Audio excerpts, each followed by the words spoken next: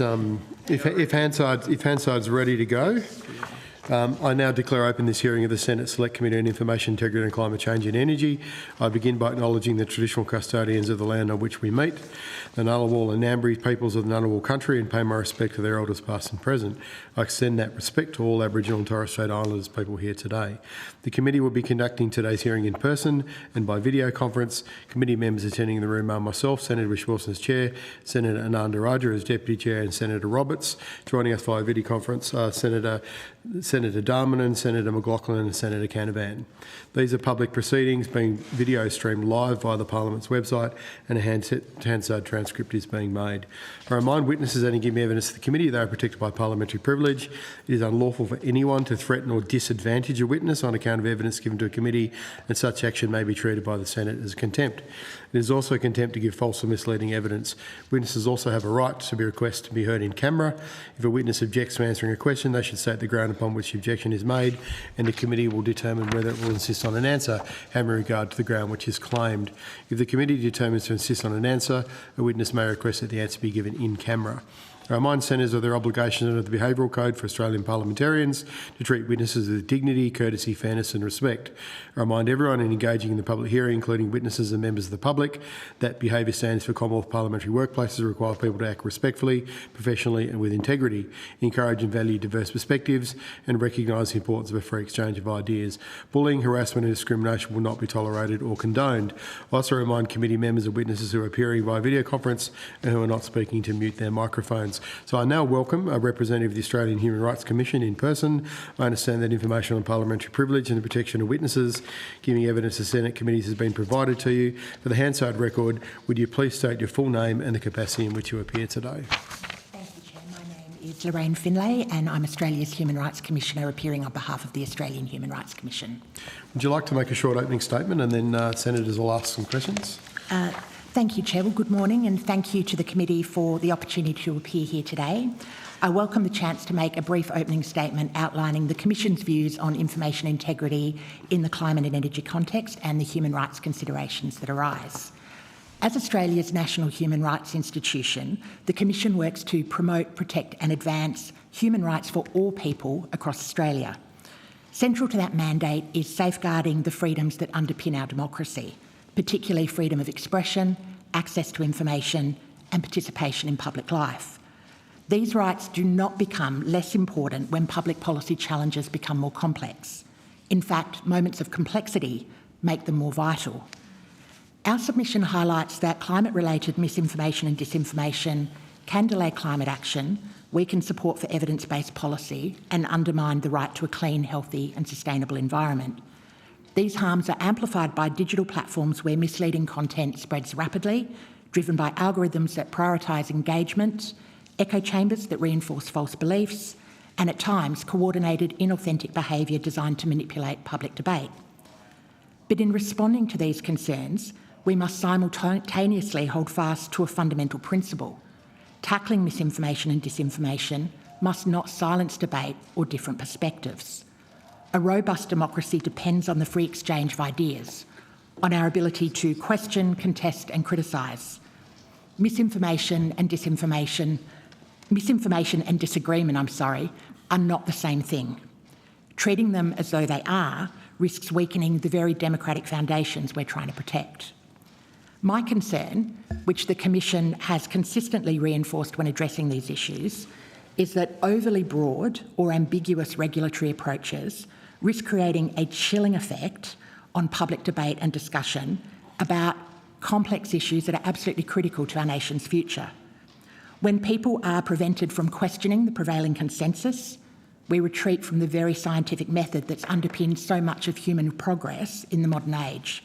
When people are prevented from expressing unpopular or dissenting views or from questioning the current zeitgeist, public trust erodes further, not less. And when trust erodes, misinformation becomes even more powerful. It's also important to recognise that misinformation does not emanate solely from one perspective. People who strongly support climate action can sometimes share oversimplified or misleading claims in an effort to strengthen the case for urgent action, just as those who reject or question climate science may circulate content that casts doubt or delays policy responses. The human tendency to trust information that aligns with our pre-existing beliefs stretches across the ideological divide. Understanding that helps shift the focus away from blaming particular groups or framing this issue from an ideological perspective and focuses instead on strengthening the overall integrity of the information environment for everyone. Digital platforms both magnify the opportunities and the dangers in this area. Algorithms that prioritise engagement over accuracy push extreme or sensational content to the top of public debate. Echo chambers make it harder for people to encounter or recognise reliable information or to hear the other side. Foreign interference, bots, trolls and emerging technologies like deepfakes further complicate the landscape, creating new risks for democratic participation and public trust. But none of these challenges justify abandoning core human rights principles. They make these principles more important. The Commission urges this committee to ensure that any recommended responses to climate-related misinformation and disinformation are grounded firmly in human rights principles. That means protecting the right to seek, receive and impart information, ensuring that any regulatory response recommended is lawful, necessary and proportionate, that responses promote transparency and accountability, and that policy responses protect rather than constrain the democratic freedoms at the heart of our society, including the right to free expression. Stronger transparency obligations for digital platforms, improved access to data for researchers and decision makers, and investment in digital literacy are essential components of an effective, multifaceted, rights-based response. In conclusion, tackling misinformation is essential, but it must never come at the cost of the freedoms that sustain democracy. Ultimately, we safeguard truth not by narrowing the spaces for dialogue, but by defending the freedom that allows it to thrive. Thank you for the opportunity to give evidence today, and I welcome the committee's questions. Thank you, Dr. Finlay. I might kick off. You said in your submission, this issue is not just about false information. It is about the deliberate manipulation of public discourse. Could you just elaborate on that statement? Well, I think the starting point when dealing with any issue of misinformation or disinformation is actually defining what we mean by misinformation and disinformation. And we're dealing here with something that is factually untrue and that is designed, certainly in the case of disinformation, to manipulate that public discourse. But we're not talking about differences of opinion. We're not talking about policy debates or discussions or the type of robust debate that we need to have in Australian public life. So I think that's a really critical distinction to make, because it means that any action targeting misinformation or disinformation has to be really carefully calibrated to make sure that's exactly what it's targeting and addressing, and that it doesn't have an overreach into curtailing freedom of expression or differences of opinion. Okay. You also state a deeper understanding of global practices could inform stronger and more effective strategies in Australia. I'd like to get you to elaborate on that too, if you would. Certainly, simply that we recognise this isn't a problem unique to Australia or a challenge that's unique to our jurisdiction, and there's lots that we can learn, both good and bad, from efforts that other countries and other regions are making in this area to try and address these issues, both in terms of legal responses but also in terms of broader policy responses around things like promoting digital literacy or technological responses around transparency, for example. So you mentioned in your submission that the Human Rights Commission, Australian Human Rights Commission, had issues with the legislation in the last Parliament. Let's just call it the Missed Bill. Could you tell us what your concerns were there? And I'm also interested, you noted that harm to the environment was taken out of reporting requirements and takedown requirements, if you've got any insights as to why that was the case. Well, certainly I'm happy if it would be helpful to provide the committee with our full written submissions that we provided, both to the initial exposure draft and then the subsequent legislation, which do outline quite specifically the concerns we had. But in brief, the concern was that the legislation failed to strike the right balance. While we certainly recognise the important aim of protecting against mis and disinformation, in our view, the legislation did not contain sufficient safeguards to robustly protect free expression.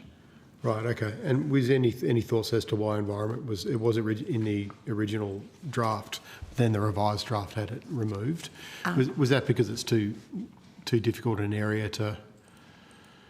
Well, that's a question probably best asked right, okay. of the drafters. You just noted it in your submission, that's all. I was just wondering if you had any insights into that. One of the concerns that we did raise at the time, not only about that but about a number of the other subsections in the definitions provided in that legislation, was in our view they were overly broad, and the risk is then that captures not only what we're strictly talking about from a technical perspective in terms of mis and disinformation, but that you run the risk, for example, in those cases of potentially censoring climate protests, censoring climate disagreement, censoring discussion around not just the science, but discussion around interpretation of the science, about the policy outcomes that result from that, about the extent to which Australia should go to addressing those issues, and about the various costs that Australia should be prepared to bear in addressing those issues. And those are policy questions about which reasonable people can disagree, not strictly mis and disinformation.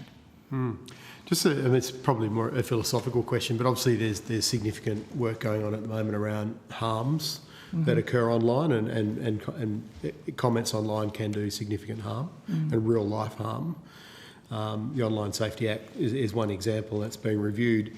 Do you have any? Does the Australian Human Rights Commission have any views around? I suppose we have freedom of speech, but it's not completely free. There's hate speech laws, there's concerns around online harms, there's defamation, there's a whole range of things. Do you kind of have any view on how we get that message out there to people that there is freedom of speech, but there's also responsibilities? Well, it's a very well-established message. When you look simply at the way the freedoms outlined in the International Covenant on Civil and Political Rights, it specifically says it's a freedom that has to be exercised with special duties and responsibilities. Of course, it's very easy to, in principle, talk about freedom of expression carries with it limits. It's not an absolute freedom.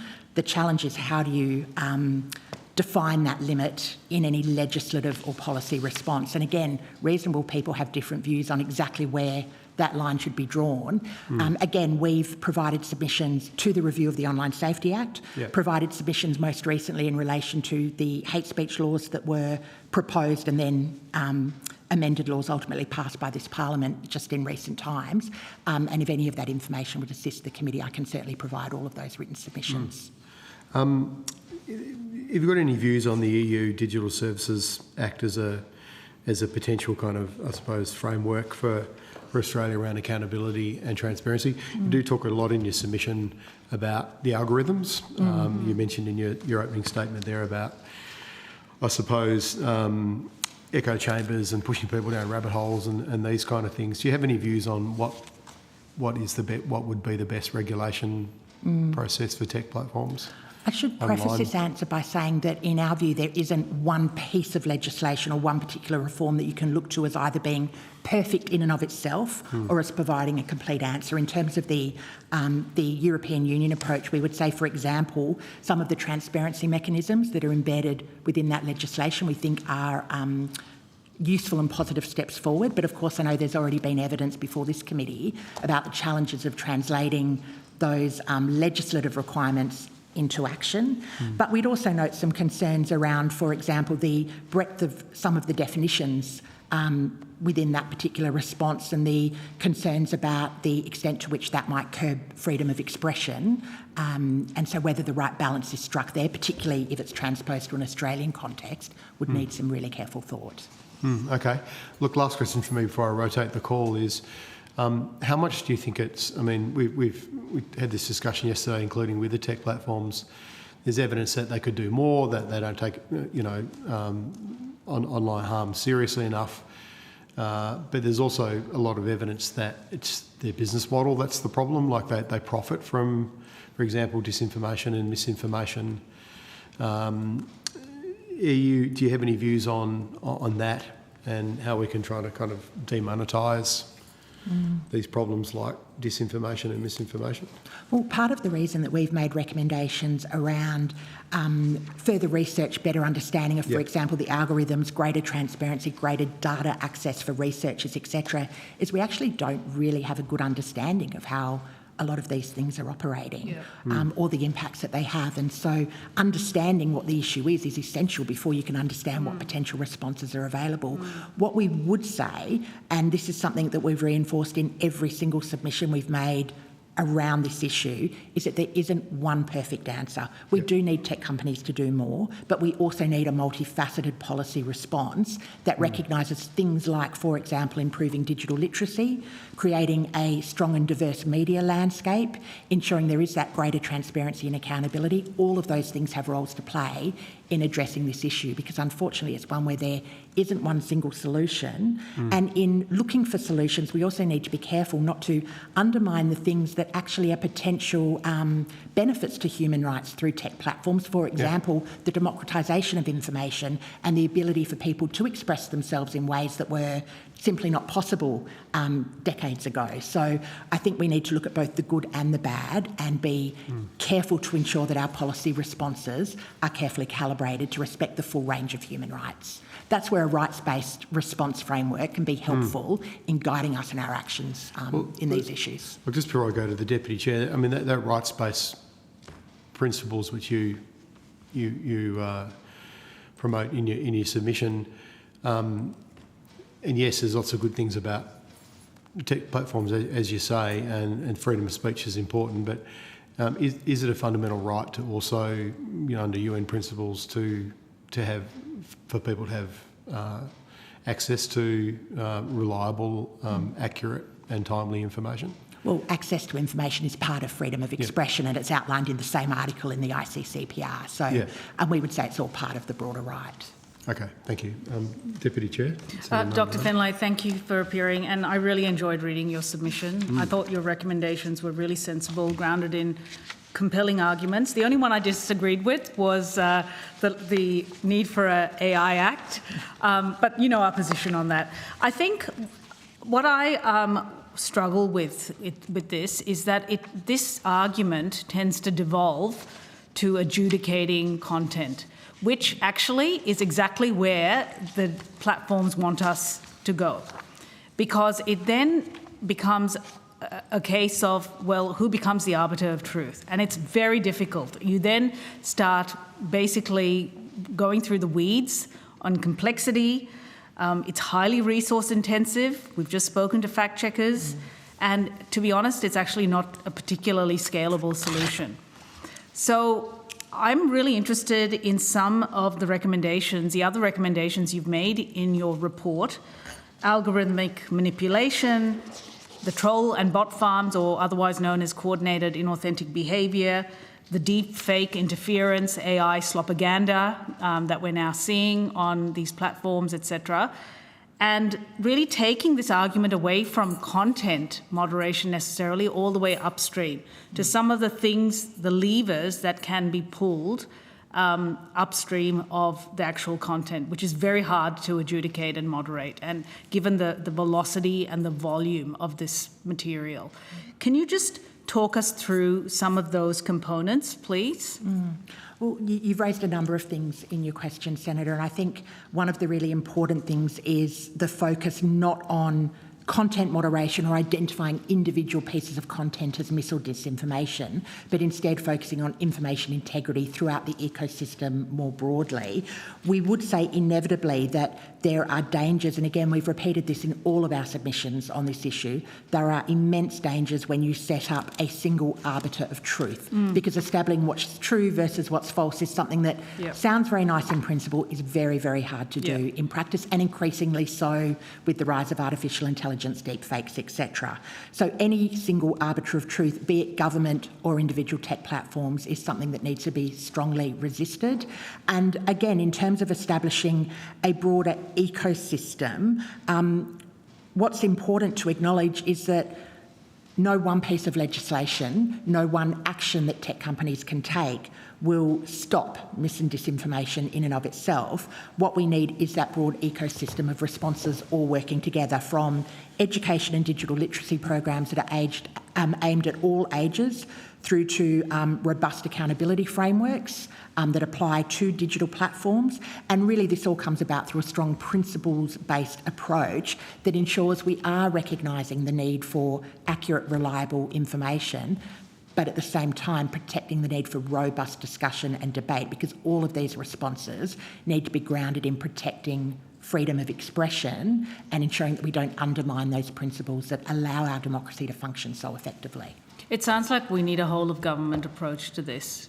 More than a whole-of-government approach, Senator, we would say there needs to be a whole-of-society approach to ensuring that we actually create a strong democratic foundation to allow really important public policy debates to occur, where different perspectives can be aired, questions can be asked, and different views aren't censored as being misinformation or disinformation, where actually they're just differences of opinion.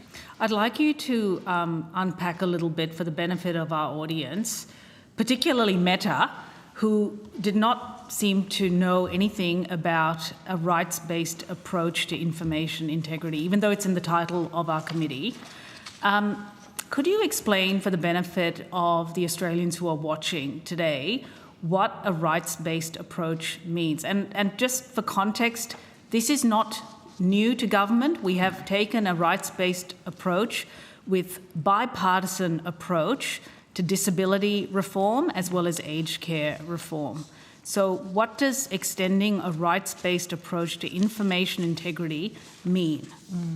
Well, again, it's a complicated question, Senator, but at its essence, a rights-based approach simply means recognising that human rights don't operate in a silo and aren't hierarchical or divisible. So you need to consider the full range of sometimes conflicting and competing human rights when considering policy responses. In terms of looking at a framework of information integrity, the international framework that is recognised is a set of guidelines that's been developed primarily to combat mis and disinformation, but the focus is on 5 core principles to do so in a rights-based way, which includes building societal trust and resilience as number 1. Number 2, creating healthy incentives to prioritise safety rather than profit. Number 3, public empowerment.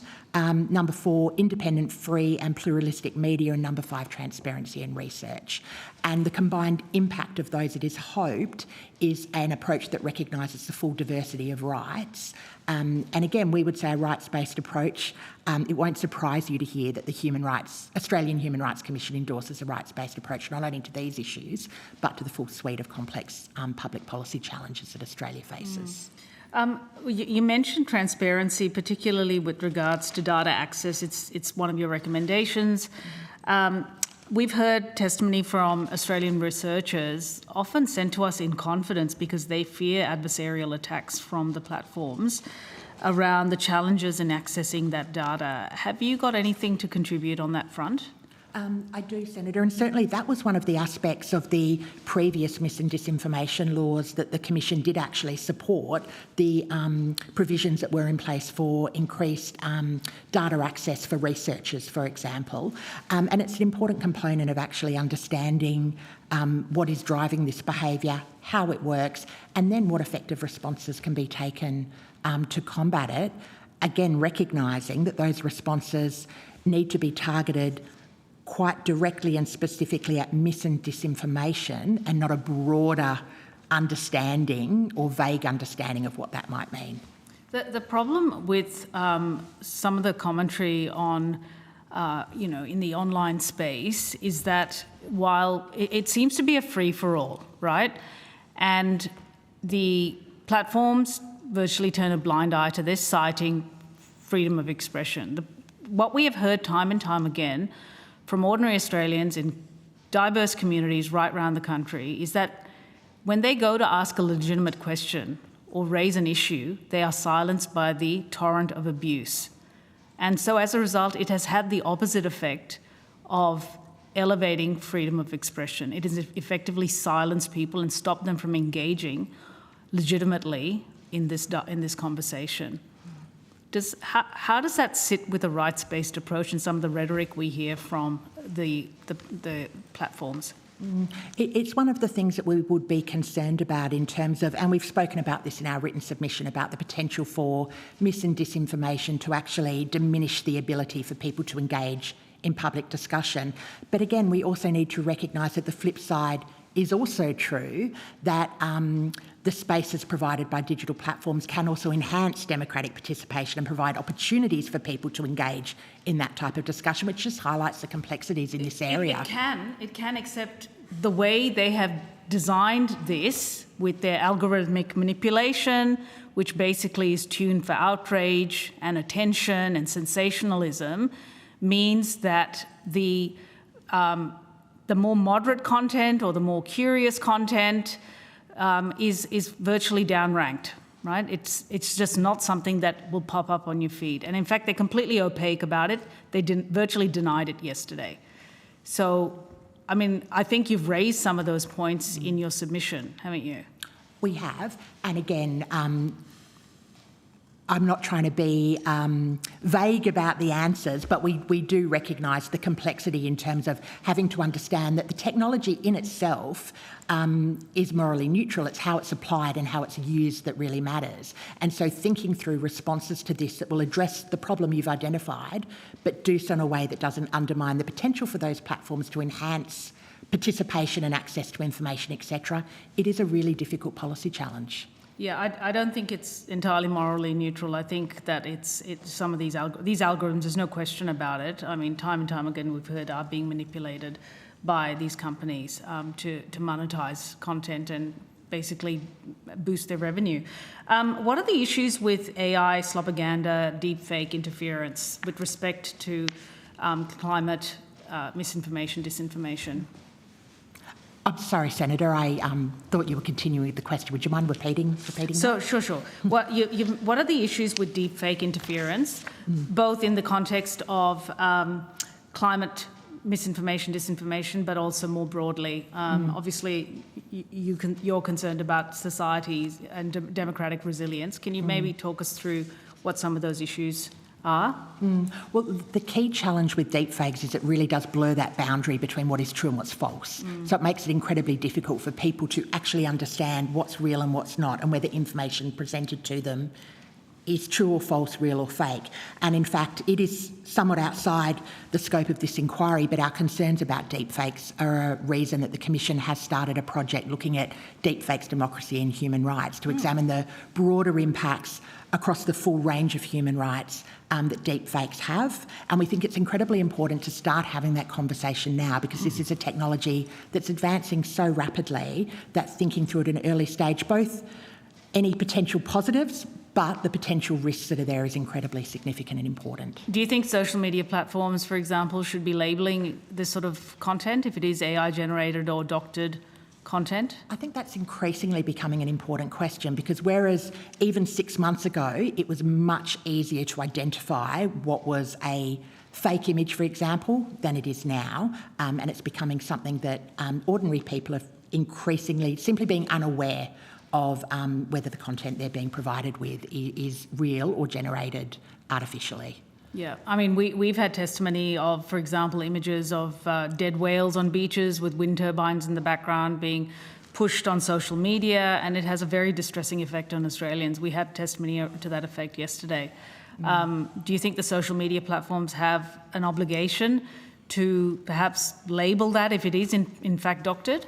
Well, it's certainly one of the policy responses that we're thinking through in the context of the project that we're currently undertaking. And again, I'd make the point that this isn't limited to climate change issues. It's a broader issue across the full suite of public policy questions. And again, the same human rights issues arise in terms of the importance of people having access to true, accurate, reliable information, but also at the same time not wanting to disproportionately impact on free expression and, for example, artistic or creative endeavours, the expression of opinion, satire, etc., etc. Sure. You refer to coordinated disinformation campaigns often pushed by trolls, bots, and so on in your submission. And it was really in the context of political interference with respect to a previous Senate inquiry looking at foreign interference. Have you got any examples with respect to climate? I don't have any specific examples with respect to climate off the top of my head, but certainly it is an issue that we've expressed concerns about right back to the inquiry that you mentioned, and something that I think is becoming more, not less, significant. And do you have any proposed safeguards against coordinated inauthentic behaviour? We had testimony yesterday from Meta, you may have heard it, and really they cited 700 million accounts that they pull down every quarter. They were unable to give us a denominator. So I don't know if it's significant or completely ineffective. But what sort of safeguards would you consider that the committee should look at? Well, again, there are two things we'd highlight. The first is that some of these issues, not in their entirety, but some of these issues can be viewed through that prism of foreign interference rather than viewed through the prism of the need for misinformation laws per se. So using the existing mechanisms that we have to deal with those broader impacts that are now being directed through particular technological forms is one thing that can be done. But the second, again, is to return to the starting point of the Commission's submission, which is there is no one perfect answer to this. It does require a multifaceted policy response. Part of, I think, the solution is looking at what more technology companies can do to combat that behaviour. But part of it, again, is ensuring increased digital literacy amongst Australians, ensuring variety or access to a wide variety of information sources, and all of the different things that we've spoken about in our submission. I'll get to media literacy, but one thing that is evident, and we heard it from our previous witnesses who did talk about the fact that a lot of this stuff tends to spike, misinformation, disinformation, tends to spike after major events, whether it be natural disasters or, for example, the recent terrorism events, which are highly problematic because society is incredibly vulnerable at that point, and people are scared, they're frightened, they're looking for guidance, and we get a surge of really unreliable material online. What kind of safeguards should we consider in that period? Because I do note that Japan, for example, is considering suspending monetization of social media platforms in the immediate aftermath of natural disasters, where it is really, really important that people get good advice from credible emergency sources. And again, I think the impact in terms of situations of emergency is something that the Commission has previously considered as part of our COVID-19 pandemic report, and is continuing to consider now in the subsequent work we're doing around emergency responses, because they're really clear examples where not only is access to accurate and truthful information important, but rapid and immediate access to rapid and truthful information is important. And we've seen examples, I think in an opinion piece that I wrote last year, I gave the example of the Texas floods in July 2025, where some of the misinformation that circulated did have real impacts in terms of complicating disaster recovery efforts. So these aren't theoretical issues, they're things that do have real impacts. The challenge that comes with those types of policy responses, such as the one that Japan is thinking about, is borne out by simply looking at the fact that Australia's pandemic emergency response, for example, was measured not in hours or days or weeks, but in years in terms of the state of emergencies that were declared. And so there is a danger that needs to be thought through in terms of any approaches that are designed specifically for immediate emergency responses, potentially stretching on and having a disproportionate impact on human rights more broadly. Maybe short-term targeted might be a better way to approach it. Well, I think, again, the rights-based response in total in terms of thinking about the competing and conflicting impacts on the full range of human rights is critical. Sure. Just my last question. You mentioned how algorithms, and we've talked about this, amplify outrage and false content. What specific transparency measures should we consider in that regard? Well, the one that's really become apparent to me from listening to some of the evidence that's been given before the committee is the starting point of simply researchers having access to information that will allow them to better understand how these things are operating. Without that first step being taken, it's really difficult to formulate effective policy responses beyond that. Sure. So Meta yesterday, I asked them this, and they said that most people don't want.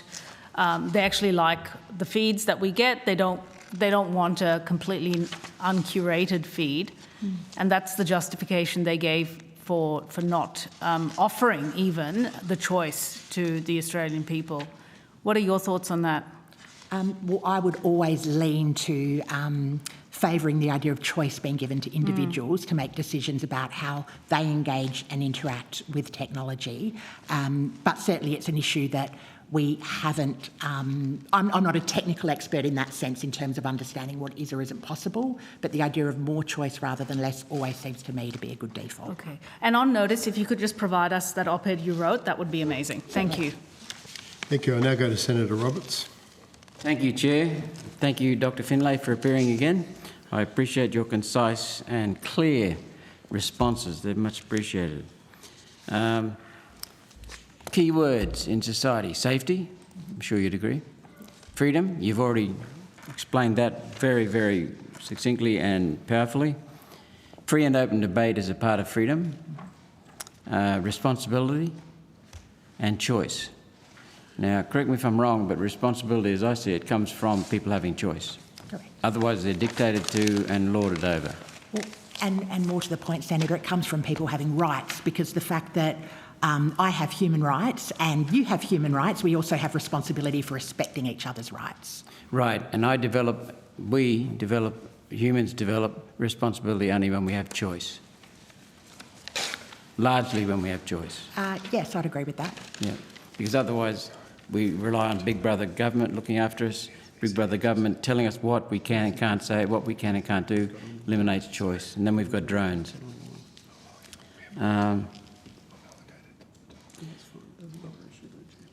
Are you aware that there's censorship already and it's been in existence on climate for 45 years? I'm aware there's censorship on a whole range of issues, Senator, yes. And some of that censorship is not government imposed, it's not legislated. It's done by labels and smears. Maurice Strong, who fabricated the climate change claims for his own agendas and for the UN agenda, cultivated a response and drove this around the world.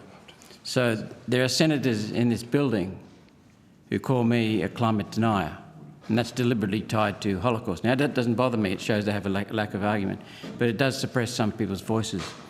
I know prominent academics who have got the data that shows that the climate change claims are not real, fabricated, who are afraid to speak up because of censorship, either from being labelled anti-environment, which they definitely not, or they don't get access to grants, or they don't get access to data from the CSIRO. So we've already got a lot of censorship in place. Well, Senator, could I perhaps say, I can't comment on those specific examples, but at a general level, one of the points that we have made repeatedly is there is a real risk when misinformation is used as a label that allows the stifling of debate, and the mischaracterisation of different perspectives or different opinions, or people asking legitimate questions about scientific consensus, for example. That's not misinformation per se. What we're talking about strictly when we talk about mis and disinformation is something much narrower and much different. Unfortunately, in the general public landscape, the term's taken on a much broader and much vaguer meaning. Is it also not true that over-regulating has many harmful consequences, as you said, but it also leads governments to not be trusted, which undermines the fabric of our society? Yes, we'd agree with that. So it's a very serious issue for governments. When they over-regulate, they destroy their own trust. And I'm not talking now about the Albanese government, I'm talking about governments, plural. At a philosophical level, Senator, I would say that there is a real risk that if government is seen as not protecting environments that allow for free expression, and if they're seen as being overly censorious, then that actually does have an impact of undermining public trust in government and authoritative institutions, yes. And I appreciate you being open in saying that you're not a technical expert, and neither am I. We've got to skate across so many issues and just literally not delve into them. But this one's particularly important. You're advocating, or you're talking about stronger transparency requirements for digital platforms. Are you advocating standards to be attained, not prescriptions on how to do it? Senator, I can't give an absolute answer to that. What we would say is certainly voluntary standards are always a welcome step, and in our view would be preferable to prescription or legislative responses.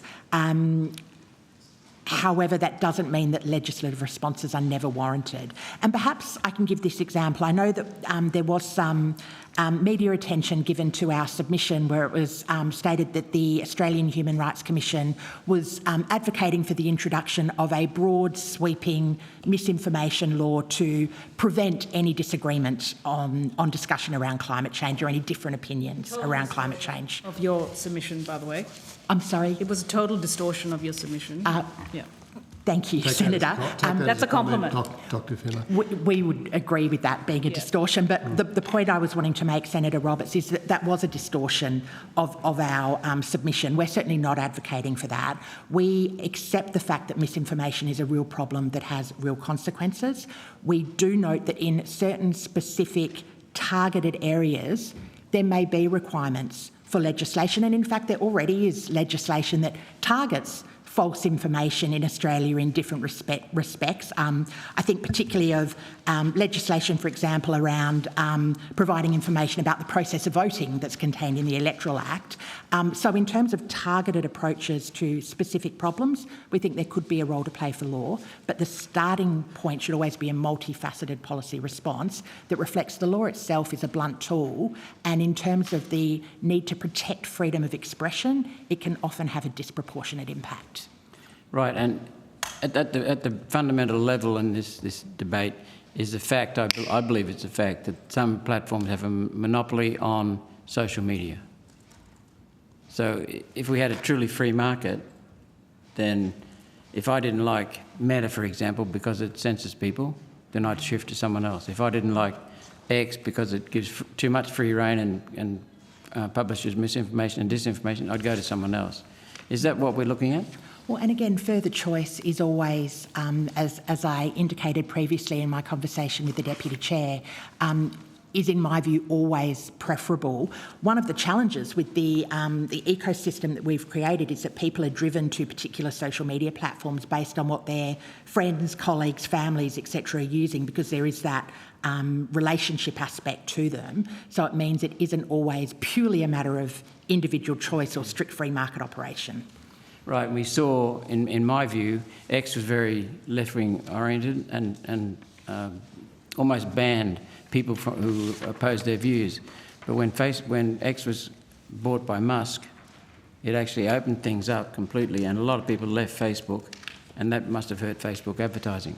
So free competition would be preferable to prescriptive legislation. Well, again, our concern with prescriptive legislation is that broad-based legislative response that suggests the law can answer all of these questions inevitably, in my view, will have particular consequences for other human rights. And the challenge we've seen in every legislative response that has been brought forward in Australia to date, in terms of the legislation that's been proposed around mis and disinformation, I have no doubt that it comes with good intentions, that it's aiming to address what is a real problem, but it does have consequent impacts on other human rights, which again is where we say that full rights-based approach is needed to recognise the balance that needs to be struck. Thank you. Going to your comments about foreign interference posing a growing threat with evidence of coordinated online operations designed to manipulate climate discourse, distort public debate and influence Australian democratic processes. That's a really complex area. What's foreign and what's not foreign? What is influencing and what's not influencing? What's Could you elaborate? Information and what's not information? On every point of that question, Senator, there are complexities. And again, I don't come before this committee pretending to have a perfect answer to any of these things. One of the first steps that we need to take is to recognise what the problems are. then working out what the most effective solutions are is the really challenging aspect. Your recommendation, first recommendation, support independent research on climate-related misinformation and its human rights impacts. Wouldn't the place to start be on getting the empirical scientific data that tells us what's really going on? In terms of misinformation, disinformation, Yes. Senator, or in terms of climate change more broadly? Well, Dr. Finlay, we've had both sides of politics, Liberal and Labor, changing leaders internally because of climate. We've had them change externally because of voters. After 45 years since Marie Strong fabricated these climate lies and fraud, we're still in turmoil. That would indicate to me there's no clear-cut data. And in fact, I have a colleague who's amassed 24,000 data sets on climate and electricity, energy, from around the world. Places like CSIRO, Bureau of Meteorology, all objective. And there's not one shred of evidence that there's any change in any climate factor, not temperature, not rainfall, not drought, not storms, nothing. It's just natural variability. So we're arguing about rubbish. So wouldn't it be better to somehow... Perhaps I'm going to step further. Last question, Senator Roberts. Hold the government accountable by requiring government, this is what the Office of Scientific Integrity and Quality Assurance has recommended, the proposal has recommended, that the government put the science that is claimed to be the basis of their policy on any issue on the public domain and let the people go to it. So rather than restricting debate, encouraging debate and putting the government on charge, because transparency portals in the United States have worked dramatically well in that regard. So put the claim in the public domain and let people argue. Well, perhaps there are two things in that discussion that I think are useful for the Commission to comment on. The first is around the question of evidence and scientific evidence.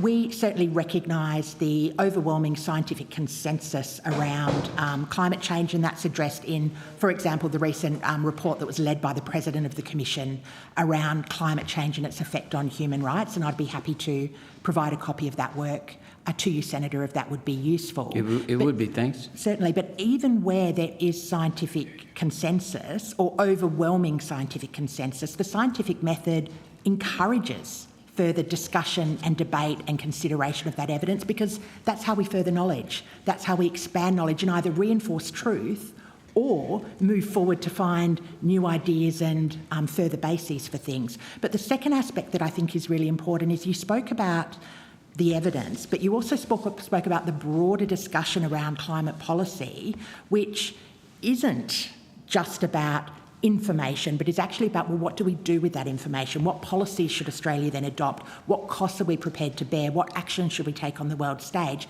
They're policy questions that really are at the heart of the public discussion we need to be having, where there may well be reasonable minds disagreeing, and that's a space where misinformation and disinformation, laws or regulation or policy responses really do have to be very carefully calibrated to make sure that they're not stifling free expression and stifling the very debates that we need to have to get to the best policy outcomes. So let me check. No, just need to check my understanding. I'm going to cut you off here, Senator Roberts, because Senator Canavan's got some questions to ask. Senator Canavan, could you keep it brief, because we are running over time, and if you want 10 minutes, we'll have to go into 10 minutes into the lunch break with the next witness.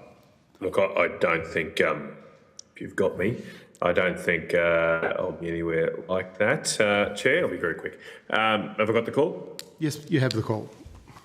Okay, great. Look, thank you for your submission and comments. I think it's one of the more sensible positions that have been put to this committee, so really appreciate that. I do note that apart from the AI Act, which I might not get time to investigate, but apart from that Act, you have that recommendation, you haven't really proposed any strict government oversight, apart from transparency and the like.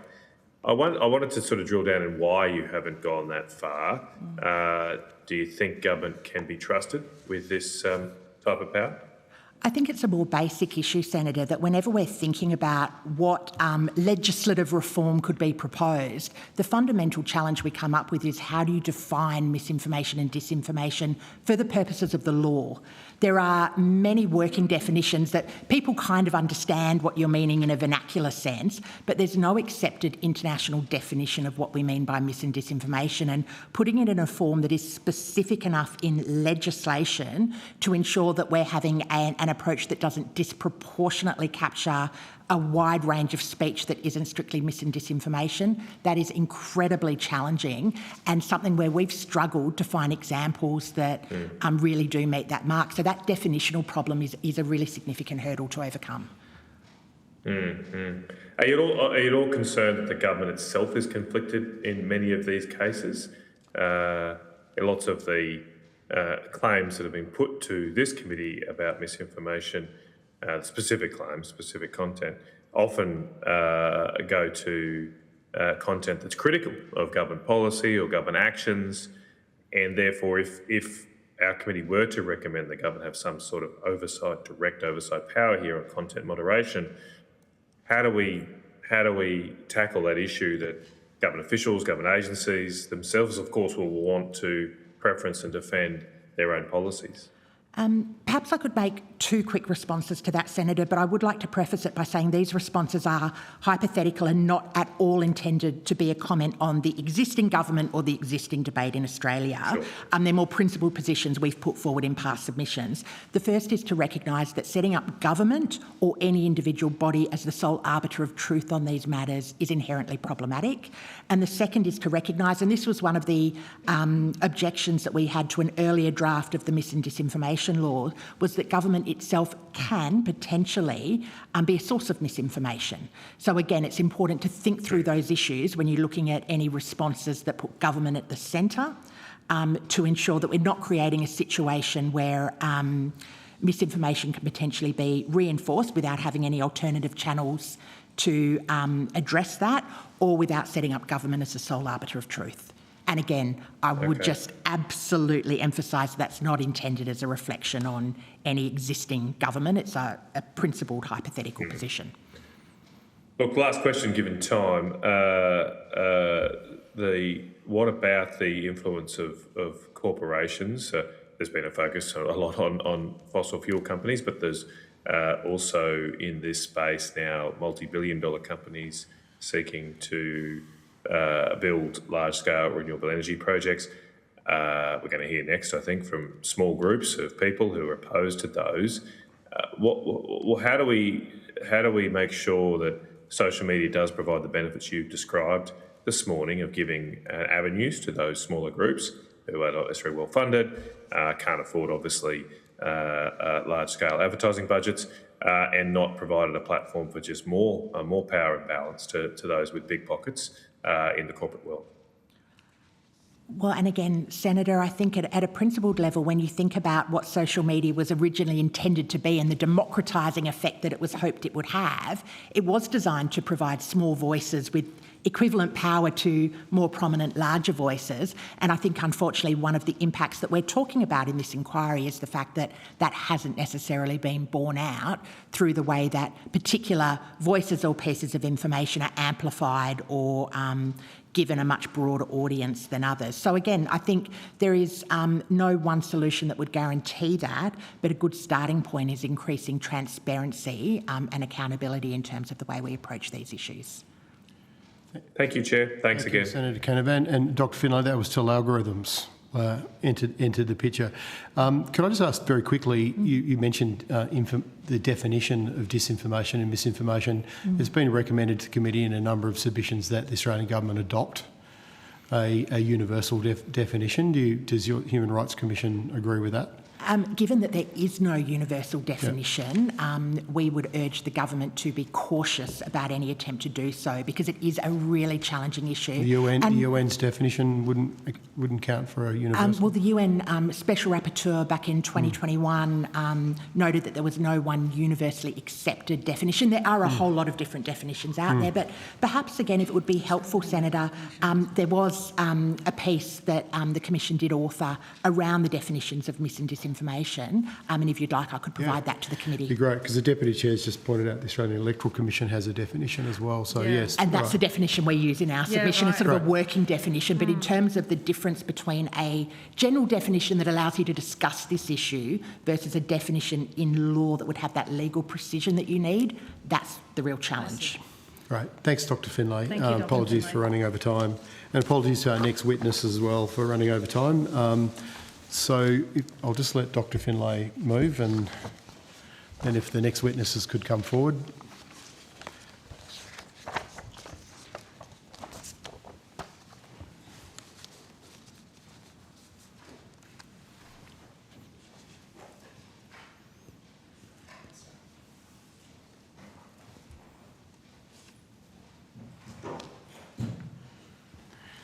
So I now welcome representatives from Responsible Future Illawarra in person and via video conference. No? Just in person? I understand that information on parliamentary privilege and the protection of witnesses giving evidence to Senate committees has been provided to you. For the Hansard record, would you please each state your full names and the capacities in which you appear today? And I might start with you first, please, William. You could just state your name and the capacity in which you appear. Well, my name here says William Pinkerton. I'm William James, get called Jim. I'm a member of Responsible Futures Illawarra. Thank you. Hi, my name is Susie Yvonne Crick, and I'm a new member volunteer for Responsible Future Illawarra. Thank you. I'm Alex O'Brien, President of Responsible Future Illawarra. Thank you. And I'm Amanda Delore, and I'm Vice President of Responsible Future. Thank you. Would you like to make a short opening statement, and then senators will ask you questions? That'd be great.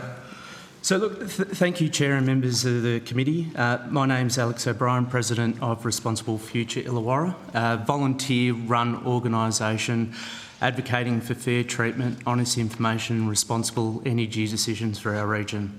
I'm joined here by Amanda Delore, our Vice President, founder of the community movement and a genuine grassroots campaigner who's been there since day one.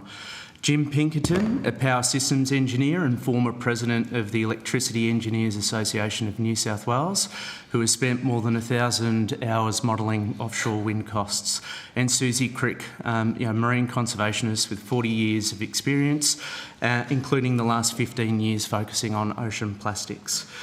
We've got more than 17,000 people supporting our group across social media. We've seen thousands attend community-run meetings, and over 2,000 people gather at Flagstaff Hill, which Amanda had a leading role in terms of organising. We had over 250 surfers paddle out, more than 35,000 petitions and submissions oppose offshore wind in the region. You know, we're not a fringe minority, we're not astroturfing. You know, this is a real, genuine, deep community concern. The project was simply rolled out poorly. Many locals felt consultation was treated like a tick box exercise rather than a genuine attempt to listen. Local members fraternising with developers and dismissing genuine concerns, that's what upset the community. And as a result, we stepped in to try and understand that detail ourselves. Look, we've been attacked, labelled, dismissed, but in response, I think we have built a formidable team of very dedicated volunteers, engineers, conservationists and industry professionals. Look, we do understand this project extremely well because we had to. This really has also been a David and Goliath battle for us. We're unpaid volunteers. We don't receive any fossil fuel funding. We don't receive anything like that, any special interest funding. And to be clear, we're not part of an Atlas network. The first time we heard about that was a few years ago through Dr. Jeremy Walker's academic work. Meanwhile, in the Illawarra, we're up against at least 8 climate and energy groups that were campaigning in the Illawarra, many of them headquartered outside of our region, operating with about $25 million in annual revenue. They had paid staff, national backing, were funding events, and a number of these groups supported by billion-dollar foundations and investors and party-aligned activist networks. Many of the groups, as I said, are salaried organisations. One group, Melbourne-based, was advertising a role that was paying $85,000 to influence the debate on offshore wind. We were aggressively attacked because of our strength of our pushback, and we're also the subject of a Climate 200 funded media organisation campaign, which received about $2 million from that organisation in the last 3 years. So when we look at who funds us, we just ask that the committee asks the same question of every witness, climate, energy group, lobbyists that they meet. Transparency is really important to everyone, and if this inquiry truly wants to understand who influences energy and climate policy in this country, then we think that's fair, that those questions are asked of the other side as well. Just to be clear for the record, I did support this project initially. I did think it would be good for the region, jobs, investment opportunity. I was director at a wealth management firm that involved Australia's first solar wind farm managed fund. I have clients invested in renewables. We have large agricultural assets in Australia which have renewable energy projects. I have actively recommended clients adopt the EV salary packaging options and home batteries, and we also have committee members that are actually advising on renewable energy ventures and some of those new technologies as well. So we do support renewables if they are done right. But this isn't a question of being pro-renewables or anti-renewables. It's about really asking if the project makes sense. And I don't have too much longer. And really what the trade-offs are. So there are serious economic and social questions for our region, but in the end also we are grassroots, and because we disagree with a particular project doesn't mean that we're necessarily spreading misinformation, and we don't like that label. We think it discredits proper discussion and proper debate, and that's really important in a democratic setting. So we do urge people to be careful about using this label. Just because we disagree does not mean someone is wrong. It means that we need more discussion, more transparency and a better debate. We're asking for evidence, accountability and proper consultation and decisions grounded in reality. Thank you for the opportunity to be here today, and we're happy to take your questions. Yeah, thank you, Mr O'Brien. So just for a bit of background, I think in our first hearings I mentioned that there was a post put up on your website around whales being killed by wind farms, and then you wrote to the committee and said that was factually incorrect. You have to forgive me for being a bit confused because it was on a I think it was offshore wind farms Illawarra website. So can you explain to me what happened there? Did these, not website but Facebook page, did they all kind of get rolled into Responsible Futures Illawarra? Is that? Yeah, so basically what happened, to backtrack, so when the project was first announced and from the community's perspective, it was a really poor consultation process. The timings weren't right. The panel they put together included like a Hollywood actress, undergrad students at the University of Wollongong. So it really wasn't the expert panel that the community was expecting. They weren't able to answer a lot of the questions the community was putting forward, and it was clear that they just did not understand that project. So that was a really, enraged, the community, and through that there were a number of Facebook groups that were created. So there were the three main ones, and that's where a lot of that discussion was really getting to a level, was very heated. Some comments were a bit extreme, and we recognise that's been happening on all sides. And I think there were a few of us that were contributing to those groups who recognised we needed to professionalise this pushback in a more better way, and that's where we created the association Responsible Future, which the discussions were happening towards the end of 2023, and then we were formally an association in January 2024. So those groups continued to exist as a community discussion to share information. We as a group also called out for a re-engagement with the government and also those stakeholders and experts to discuss this issue.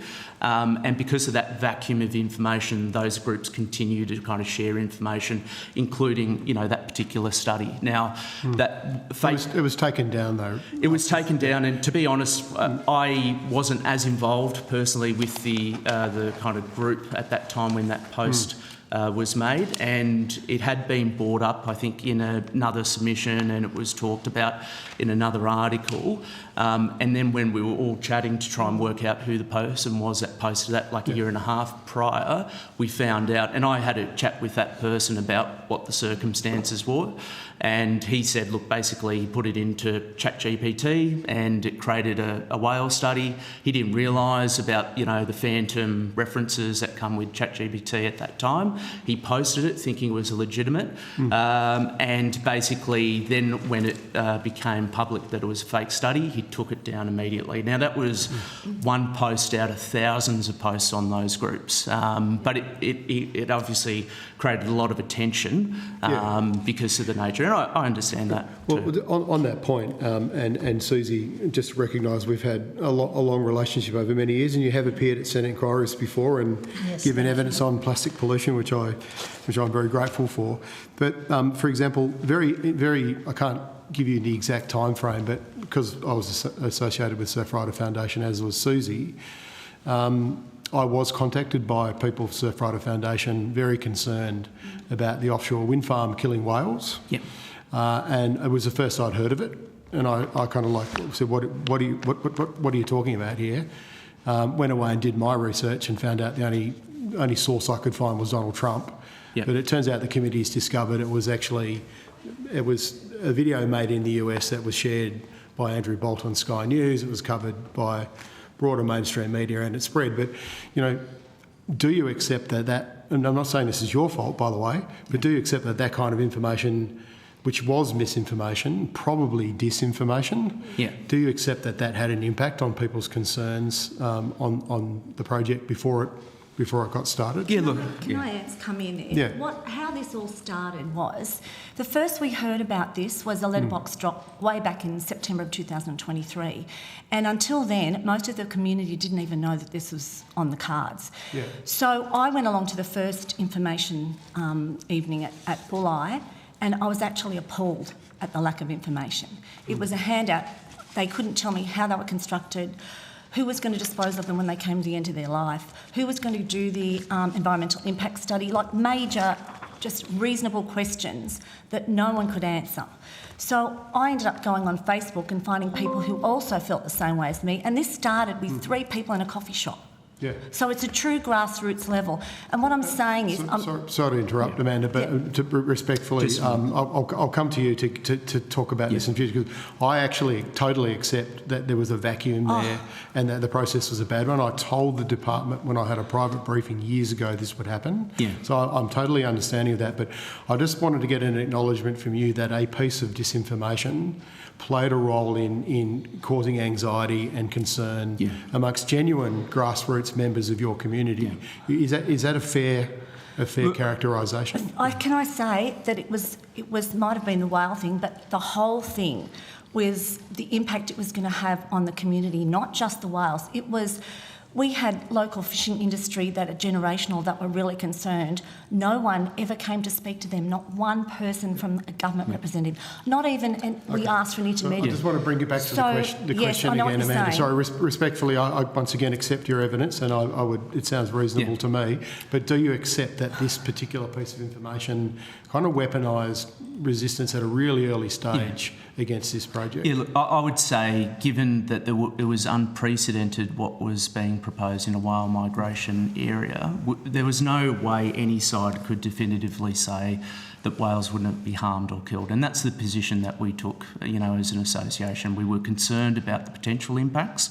Yeah. We advocated for independent studies to be conducted before selecting an area, which was not undertaken before. But we also, Senator, as well, with respect and, someone that you looked up to, Paul Watson, very early in the piece came out very clear and said offshore wind does kill whales. Now, again, someone who's fairly passionate about, whale conservation. Just to be very clear, though, Mr. O'Brien, Sea Shepherd went through a really extensive process and arrived at a position where they found there were methods that they found acceptable in terms of offshore wind turbines. Yeah. So just wanted to put that on record. But to also clarify that point, that was Sea Shepherd Australia. And if you look at the history of Sea Shepherd, with kicking out Paul Watson out of his own foundation that he started in, the 70s, he was obviously very upset by the way he was treated. He also indicated on the record... We are straying a bit outside We're straying a bit, but I think here. it's important for context. And if you look at Sea Shepherd France as well, the organisations that are still close to Paul Watson, they've actually opposed offshore wind in France as well for the same reasons that we've had concerns about here in the Illawarra. Right. So I don't think I've got a response to my question. At an early stage, entirely not your fault, legitimately people had concerns when they read that in the US, these projects had killed whales. We heard misinformation about dead whales washing up on the beaches because of these projects. They hadn't even started construction yet. But do you agree that had an impact on the community's concerns and level of anxiety around this project? Look, I would say, whales hold a really important part of, those coastal communities. We're all avid whale watchers. We love taking the kids out there, and, I don't think you can, tell anyone in the Illawarra that, they don't love whales. But equally as well, Senator, the kind of accusation or the statements made that, offshore wind does not harm whales or it does not kill whales. Equally, that is also mis and disinformation as well. I've certainly never said it can't, but things have to be done the right way. Can I add too, Blue Float in their... I'll go to you after Ms Crick. Blue Float in their own submission, which they mistakenly released before the end of consultation, listed a whole lot of marine animals that would be either endangered or they could be, critically affected. So it was the developer themselves also that actually listed a whole range of marine life. So, as they're required to do as part of their licence. Yes. So, but it just means that also was public knowledge then, and people knew about that. So that also impacted people of how strongly they felt about this project and what it may do to our environment. Thank you. Ms Crick, would you like to add something? Yeah, in response to your question, anyone can hop on social media on these public Facebook groups. So, as they stated, it was pulled down. Yeah, anyone can write whatever they want. And they did do the right thing by pulling it down. Yep. Yeah, thank you. Did you want to add something, Mr Pinkerton? Yes. One thing that your research says is it questions whether whales are impacted by offshore wind. Sorry, my research? Yeah, well, your statement, wasn't it, whether whales were killed by offshore wind? Isn't that what you're saying? I haven't done any research into that, Mr Pinkerton. No. What point I would like to make is that what is being proposed off the Illawarra coast is a floating offshore wind, and that is vastly different from 99% of the wind farms around the world today. And you must take that into account when you assess that environmental possibility. Thank you. Just a couple of quick questions because we don't have a lot of time. I'm sure there's going to be lots of questions for you. Just this word astroturfing. Now, obviously, you've written to the committee. You're very concerned about your organisation being labelled astroturfing. I think it's occurred to me that there's no kind of real hard and fast definition of this. It's fairly free-flowing. But I do note respectfully, Mr O'Brien, that in your submission you did, if not impugn, you certainly did call other groups astroturfing groups. Do you acknowledge that? Yeah, look, I think firstly we had never heard of that term before, astroturfing, so it was labelled our way, and again, every time we kind of pushed on this issue, we were attacked from various quarters, and a lot of these kind of climate groups as well that were accusing us of astroturfing, and even Dr Jeremy Walker's work as well back in 2023 made the same label. So what we realised was we had a real community pushback. We had 2,000 people, as we said, at Flagstaff Hill. That was the largest protest against a renewable project in this country. We had 35,000 submissions, petitions opposing this project. We had 2/3 of submissions opposed, and any kind of media locally that we had that, even put a poll out there in terms of where the community sat on this. It was overwhelmingly in opposition. So what we saw on the ground was a real genuine group. When we saw some of these other groups dismissing that, that pushback, that opposition, we know some of those groups have nowhere near the numbers that we have. We know, some of those climate groups have very low numbers of people on the ground in support. So if using that definition of astroturfing, then we would claim that there are a number of groups, including, a union individual who set up some fake groups to kind of garner support and inflate that there was a lot more support in the Illawarra for these projects than there was. Okay. Look, with my last question before I rotate the call, the committee's inquiring into the level of influence on community groups of more professional outfits, well-funded outfits, potentially attached to fossil fuel interests. This is the research in the US, which, by the way, the committee's also heard from these researchers that groups like yours do start organically, that the committee needs to accept that, but there's a level of association, not being directed or funded, but association or connection to other groups. So I just wanted to explore that with you in the time that I got. If you could assist the committee, what have your associations been with groups like think tanks in Australia, like the Centre for Independent Studies or Advance, as a kind of online third party group, NREN, others? I'd be very interested in what your kind of associations have been. Yeah, definitely. And I think, again, as a volunteer-run organisation, and we rely on community donations, we always made it very clear that we would not accept any of those donations from fossil fuel, special interests or political. Even on our forms for membership, it's got that disclosed as well. On our website for our donations, it's got that disclosed as well.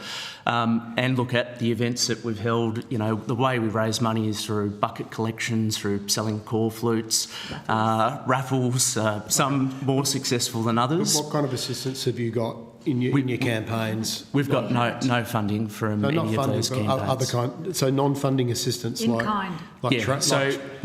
training. No training at all. So was there an offer made? This is previous to Responsible Futures, but on no offshore wind farms Illawarra, we received some evidence, which we've redacted the name on, of someone saying.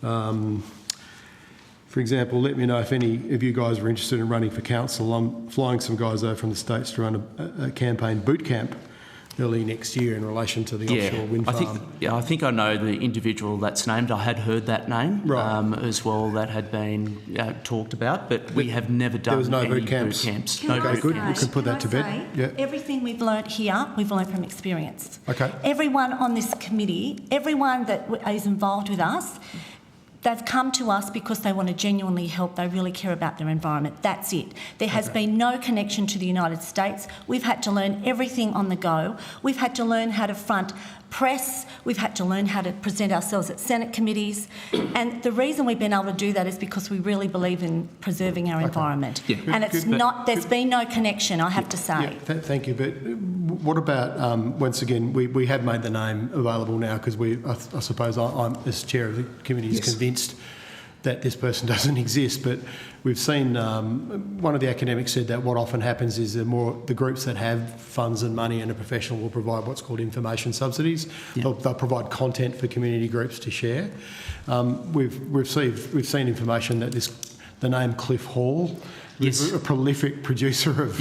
Does Cliff Hall exist? He does. Cliff is a lovely man. He does. And a retired fellow that has a lot of time. We couldn't find him. Looks after his sick wife and really spends a lot of his time doing research for the good of his community. And, it's a shame that, he feels that he's...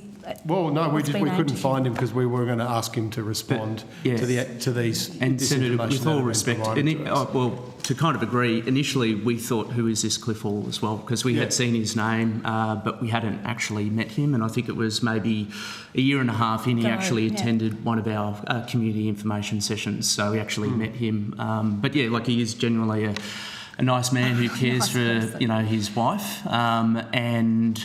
I think some of the comments Josh made yesterday were pretty appalling, I think. And this comes back to the whole point about how people get attacked, and he was, making, allegations or, suggestions that his mum must have, gone off with a wind turbine engineer or something, and that's why he was, producing this information. So it's really disappointing to see that type of attacks on, generally, nice person who fills his time looking at this type of stuff, and we appreciate he's pretty dedicated as well in terms of the amount of information that he produces. But yeah, look, I can confidently say that he's not receiving.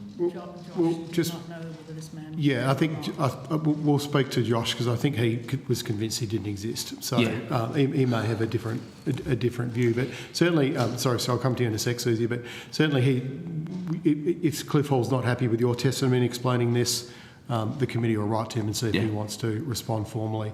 We made every attempt to try and find the individual so that we could get to go through a process. But I think that's really important. Look, Suze, did you have something you wanted to... I just wanted to say that not everyone is on social media, and indeed, because of this very subject, I have gone off social media because I was attacked and had phone calls from many people because of an educated opinion that I offered. Thank you. Look, just another question for you, Mr. O'Brien. You have mentioned in the media that of course, you've talked to other organisations and other groups in this space, and there are obviously a lot of them. But I just wanted to check your relationship with the Centre for Independent Studies. Yes. You did do a post, which I have a copy of here in front of me, on the 8th of February 2024, I think it was, where you said, Aidan Morrison, a strong supporter of our campaign and a good friend, has exposed blah, blah, blah, and then you've shared some information there. What is your relationship with Aidan and the Centre for Independent Studies, which is an Atlas think tank?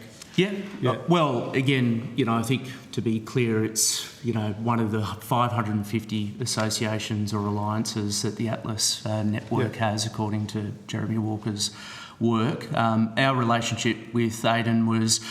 we saw a lot of his content and some of his discussions, with Sky. We thought this guy's pretty switched on. We also followed him on X as well. So I actually reached out to him. And again, with anything that we do, we want to try and advocate for our issue. So that's why we've spoken to... hundreds of people as much as possible, because we need help to kind of get our issue heard. So I reached out to Aidan and we organised actually a meeting with Jim and also another one of our engineers, Cole, to talk about really the engineering side of things. But I've, kept in constant contact, with Aidan as well, and I actually had a meeting with him very firstly actually as well with him and Adi Patterson, who's a hydrogen battery and nuclear specialist as well, which was actually one of my clients had seen Adi actually talk, and he said, you've got to meet this guy. So that's really the extent of it. But as I said, we've had many discussions with a lot of people. The reason I like Adi's got a lot of energy. He's really put a lot of questions, I think encouraged a healthy debate on this. I think there's been a number of things he's been right on. But what I also liked about him was that he actually took the coalition on in a previous role on the submarine propulsion system. So, from his side, that led to that propulsion system actually being, basically shut down as a result, because he looked at it and looked at it the same lens he does at the moment from a cost side of things. It just didn't make sense. And that was a multi-billion-dollar project, which I think was a great outcome for the taxpayer. So. Thank you. Could I make a further comment? I was in that meeting, the initial meeting we had with Aidan. The way we handle that information is we listen, and that's important, to listen to alternative points of view, and then we use our own brains to filter that information and produce information which we think is information of integrity, and that's the way we work. Thank you, Mr. Pinkerton. I'll now go to Senator Darmanin, if you're on the line. Hello. Thank you. you. And I apologise, I missed your opening statement. So if my questions were covered, there was a little emergency evacuation here, so I had to jump off and jump back on again. I've heard some of the question and answer with Senator Whish-Wilson, but I was just wondering if you could. So I note that I think you are all volunteers, but you've talked about some of the work that you've been doing. I just wonder, and I think in the witness list, Mr. Pinkerton, you're also an engineering advisor, and Ms. Crick, marine conservationist on a voluntary basis. You sound very knowledgeable, and you've been working on this for a while, but I just wondered what other backgrounds those of you who run RFI have, and what kind of expertise you bring to the role other than what you've learned as you've been participating in this organisation. Yeah, so look, and we did allude to it a little bit in the opening statement. So my background's in wealth management. I've been operating in that space for the last 15 years. So I worked at a company that set Australia's first solar farm managed fund. I've been involved at the moment in terms of large agricultural assets that have had renewable projects put on them, some of the largest in Australia. I understand, that those renewable projects can satisfy a need in the right locations. I'm also someone that has to be able to assess risks and opportunities. I look after clients in eco-villages. I have actively recommended to clients to consider taking up EVs as part of salary packaging, batteries. I've got clients involved in that space as well. So, look, I suppose that's my background, and through the initial proposal, I was actually supportive of it. It made sense, if you look at the headline details in a glossy brochure, it all makes sense. Jobs, good for industry, a future for the region. But once I started looking into it more and talking to people, it was clear that it did not make any economic sense. My background is I'm an educator. I was a teacher for a number of years. I have taught in all sorts of educational settings. I've been a vice principal when a school burnt down and 81 homes in the area were destroyed. So I know a lot about community, how community runs. I have had a lot to do with event management, that sort of thing, with large groups of people. So that's what I bring. I've also had a big interest in environmental issues. I was on the fight against the megatip years ago, the Holsworthy Airport. So I've always had an interest in the environment and my community. I think that's really important. And I've also taught at university here and in London Metropolitan, Kingston Uni, presenting workshops over there. So, so mine is in education. And I would say, in addition to that, we've got a number of subcommittees as well. Like Jim helps with our engineering group, and I think we've got 6 retired engineers in there. We've got all the time in the world to, model and cost, and obviously, When we first realised there was an issue from the technical aspects of floating offshore wind, it was getting engineers offside. So, Jim spent an incredible amount of time, dissecting that. And look, we've got, some great community people in terms of volunteers, and a number of those have, hand delivered, like 80,000 pamphlets, and all done, voluntarily in their time.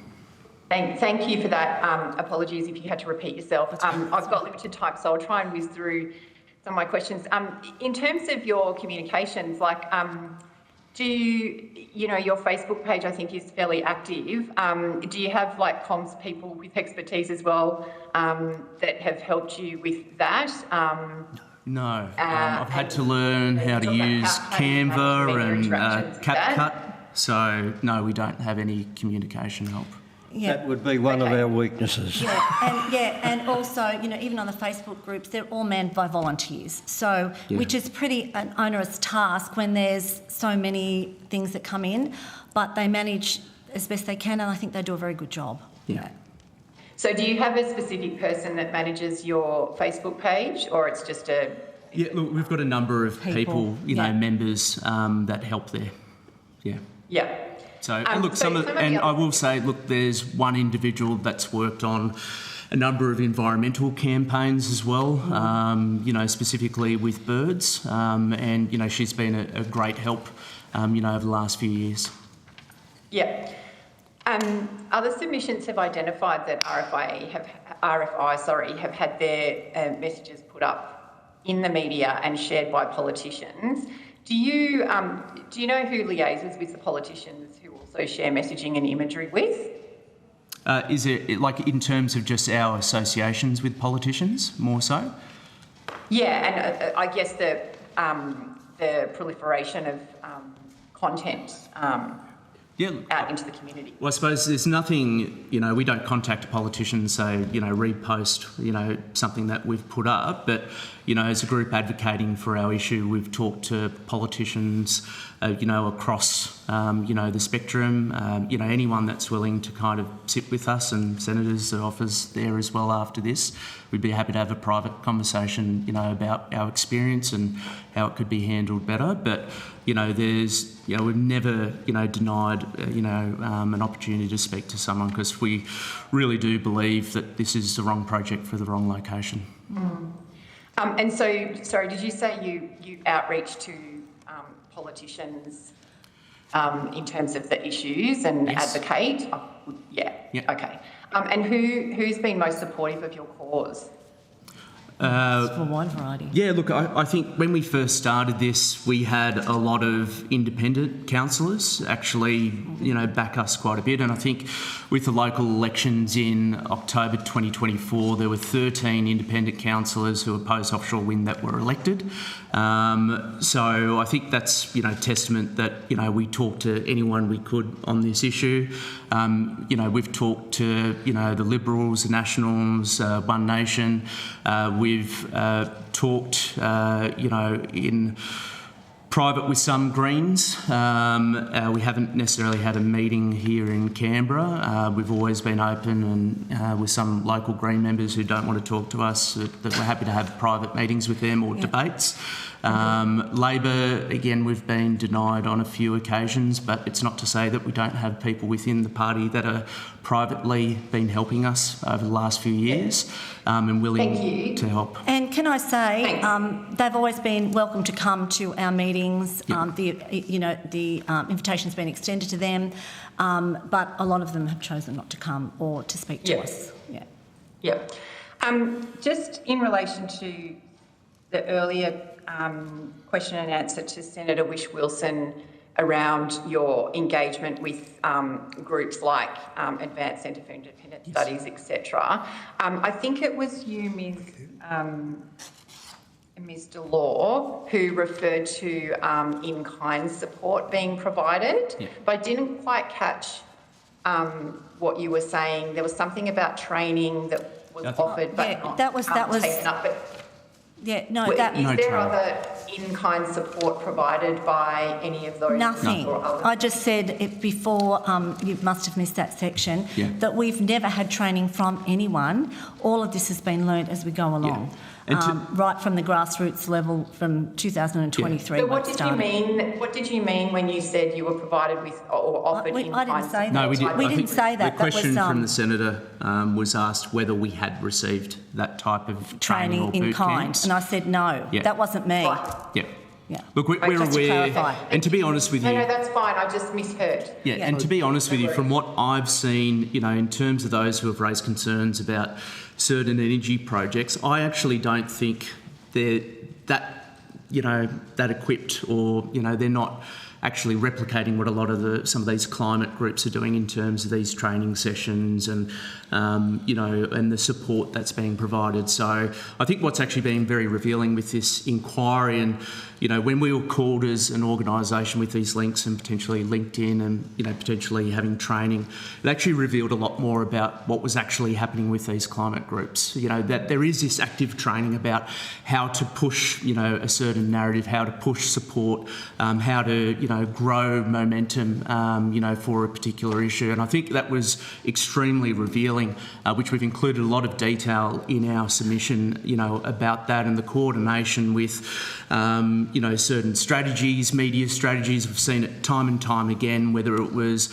even the emission targets that were set. There was clearly a coordinated campaign there to advocate for higher emissions with, certain groups that were, supposedly, representing, 500 different companies, to advocate for those higher emissions. So, and then we saw the same repetition. We've seen the same thing with green hydrogen. We've seen the same thing, with green iron as well, where, research papers. Brian, we have limited time. Yeah.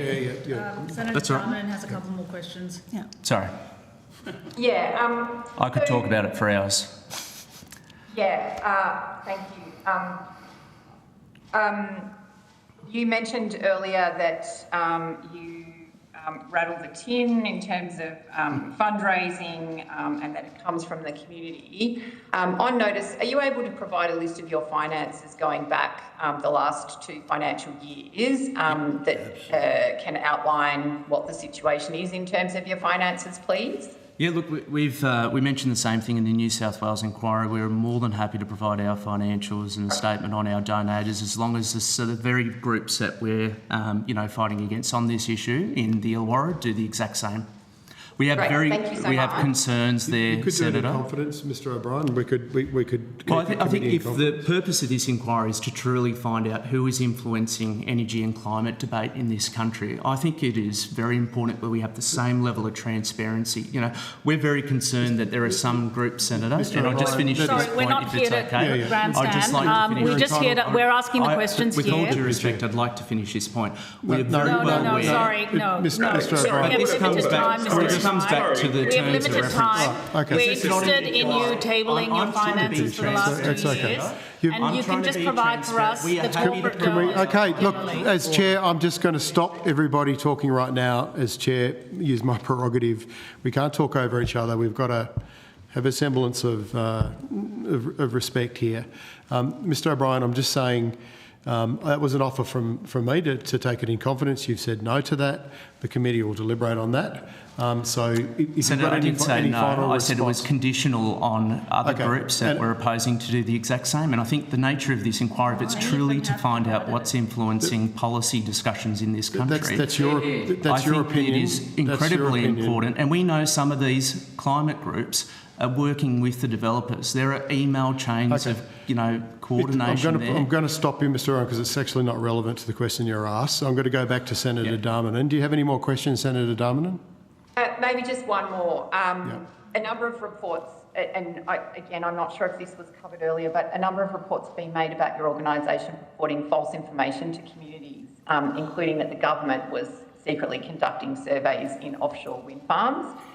Can you just speak to what fact-checking was done to substantiate those claims, if they're correct? Yeah. So look, Senator, I would say, we've published a lot of information which has been proven right on this project, whether it was issues with green hydrogen, floating offshore wind. But I just want to put it into context because you're focusing on one aspect and trying to use that to discredit. But I will answer the question. That's right. Mr O'Brien, you're actually trying to second-guess what the Senator's asking, which is not parliamentary. I'll warn you, it's not parliamentary behaviour. You're not here to tell senators what they're trying to ask questions on. Can you please respectfully just answer the question about fact-checking? It wasn't a difficult I will. I'm not a question. politician, let's be clear. I'm here as a grassroots person who has been attacked personally. So I'll answer the question, but I wanted to provide the context. So in relation to that, we provided substantial information to a local media outlet who had that information in terms of what we were concerned about with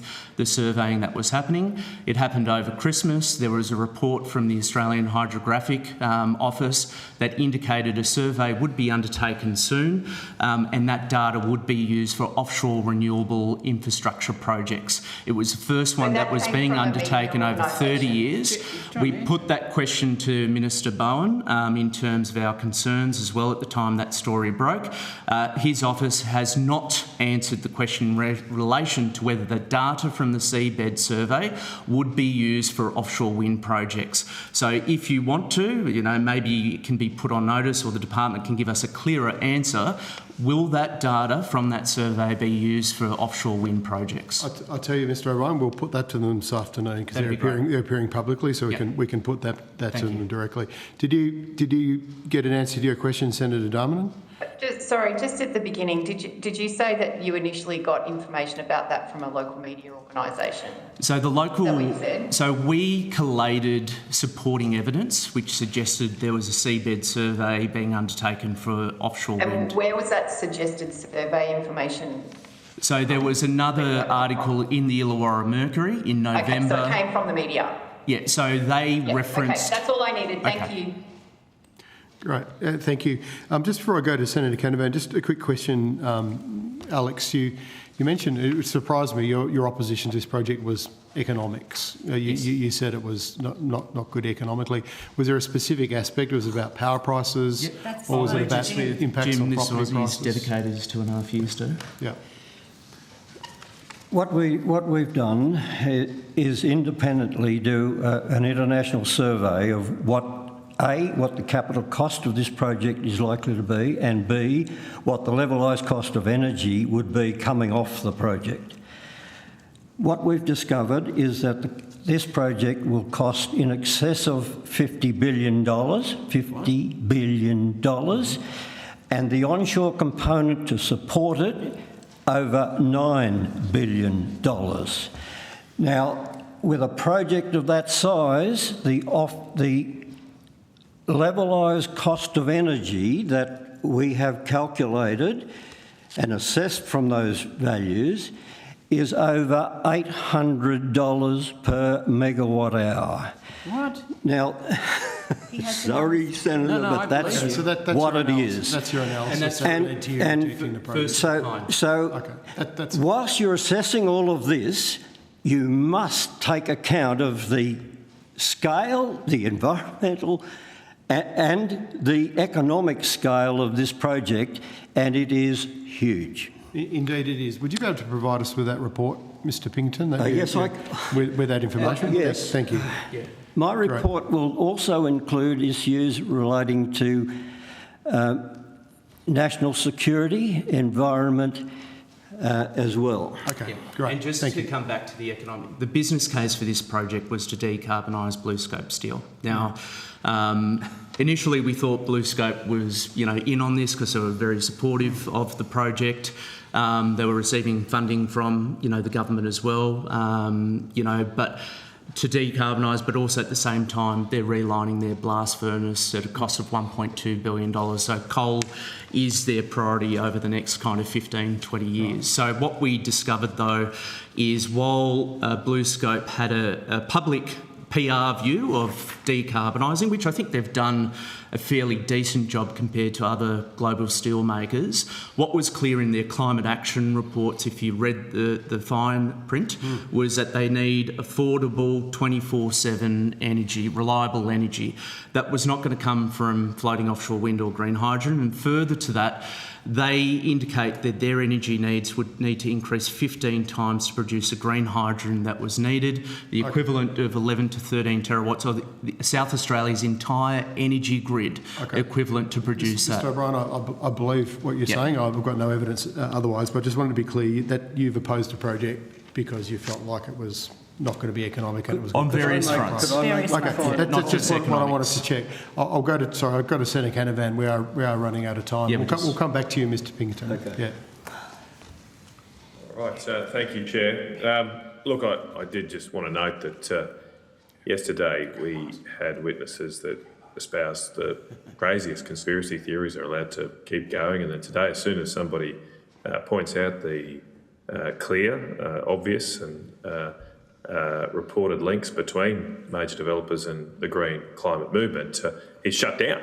He's shut down. Tells you all you need to know about this committee. So I'll start. Anyone getting shut down, Senator Canavan? My question. I'll start with my question. would you like to continue there, explaining to the committee what you have discovered with the links between multi-billion-dollar developers and their enablers in the climate green movement? Yeah, look, I think,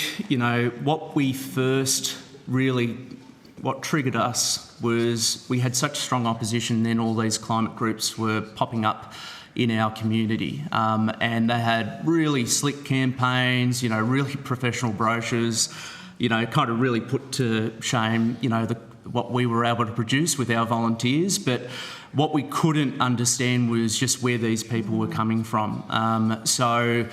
It was talking to conservationists, talking to, people like Stephen Nowakowski, who helped really reveal what was happening within, the conservation movement as well, and how that movement had changed from being about protecting the environment to becoming, funded by, a few select groups, with, obscure funding and donations from overseas. When we started looking at the financials of the groups that we were fighting in the Illawarra, a group of uni students, I think, maybe 6 had funding of about $800,000 in annual revenue each year. And, we'd love to have something like that to run some campaigns, but that's what we were up against. One of the groups who's got a 10th of our support was set up by Green, this is not an attack, but Greens councillors, a teacher union representative for the University of Wollongong, a colleague of Simon Holmes à Court, the Thirroul, Labor president. For us, that was not a genuine grassroots group, even though they said, constantly on their website that that's who they were. They were outspending us, I think, I think they spent about $20,000 on just one ad. I think the most we've spent on Facebook advertising was $300. So we were being outspent, but still the claim in the media was that there were these independent grassroots groups that were supportive. They were either representing some subset of the community, whether it was young people or parents for climate change, or surfers for climate change, or whatever, farmers for climate change, whatever it was, which again, when you hear some of those messages from those groups, it seems, that's great. There's a huge subset of the community that's very supportive of these projects. But the reality was, they just didn't have the volume of numbers that we had. Like, we never saw an equivalent rally for climate change in the Illawarra or for this project. We never saw petitions in support from these climate groups, but they were getting a lot more media attention, a lot more advertising spending than we were. But look, further to that, we became aware of a particular organisation that was very friendly with one of the biggest developers in renewable projects here in Australia, with Copenhagen Infrastructure Partners. Now, there are email chains between this group and also, the developer to try and meet with conservationists to get them to change their view on the project, to satisfy, the developer's interests. So every time, you look at Googling, this group and the developer, they're always commenting together. We also know that one of the founders of one of the climate groups in the Illawarra also was paid by them, was also recruited also, by Surfers for Climate as well. So there really is this network of groups that try to inflate support for these projects, and it's the very same groups before this inquiry was announced that signed a letter, sent it to the minister, and are asking for the taxpayer to fund what they call independent community information hubs to fight against mis and disinformation. These are the same groups that have opaque funding that we cannot see if they're getting funding from overseas, from developers, because of our non-for-profit disclosure rules. They skirt what we've seen, the Electoral Commission rules. We've seen a lot of these climate groups really push the boundaries in terms of political campaigning and being for the climate. We've seen select groups run in certain teal seats during the election. Now, we'll say we've only been, involved in this, debate over the last 2.5, 3 years. But when I saw that election campaign and I saw that climate was the biggest advertised issue, when, as a father to a young family, cost of living was the biggest issue for me. I never saw that type of attention. So I naturally wanted to know who was actually funding all those advertising campaigns, who was funding that political advocacy, because it seemed out of step with what everyday Australians were really concerned about in that period. Senator Canavan, you're on mute. So you might want to check your microphone. Sorry, thank you, Chair. A couple of times you've mentioned communication with the Energy Minister, Chris Bowen. Has he ever met with you? No. So we have asked several times, and look, for clarification as well, there was one instance after reaching out where the Minister, through our local member, had reached out to our President at the time about a potential meeting. Our committee wasn't aware of that email until afterwards, and since the committee realised that, we then tried to get in contact with Minister Bowen several times. Even while the project was collapsing, we still wanted to sit with him to help him understand, the engineering side, the conservation side, and just how badly rolled out this project was. Can I just reiterate? Sorry, we've asked many times for people to come, to our meetings to discuss this with them, and no one has come ever to any meeting. You mean no one from the government?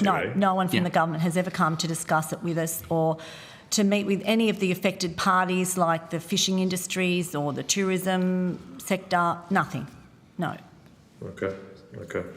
I'm just a little interested in Mr. Cliff Hall. I don't know how much more you can tell me, but how old is he, roughly? In his 70s, maybe? Yeah. Late 70s, probably mid-70s to late 70s. And he takes care of his mum? His mum must No, be his very wife. old. His wife. His wife. She's unwell. She's got some health issues. His wife? Yes. Okay. I mean, does it surprise you that the sort of full power of the Australian Senate is being tasked with tracking down a gentleman in his 70s, looks after his ill wife and just produces some, I don't know, they're spicy memes or content that gets shared? It seems very disproportionate to me that the Australian Parliament would be so tasked with going after one person who seems to be just exercising his right as an Australian to speak his mind. Yeah, Yes. well, I would say, look, knowing Cliff, he doesn't, he's not funding $1 million campaigns. He's just doing this voluntarily. We've offered him support in terms of, buying a Word subscription, I think it was. He didn't want to take anything from us. But I think what's telling is you've got groups that are spending millions of dollars, and you've got fossil fuel companies, and with all respect, senators, they're not at this inquiry. And if we're really concerned about, again, who's influencing policy and energy debate and running much larger campaigns than we are, it would have been nice to see those groups. I would have loved to see the Sunrise Project, the biggest climate charity in this country, right in front of us. Mr. Pinkerton, did you want to add something to this? Yeah, look, I'm slightly amazed at the question as to how old he is. Let me tell you, Senator, I'm a bloody sight older than Cliff is. But is this about intellect and ability to, or is it? Do you want to categorise us as dinosaurs? Is that where you're at? No, that's what they call And me. I would dispute that. The leader of the free world is a lot older than Cliff. I just want to be really, as chair of the committee, Mr. Pinkerton, I want to be really clear. This is about due process. Yeah. We didn't know this guy existed. Now we do. Yeah. And actually, I was going to say it at the end, but I'll say it now because it's an appropriate time. If you've got contact details for Cliff Hall, could you provide them to us, or see if it's okay for him to provide them to us, and then we'll write to him and see if he wants to respond. Yeah, This is about, Senator Canavan, this is about due process and us doing our job. Yeah, okay. We're tracking down. I know you're going to characterise it the way you want to, but that's what it is. Project before the committee. Sure. Yep, all due process. I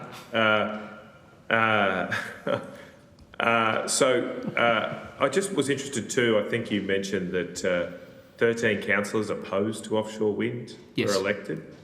So how many councillors are there? That was against 4 LGAs. It was across 4 LGAs? That's right. Okay. So there's a fair level of political support here against these projects? Yes, that's right. Does the councils remain, those 4 councils remain supportive of the project, of offshore? Look, I think, councils at this point in time have seen the project kind of fall away. So it's probably not the main focus for those councillors at this point in time.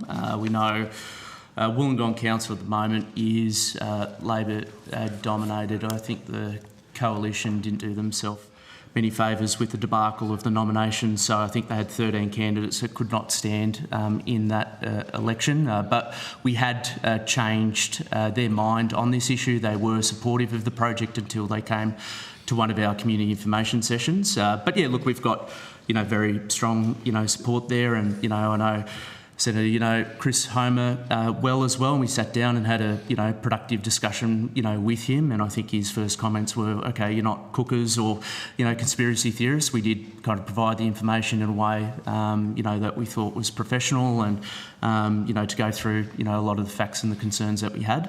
But yeah, look, there's still very much a number of those councillors that are very supportive of our position on this. Senator Canavan, I'm just going to have to rotate the call. You've had about 12 minutes with a few interruptions. Yeah, look, I'll leave it there, and we're over, so I'll leave it there, Chair. I'm going to go to Senator Roberts. We are way over time, so if you could keep, I'm going to keep you to less than 10 minutes. All right, thank you, Chair. Thank you for appearing so much. Thank you. It's wonderful, I've got to say this, to see active democracy, because our democracy is falling apart in this country because most people have gone into passive democracy. You are doing a phenomenal job. Thank you. Thank you so much. This is exactly what we need. You're learning, you're volunteers. I've been in your position for 9 years, and you're fighting a massive government who you pay taxes to, and they use those taxes against you, and they use the ABC against you.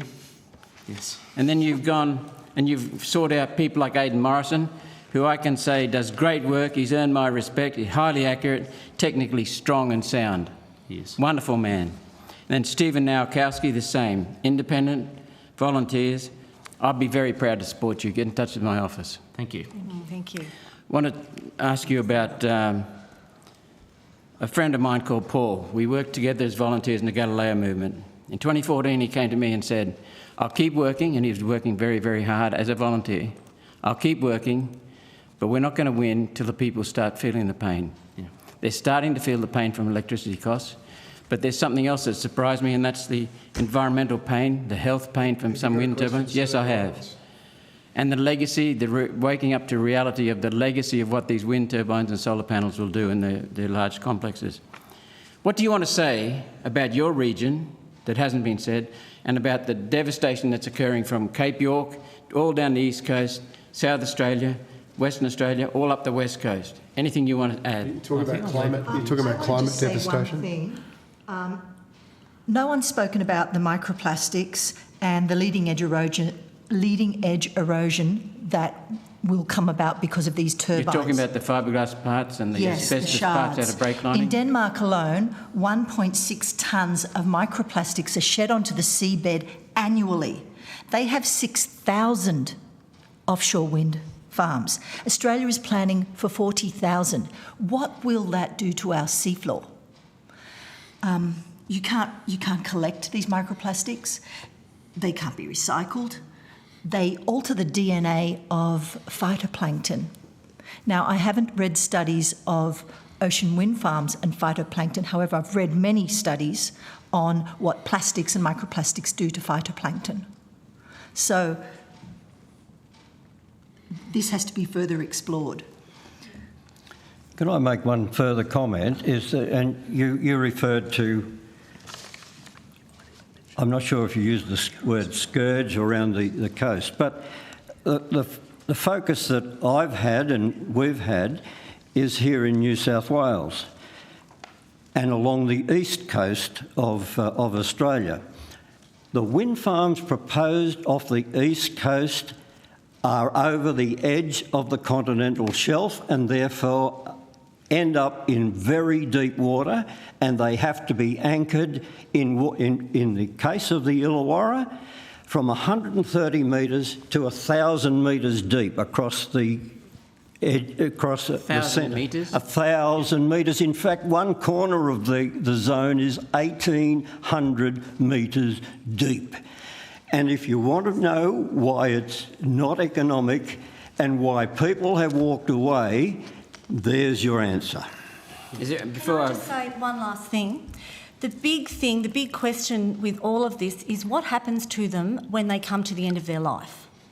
Who's responsible for removing them, or are they left to stand where they are and pollute the ocean? Well, so far, in 2010, Ocean Links did a project down in Port Kembla, and it was a wave generator. That wave generator failed. It took several years for them to dismantle it at a huge cost to the taxpayer. They had to get a private contractor in there to do it. Now, that's one thing. What happens when you've got over 200 out there? So none of this has ever been made clear to us, and that's why as a community we need answers. If you want to do a project of this scale, we need full transparency and we need to know what's going on and how it will impact every aspect of our community. This is about saving the planet by killing the environment. Well, Exactly. that's how we feel. I've got a question for you. As if you care about the environment. Mr. O'Brien. I've heard from someone else, sent me a text message last night, that Surfers for Climate went on, if you could just tell me if you've heard the same thing, if you could confirm it. Yes. Surfers for Climate went on an expense-paid trip to Denmark, paid for by Danish embassy, to see offshore wind. Copenhagen infrastructure is a big offshore developer in Australia. Not only offshore but also onshore, and we are aware early on, again, this is how badly planned out and rolled out the project was in the Illawarra, but the same embassy took our local member and 2 staffers. State or federal? Federal. They also took the Newcastle Labor MP as well. They took our university lecturer. They took our local media journalist on an expense-paid trip to Denmark to see offshore wind. They undertook that same trip with a number, again, of politicians, members, but also the CEO of Surfers for Climate as well, on a nice, trip overseas. So, again, if that was a property developer, taking out someone on an overseas trip. Imagine Triggerboff taking, a group of people to go, to a nice location to see his newest building. You would think that the intention of that is to sway their opinion on the project. And I can say that when we compared the offshore wind farm in Denmark compared to what was proposed in the Illawarra, you couldn't consider more different ecosystems. In Denmark, they were devoid of marine life. I think there was only 26 species of fish. There was no bird life because they had dredged the seabed for mining and basically had destroyed that habitat. Over the Illawarra, as was mentioned by the Blue Float, the developer's application, which again was produced during a consultation process where a zone hadn't been declared, which again upset the community.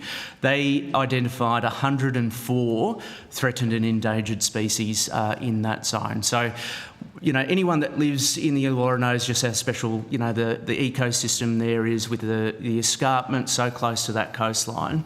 It really is an area worth protecting and not industrialising. That's, again, core to why, we fought back so much. Have Surfers for Climate received money, to your knowledge, from Sunrise or Groundswell? On their website, Sunrise, Groundswell, Graham Wood, who's one of the larger foundations of, Sunrise as well, and I believe had helped to also set up The Guardian, as well as a number of other charitable ventures. And all this for an electricity price of how much per megawatt hour? 800. between $840 and $860 per megawatt hour. And electricity price is fundamental to competitiveness, cost of We'll have a living look and at your standard of report. living. Yeah, And your Could I assumptions. just put that into a simple equation? This wind farm, and we didn't come here necessarily just to talk about this wind farm, but this is about integrity. This wind farm is aimed at supporting BlueScope and maintaining sovereign steel capabilities, which I support 100%.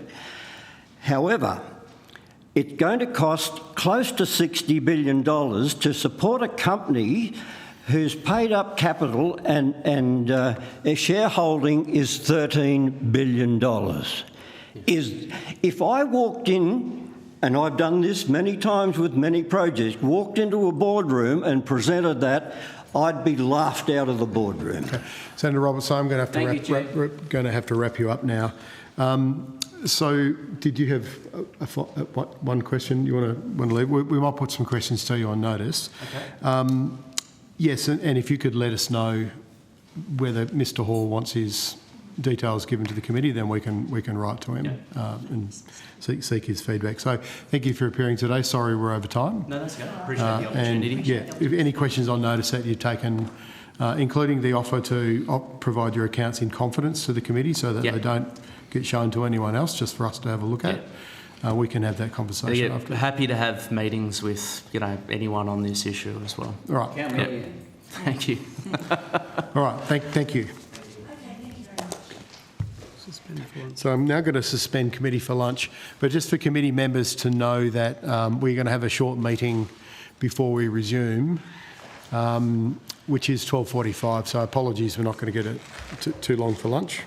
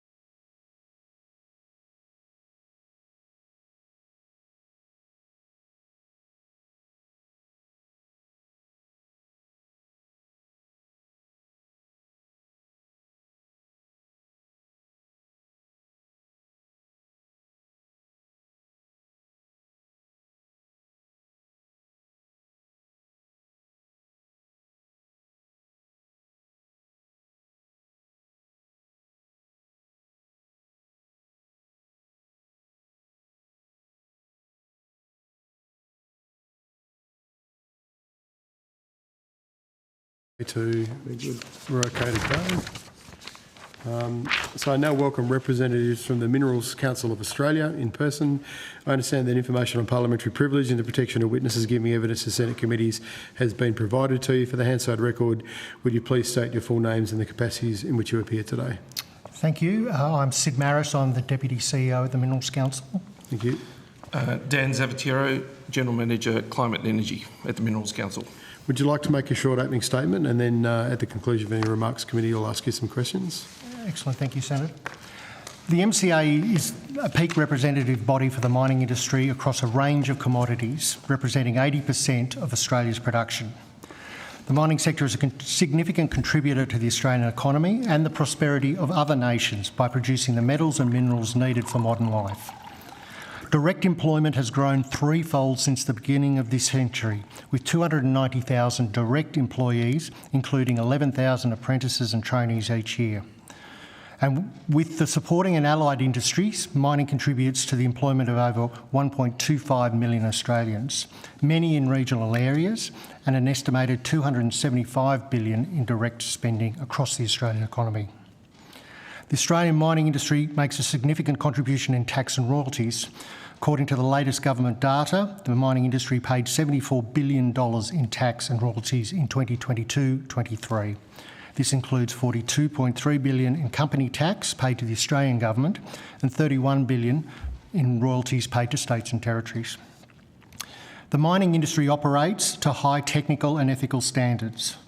Because it operates far from where most people live or where decision makers live, there's a constant need to ensure that what we do is understood, how policies will affect our operations, communities, companies and investors, and importantly, any unintended consequences that might arise. To do this, we engage in evidence-based research and advocacy. We cover a breadth of issues: economics and tax, sustainability and environmental approvals, Indigenous economic opportunities, skills and training, safety, workplace relations, critical minerals infrastructure, and specifically the Northern Territory and Victorian mining issues, as well as energy and climate. Specifically, our advocacy brings the industry's perspective on environmental and economic considerations. These are complicated areas. Grappling with that complexity is very important. It cannot be wished away. Grappling with complexity is not ignoring or diminishing the challenge, it's fully committing to deal with it. Our industry understands and acknowledges the science of climate change and the need to reduce emissions. We support the Paris Agreement, and in 2021 we announced an industry ambition to achieve net zero by 2050. Our advocacy on energy and climate has focused on ensuring Australian industry remains competitive through the transition to a low-emissions future, that a technology-agnostic approach should be the key principle in policy development, and the risk of carbon leakage must be carefully managed. We did not make a submission to this inquiry. The reason was simple. The concerns the Senate appears to have in its terms of reference are not directly relevant to us. Of course, we are aware that our sector and our organisation will be mentioned in dispatches by others, but we cannot disprove a false premise, and hyperbole and rhetoric are not fact. So even though we did not write a submission, we appreciate, Chair, that you were still very keen to see us and wrote to us in such terms, and so we're here. Thank you. Thank you, Mr Morris. I'll go to Senator Ananda-Rajah. Thank you for appearing and appearing in person. We appreciate it. I just want to draw your attention to a campaign that was funded by and backed by Minerals Council of Australia, Get Clear on Nuclear, that was launched in August of 2024.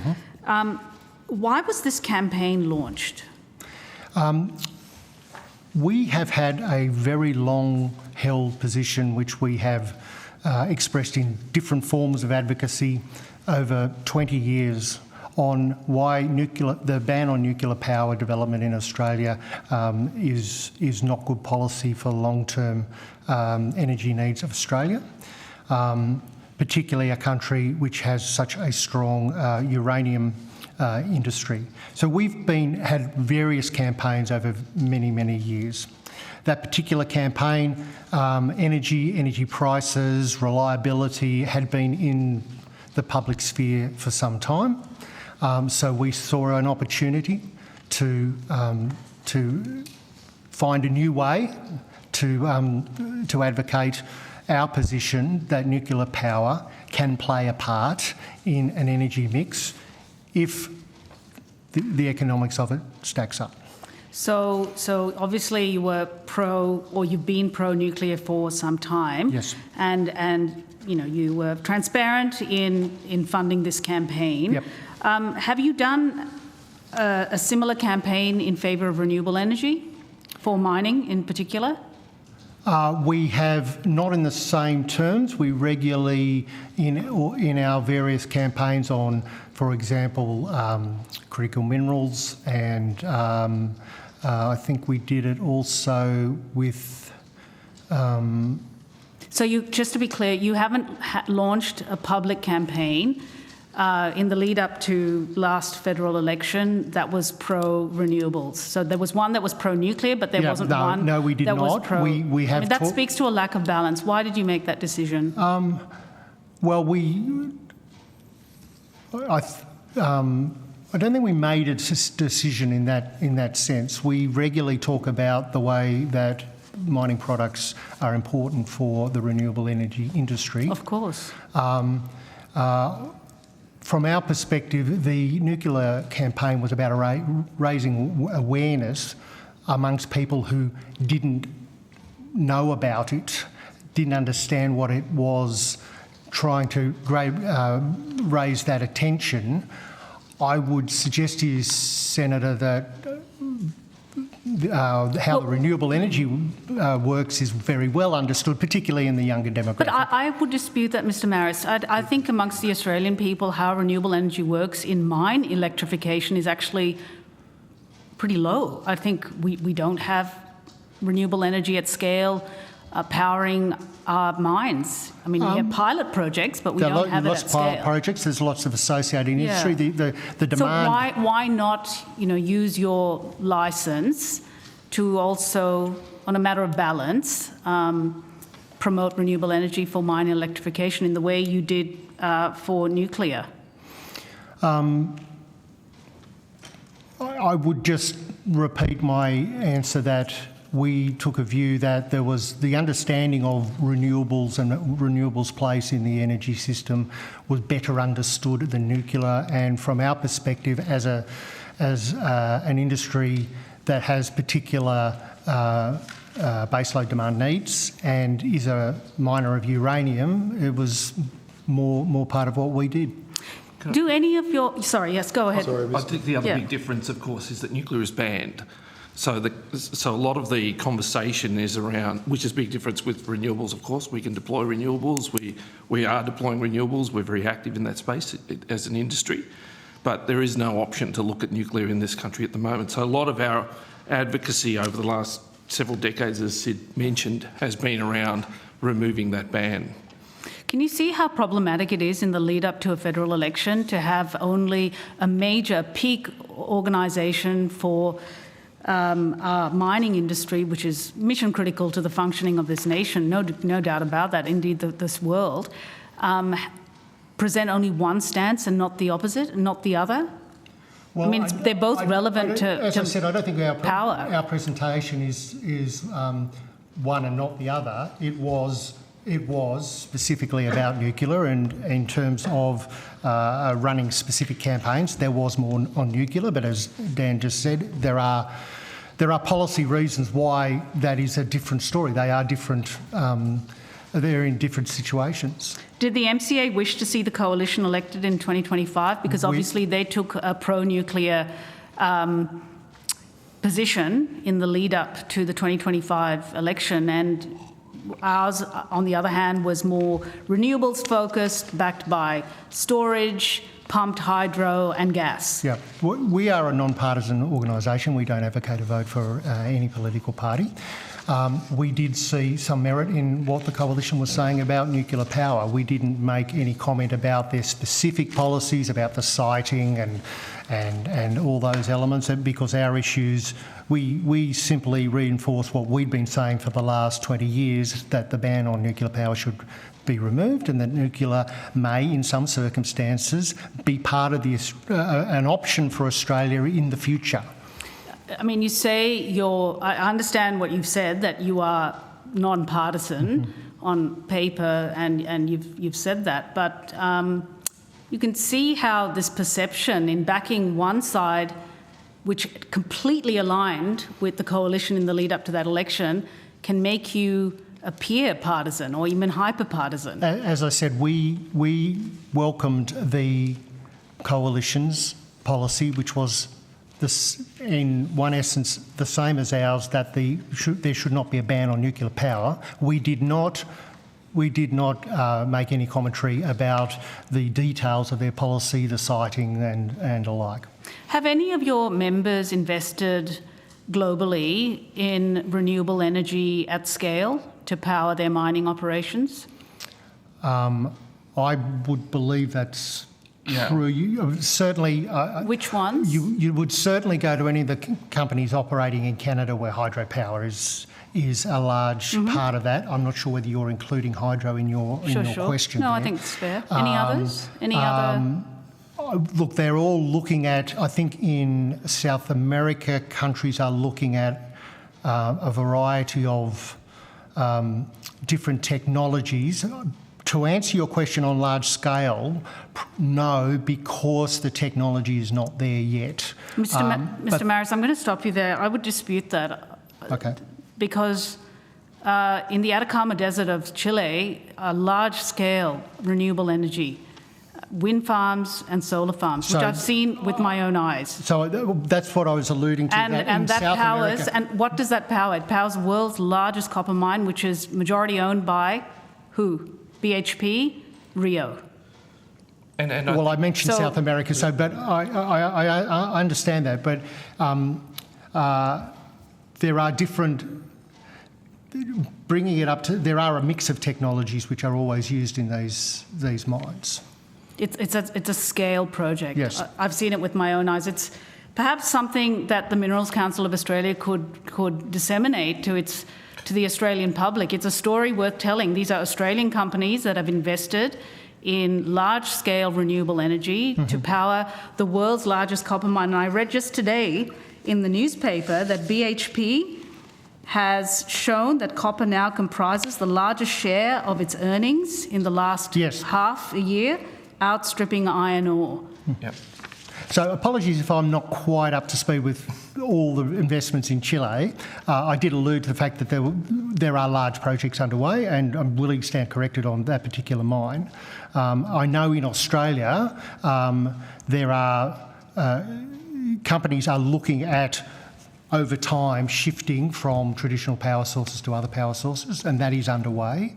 But it hasn't happened at that scale that you're talking about yet. That's true. But it is happening, you're right, and our members, BHP, Rio and others are investing. And in fact, we have put out some climate action progress reports in recent years which show all of the activities that our members have underway. Several of them are around renewable energy projects. Have you run a public-facing campaign in the way you did for Get Clear on nuclear? Have you run a public-facing campaign on not in the some same of these way. Great strides your companies are making? Your members Not in the same way. We have run social media campaigns. We have publications. Publications sometimes people don't always access. The world's changing. That's why we're looking at different ways of doing social media. We have run it. We have run campaigns, but not the. I wouldn't describe it as the same as the other one. Now, just returning to Get Clear on nuclear, there were videos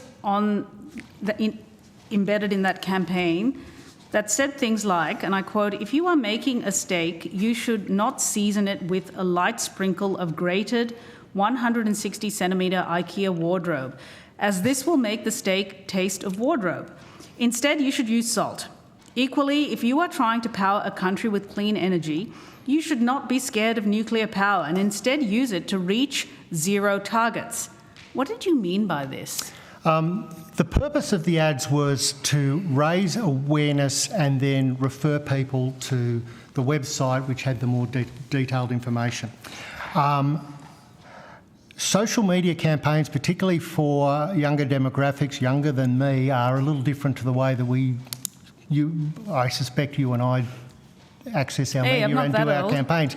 A level of humour and sarcasm as a grab is more prominent in the way that campaigns are shaped.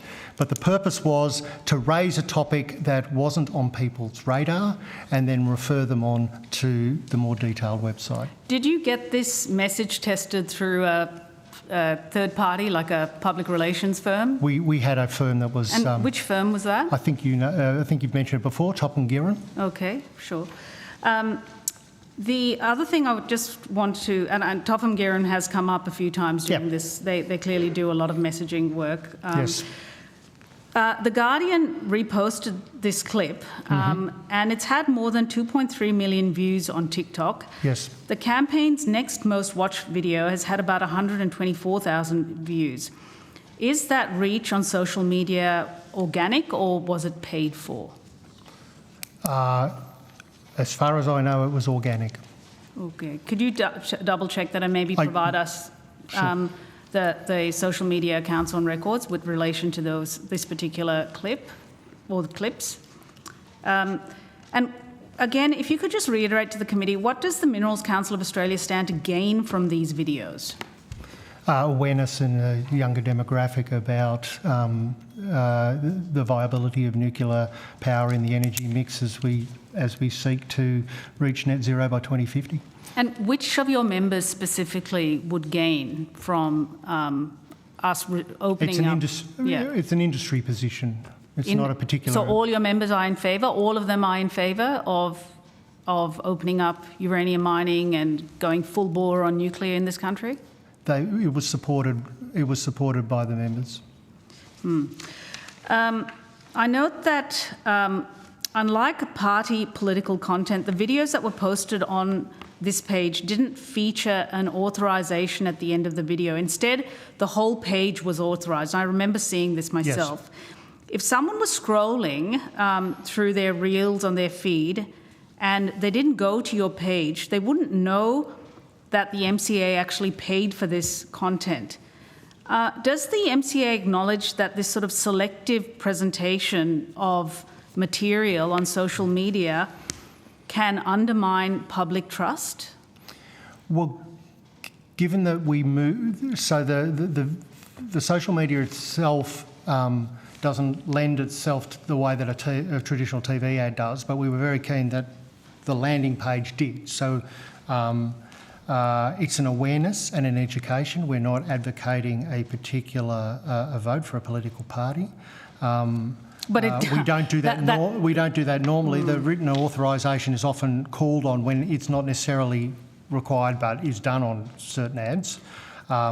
This is simply raising a topic and then referring people to where the information is. I would put it to you that, in the run-up to a federal election where the coalition clearly had an affirmed position on nuclear, that you putting out content on social media or anywhere else without clear authorisation from you is actually misleading to the Australian people and undermines trust. We authorised the publications. You authorised the publications, but the actual reels did not have the authorisation, and instead people had to refer back to a page, which a lot of people don't do. They don't press on those links and go back. So I put it to you that, in fact, what you did only serves to undermine trust in, I think, your institution, and further undermines all those members who have signed up to your institution. It's not good enough, Mr. Warris, in this climate, right? When integrity is hard to have and then so easy to lose, so easy to lose. Why should the Australian people take you on good faith that you are actually out there waving the flag for this country? as I say, we did authorise on those other mediums. I understand the point you're making, but we did authorise on our Facebook, our TikTok, on the website. Sorry, the Instagram and the website.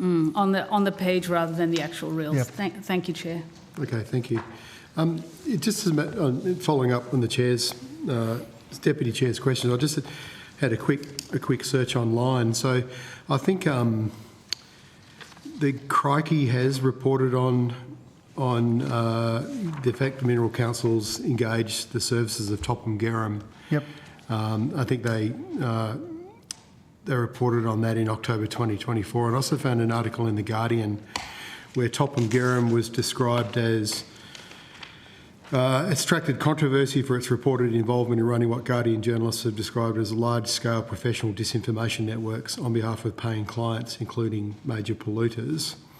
I was just wondering what specific expertise available at Topham Garum convinced you to select them as a communications partner in the lead up to 2025? They brought to us a novel approach on attracting, getting the interest of young people. Young people, okay. I mean, I believe there's people genuinely who do believe in nuclear energy who are out there campaigning for them. But for example, you wouldn't be surprised to hear this from a politician. When I saw the Coalition's campaign, I just saw that as a distraction from not talking about climate change and the need to, fossilise our economy and move towards low emissions. It's always been a convenient distraction. Did you? I mean, I suppose the Chair's already asked you that. But what was your position on climate change at the election? Did you make any statements about reducing emissions? As I said, we declared our support for net zero by 2050 in 2021, and we repeat it regularly. And that was going to be my question. That hasn't changed. That has not changed. Okay, great. So there was also multiple reports from late 2024 that showed the federal Liberal Party under Peter Dutton had engaged the services of Topham Garum in the lead up to the 2025 election as well. Were there any discussions between the Liberal Party, the Minerals Council and Topham Garum about coordination of tactics, and such as advertising that Deputy Chair's asked about, particularly in relation to your nuclear energy campaigns? Not that I'm aware of. They knew we were doing things. I think we also approached, would have also, as a matter of course, told the Labor Party that we were doing ads, so we tell people when we're doing these things. Okay. Just doing a little bit of background reading before the hearing today. You'd admit there has been some controversy around Minerals Council going back, the last 10, 15, 20 years in terms of allegations about with the carbon price. You're kind of aggressively campaigning against a carbon price in Australia.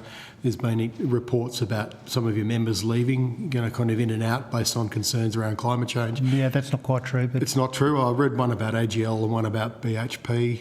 BHP never left. Never left. They raised concerns. AGL did leave, but the mining, they still have a mining element that is still a member in our Victorian division because they mine in Victoria.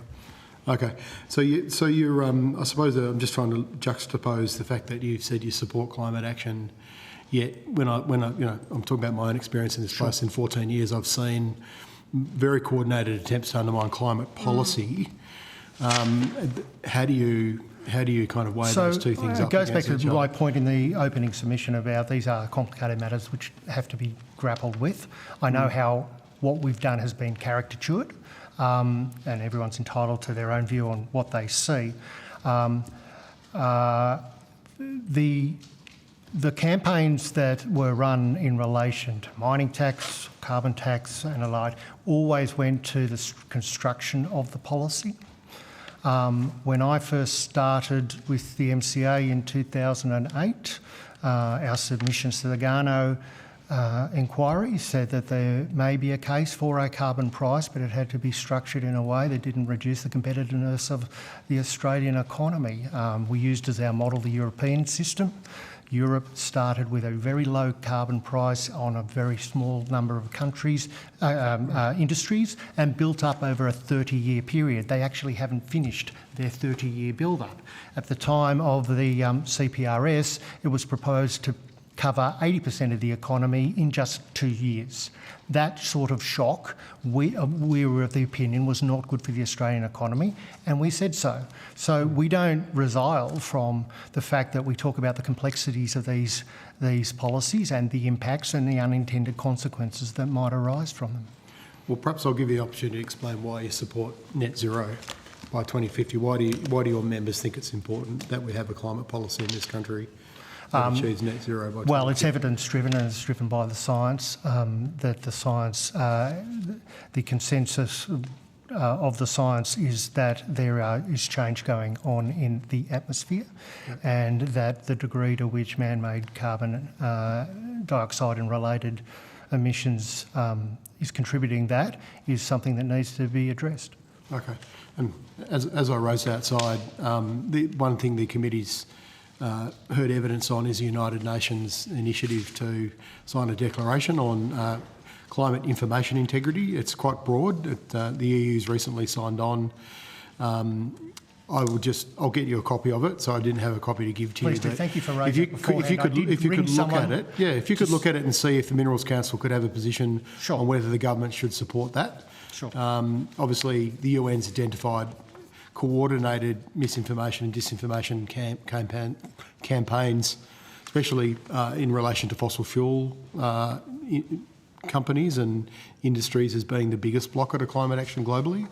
So if you could form a position on that, if possible, and let us know, that would be we probably would be very wouldn't useful form to a know. position on a rhetorical description that we're blockers, because we don't actually support well, that. this is why I thought it'd be a good opportunity for you to. For a position. That's exactly why I wanted to raise it today, genuinely, whether it's something you might support, because I'd like the government to support it too. They haven't signed on yet, but if someone of your, I think 31 countries have signed on. Yeah, if someone of your ilk was to support an initiative like that, I think it would be a good faith. We'll look at it. Statement, and it would be really interesting. I'll hold off the no-go zone environmental stuff. I did actually get a bit of, so if you want to ask a question. You obviously would talk to the government about environmental reform. I was just wondering if that was something that had been raised with you. So the idea of no-go zones, we do understand, are part of how we implement those changes that were agreed last December. We already in Australia have a sense of no-go zones in terms of World Heritage areas. Our members will not operate in World Heritage areas. Our approach to we think it's important to take a landscape and strategic look at the impacts of economic activity. It's no good to just look at one spot and then in one spot and then in one spot without getting a sense of how things are interplay with each other. Our approach to, if you are seeking to specifically protect certain areas, is that it should be risk-based and it should be impact-based. So what is the risk of this activity actually causing harm, but also impact-based. So if, for example, you had an area which was required special protection, you may not develop something there, but does that mean you can't put a road or a transmission line through that area, as long as the evidence has been examined and the risk has been assessed? So that's our broad principles, but I understand the department is still working through all of those implementation matters. Okay, thank you. Look, last question for me before I rotate the chair to the question to Senator Canavan. We had Coal Australia in here yesterday, and we had a discussion about their funding of a third-party group, Australians for Prosperity, and our concerns around that, because they weren't directly controlling the content, and we can tell you some of the content was just straight up misinformation, and it was very focused at the election.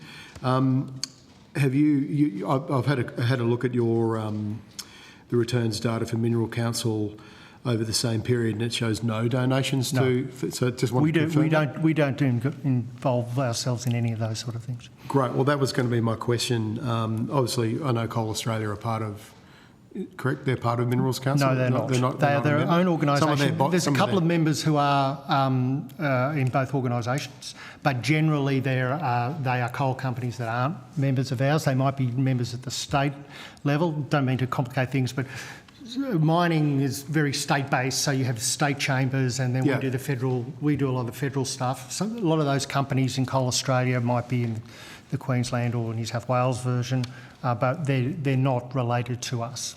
Okay, but you've got the CEOs of Whitehaven and Yancoal. There are a couple of members who are the same. On your board, okay.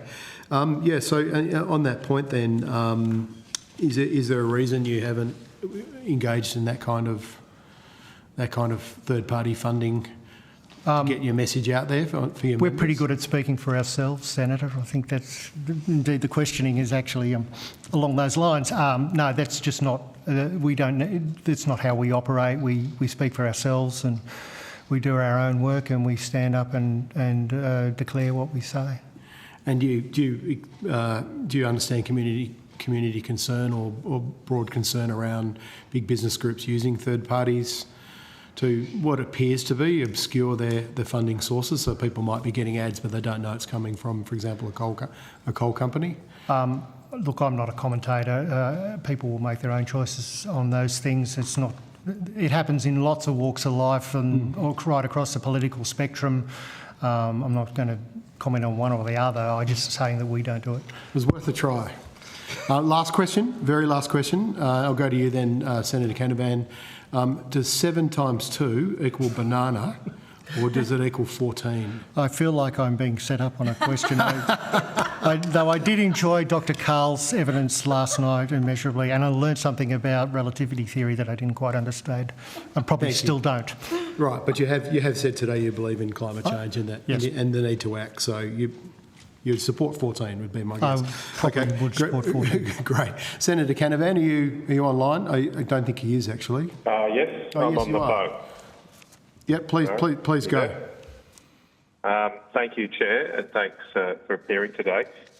Just the topic of nuclear has come up a little bit, and most of the questions focused on your advertising or communications on it. The thing that strikes me about the nuclear debate, if we want to talk about misleading information, is how much of it is anti-nuclear, with three-eyed fish, all sorts of claims of waste and that are totally unrealistic. Have you at all, or has the Minerals Council in your advocacy for nuclear energy sought to combat some of that misinformation or catalogued it? How have you tried to influence this debate in that environment? So, Senator, the way we do it is through our fact-based advocacy, which doesn't directly deal with three-eyed fish and alike.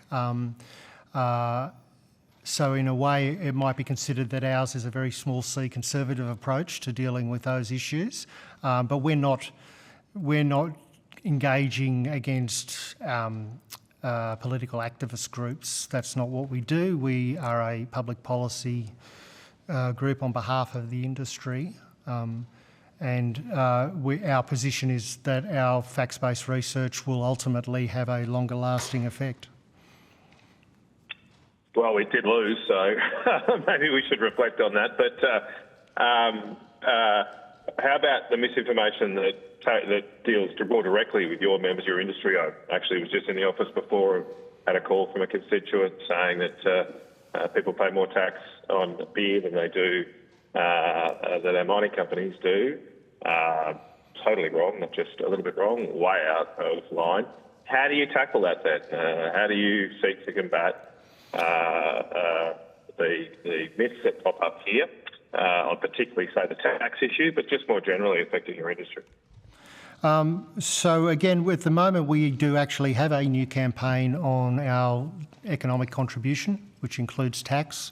From our perspective, all we can do is keep reinforcing our messages and finding new ways of saying the same messages. We choose not to engage in some of those more speculative activities. I'm not sure if any of those groups have been called before this committee. I didn't see them on the list, but we adopt a as I said before, a more straightforward approach of just reinforcing the contribution that we make, the points, the summary of which I gave in my opening address. Okay. Look, just finally for me, Chair, there's been commentary too on your position on net zero. I'm not sure if you've had a chance to look at the carbon leakage review released on Friday evening, dropped on Friday evening. That report, Government Commission report, finds that the cost of the safeguard mechanism is imperiling jobs and industries in this country. Have your members or Minerals Council reviewed your support for net zero in light of that report? But given that a lot of your members are some of the biggest, have the biggest liabilities under the safeguard mechanism. So we're aware of the report. We're obviously working our way through it. There's been no change within our membership on our long-term support for net zero. We're always very conscious of making sure that the safeguard mechanism does not impinge on competitiveness, and we will be making that point in the review that's due next year. I suppose just to follow up on that, then. So, how would your members achieve that, though, in an environment where most of your members would be exporters, but net exporters by a long way? So, the proposal in the safeguard mechanism review is a carbon tariff, a border adjustment mechanism. That's not going to help an exporter, obviously. So, how do you envisage your industries being protected in a world where Australia's producing emissions? Australian companies have to pay for offsets, but a lot of other companies in other parts of the world don't have to. So, Senator, I think that's why we need to read this report in more detail. Talking about a CBAM does, on the margins, would affect our companies as exporters because we import a lot of equipment. But putting that aside, it is a different. The CBAM hurts you, not helps you. But how are you going to be helped by change?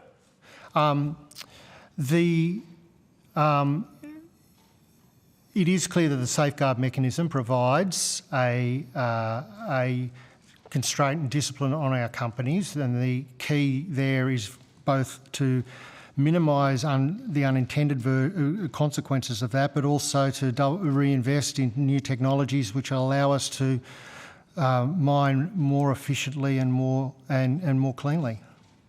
Ultimately, it's an investment story. Everything that we do, our arguments on most things, whether it's how much tax we pay and what the appropriate level of tax should be, ultimately comes back to the fact that we are competing in a global world for capital, and that investors will go to the destination where they feel their returns are sufficient. And so it's up to us as a country to make sure that those policy settings are right. Thanks, Jeff. Thank you, Senator Canavan. Senator Darman, do you have any questions? If not, I'm okay. Thank you, Chair. Right, I'll go to Senator Roberts. Senator Roberts. Thank you, Chair, and thank you for appearing today. First of all, Australia relies upon the mining of metals, minerals and energy. We're the largest exporters of hydrocarbon fuels, correct? Coal and gas together? Yes, as exporters, yes. Exporters, but we can't use it here. Yeah, China produces 50% of the world's coal. We produce 6%, but we are extremely efficient at how we do it. It's good quality, and so our market share of the export, the seaborne export market, is the highest. Yes, but our ranking as coal producer is falling. Indonesia now beats us. China produces about 9%. China's always produced 50% of the world's coal. Australia's been about 6%. It's been a bit higher. It has come down in the last 10 years to a degree. And part of that is that investment story that I refer to, that you need to be continually investing to maintain. Everything comes out of the ground. Ultimately, everything comes out of the ground, whether it be farming or agriculture or mining, except for fish out of the ocean. So I'm very, very proud of my background in mining. You've also got a multiplier of 6 times the revenue at the mine compared to what happens in the economy, correct? In local areas, yes. It dissipates a bit over the whole economy, but it's still a significant amount. How many people would be employed by the mining industry in Sydney, Brisbane and Melbourne? I know in Brisbane it's thousands. I don't have the answer to that, but there are a number of large companies, manufacturing companies, services companies that are domiciled there that supply to mining companies. So that goes to that 1.25 million people that I said mining supports in one way or another. Sometimes it's a small level of support, but in other ways it might be equipment manufacturers in Western Sydney that supply to the Hunter Valley. Okay, I'd like to just pursue a line of questioning first up with that came to my notice in the Australian newspaper yesterday, I think it was. The headline is, Fortescue clarifies Andrew Forrest's claims on $1 billion fossil fuels cuts at Munich event. I don't expect you to be responsible for this, but I want to know your approach to it. Is Fortescue a member? No. Does it bother you that a prominent mining executive is making statements that classify as misinformation? Oh, we don't comment on other people. Dr. Forrest is very energetic and vigorous, and he's built a very fine company in Western Australia. He's done well. What about the record of you're in favour of the Paris Agreement, climate action, net zero by 2050? The record of his projects that he's not delivered, his reversals, failures, huge promises and then spectacular failures. Northern Territory, solar power to Singapore, dead. Hydrogen, dead. Hydrogen overseas, dead. Taxpayer subsidies, still coming in. Do you raise questions about solar and wind with your members? Well, the premise of your question I won't comment on because Dr. Forrest, FMG are not members of ours, so it wouldn't be appropriate. But do you raise questions about solar and wind's failures with your members? Do they talk about it? Our companies are regularly installing solar and wind in their operations, very well in Chile, and I need to do a lot more work on Chile, no doubt. But all our companies, across Australia are installing solar and wind. In fact, I think Adani run the largest solar farm in Queensland. Okay, thank you. You have a strong commitment to climate action, supporting the Paris Agreement and an industry ambition of net zero by 2050. You also talked about the scientific consensus and evidence-based. Could you tell me where you get your evidence from, scientific evidence? So we're not a scientific body, so I'm not going to pretend that we have done the base research that goes into the IPCC reports or alike. And we are well aware there are lots of live debates about elements of those reports, the evidence base, the methodologies. Our view is taking from looking and from advice from our companies who have more experts in it than us, but they're not all climate scientists either, that the sum of that evidence makes the case for action. So you can't tell me where the evidence is, but just the vague sum of the evidence that people talk about? I can go back to our records and see what we've relied on and what we've looked at. Certainly the IPCC is the starting point for most of these discussions, and then you would drill down into all the different supporting research that the IPCC collates. Well aware that it collates a lot of material and relies on other organisations to provide it. But I'm not suggesting that we are a scientific review body. Oh, I'm not suggesting or implying that you should be. I think it'd be wrong to be, but you haven't got the resources to do that. I just want to know where you get your information from, and you've told me the IPCC ultimately. Okay. I'll just make a note of... Now, coming back to electrification of the mining industry, electrification of industry and the country in general. It's a huge opportunity for mining companies, isn't it? Copper? Yes. Can you talk more about that? Certainly, in terms of relative costs of fuels, you can reduce the operational costs. There are also elements related to safety, particularly in underground mines where electricity becomes safer to operate. So there's opportunities that companies are looking at, but companies are always assessing the costs of their operations, and fuel costs or power costs is always part of that equation. So BHP, for example, one of your members, I think your biggest member. One of 6 big members. They're all similar size, but it's the larger company. It produces coking coal?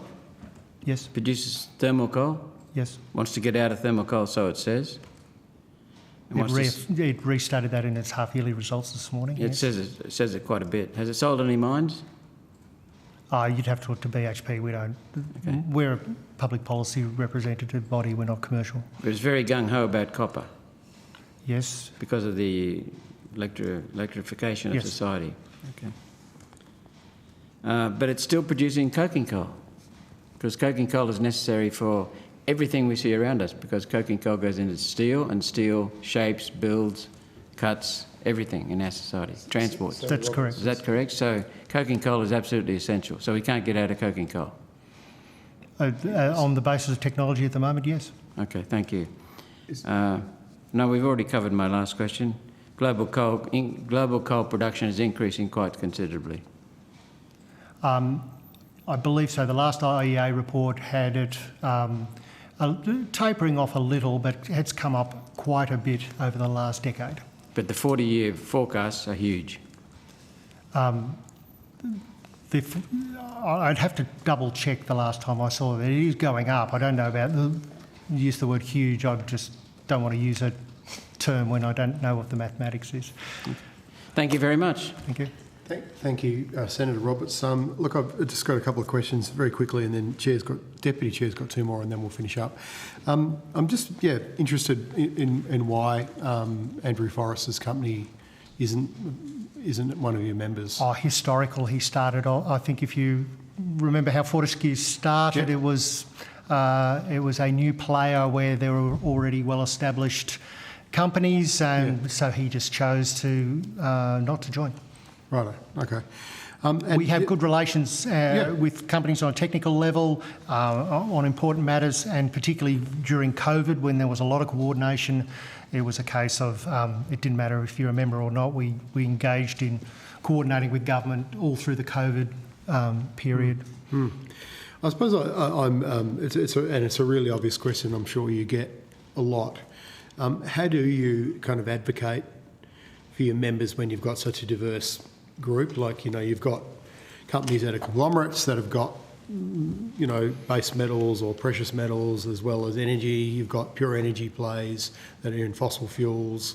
Like, how do you, with something like your support for net zero or the Paris Accords, how do you juggle that? So we start from an industry position, not an accumulation of commercial positions. So all our companies have their own commercial positions on a whole range of issues. Our role is to try and bring an industry oversight. So we're looking for what are the things that are important to all of them, that we can help fashion viewpoints, present that to government, present that to the Parliament, present that to the people from an industry point of view. So that's our organising principle.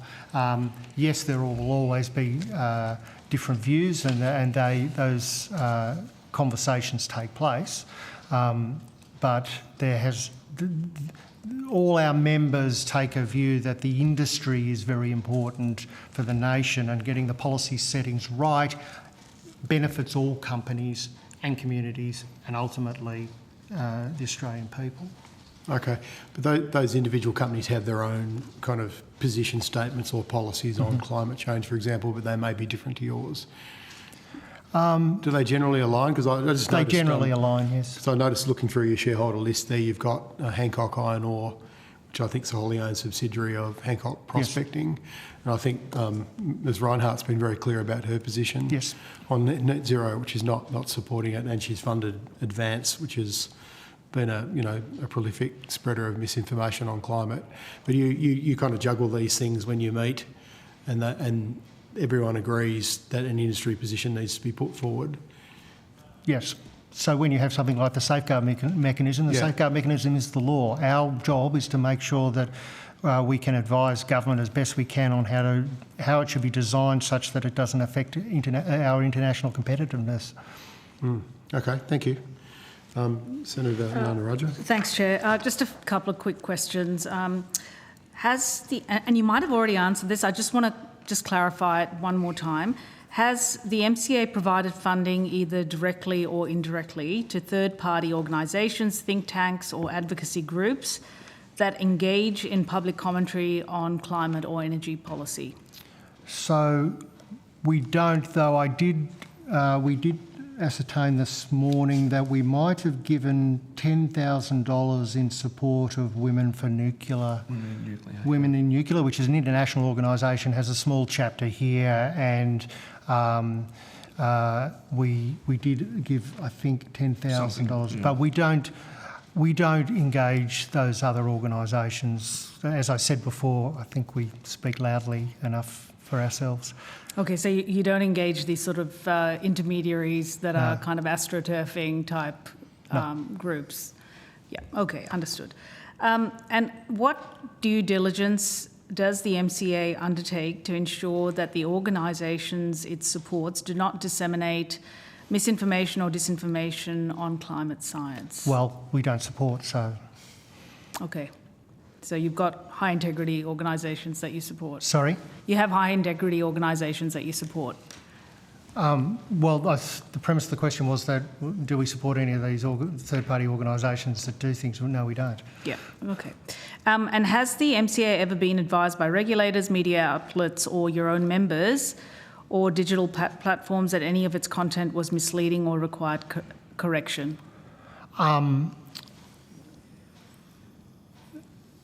So, I mean, I don't take all the media calls, so I can't tell you that. I know there was my good friend from the Australia Institute, Rob Campbell, didn't like a particular statistic we were using. I explained why we used that statistic. But apart from that, no, I can't. We certainly have never had anything from a regulator. Okay, or the AEC or anything like that? No. With the AEC, we were, when the law's gone through different forms, but several years ago, you may recall, they set up a category called political campaigner. We registered under that, though we did not think we had to because we didn't engage in political campaigns. We just did it out of prudence. We were fully audited by the AEC. We put in returns that said zero because we didn't spend money.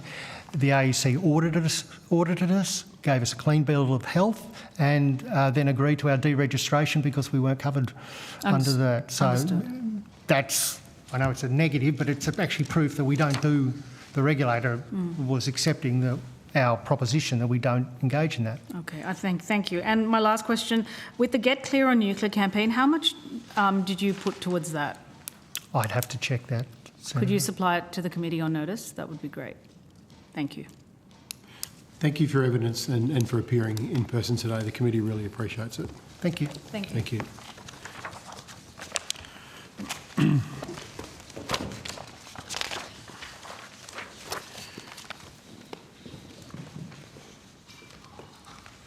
We finished on time.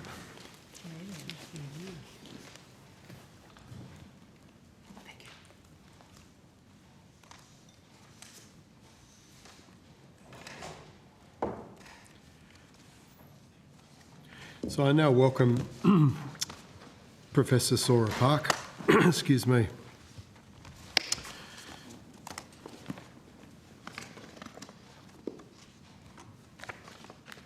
I understand that information on parliamentary privilege and the protection of witnesses giving evidence to Senate committees has been provided to you, and I know this is not your first rodeo either, Dr Park. You have appeared before Senate committees before. But for the Hansard record, would you please state your full name and the capacity in which you appear today? Yes. Sora Park, Director of the News and Media Research Centre at the University of Canberra.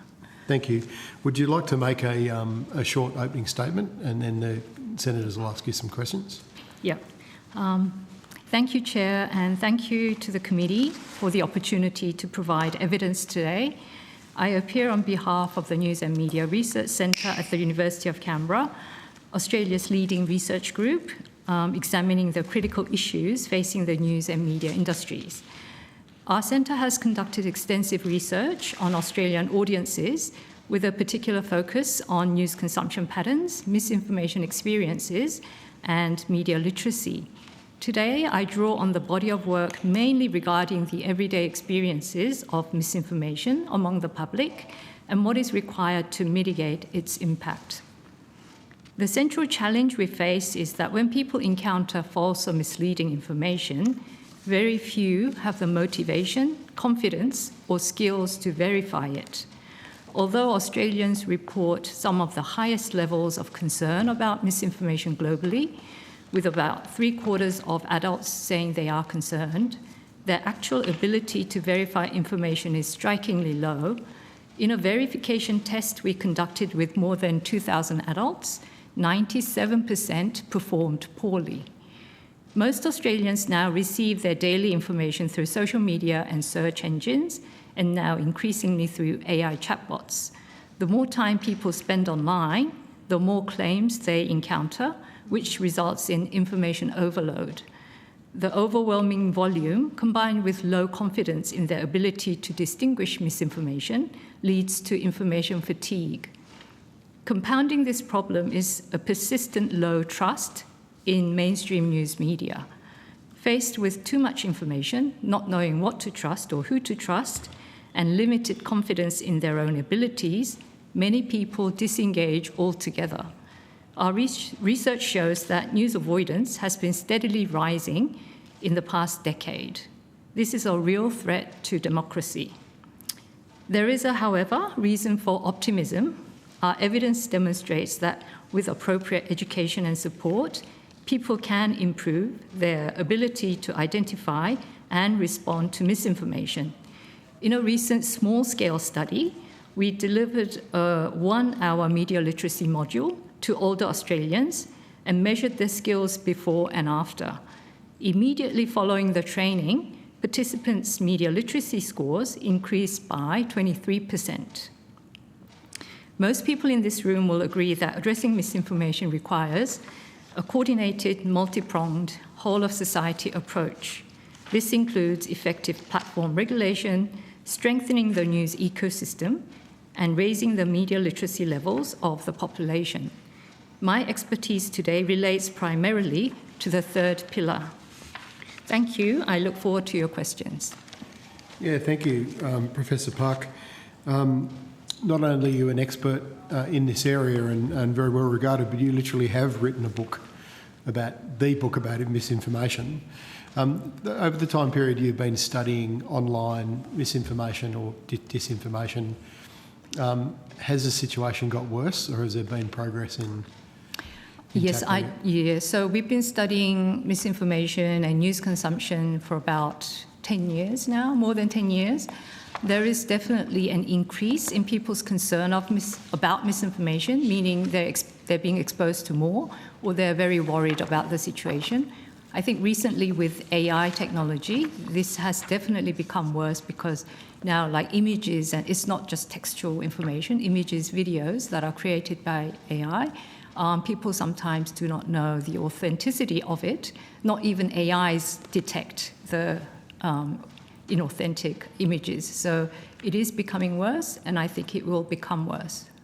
And I suppose with the use of AI, when people use Google or other search engines, you get an automatic summary that the AI is, I don't know if it's a chatbot or what it is, that where they summarise documents, and then I understand few people are scrolling past that now to read original documents or other information sources. Yes, that is correct. So the generated AI that are used in the search engines and social media platforms give you a short summary of your query. Like you ask something, they give you answers. Unlike search in the past, people rarely click to actually go to the source. The source is not really visible. You already have a concise summary, so you tend to just view that there and there. But many studies have shown that that's not an accurate summary. Oftentimes, it has lots of flaws, misinformation, incorrect information.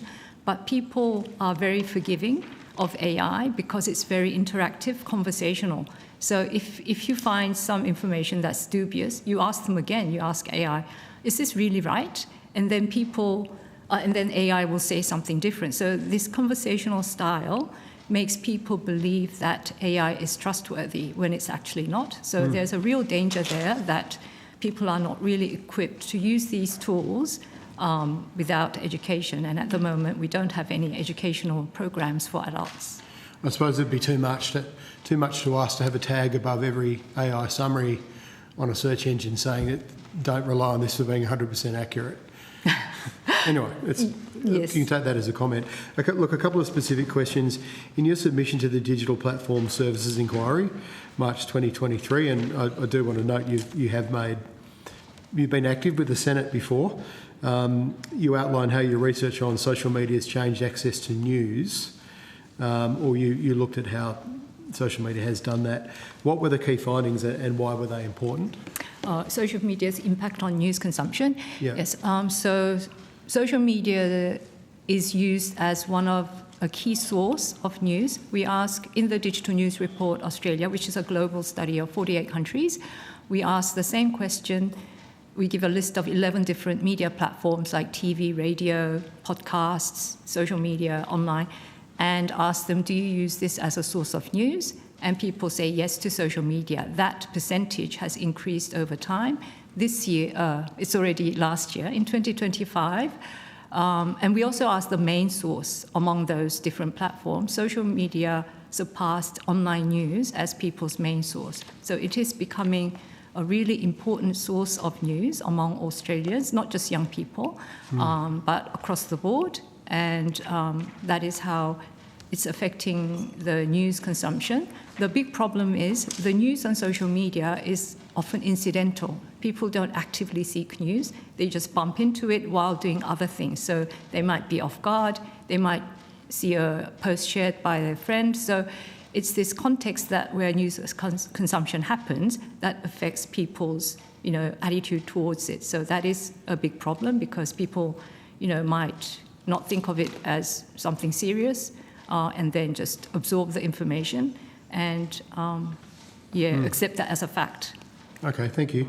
In your, I'll just ask you, look, I know you did briefly touch on some of this in your opening statement, the key findings of your Adult Media Literacy Survey 2024.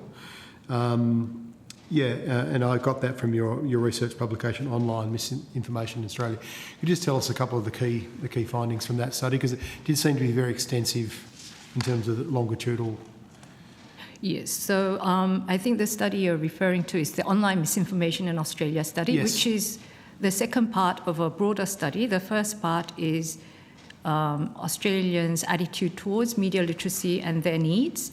And then from that study, we surveyed around 4,000 people.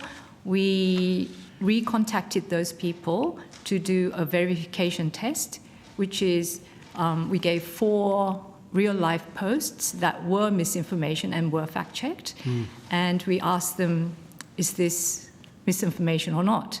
And then you can guess that. So that's not enough. So what we did was we asked people who answered, yes, this is misinformation. We asked them, so how did you come to that conclusion? Can you tell us the steps you went through to verify it?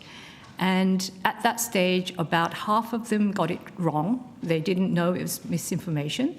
Those who did know it was misinformation, only 3% of the whole group were able to go through the proper fact-checking process, verifying, looking at the source. Only 3% of all? Yes, only 3%. So 97% of people weren't able to do that? Weren't really able to. They could have guessed it right, but so then we asked them, so how did you know? Most people would say, oh, I just know, it's my gut feeling, or because it's similar to my existing beliefs. So people don't actually go through the process of verifying. And is that because, it's a simple question, but it's probably a complex answer, is that because they don't have any media literacy skills? They're just not educated in this regard? Yes, some people possibly. We don't actually know the extent of the problem because we've never really had a large-scale study in Australia, but it is in part related to their low media literacy levels. It is in part related to the information environment they're situated in. You're in a very cluttered, polluted information environment with so many things thrown at you, you just can't bother. You see something dubious, and we ask people in different studies, so what do you do when you come across misinformation?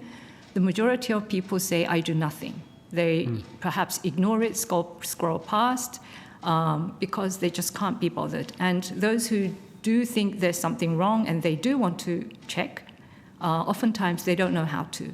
And oftentimes they use the wrong tools, like, I'll just base it on my common sense and logic or my existing beliefs. So people, are not equipped to verify facts, and they are really not motivated. I actually had a look at those case studies, the tests, and looked at them myself, and I was thinking it would be interesting to make all politicians do that. Did you get them all correct? And I did note that one of them was a think tank that had a very positive sounding name that might have been misleading compared to their message, which I think's quite relevant to this inquiry. But that's quite a frightening statistic. I suppose it shows what a big problem we've got and why media literacy, investment in media literacy is important. And on that point, you said that there's been a number of Senate inquiries already. You mentioned the 2021 Senate inquiry into nationhood, national identity and democracy, and the ACCC Digital Platforms inquiry in 2019. Both recommended to establish, fund and certify non-government orgs for delivery of digital media literacy resources and training. Yeah. You mentioned progress has been slow. Can you reflect on why, and you're involved in those inquiries, can you reflect on why progress has been slow? Yes, so I'm not in a position to know why, but the government released that they will co-design a national media literacy strategy. That announcement was part of the News Media Assistant Program announced in December 2024.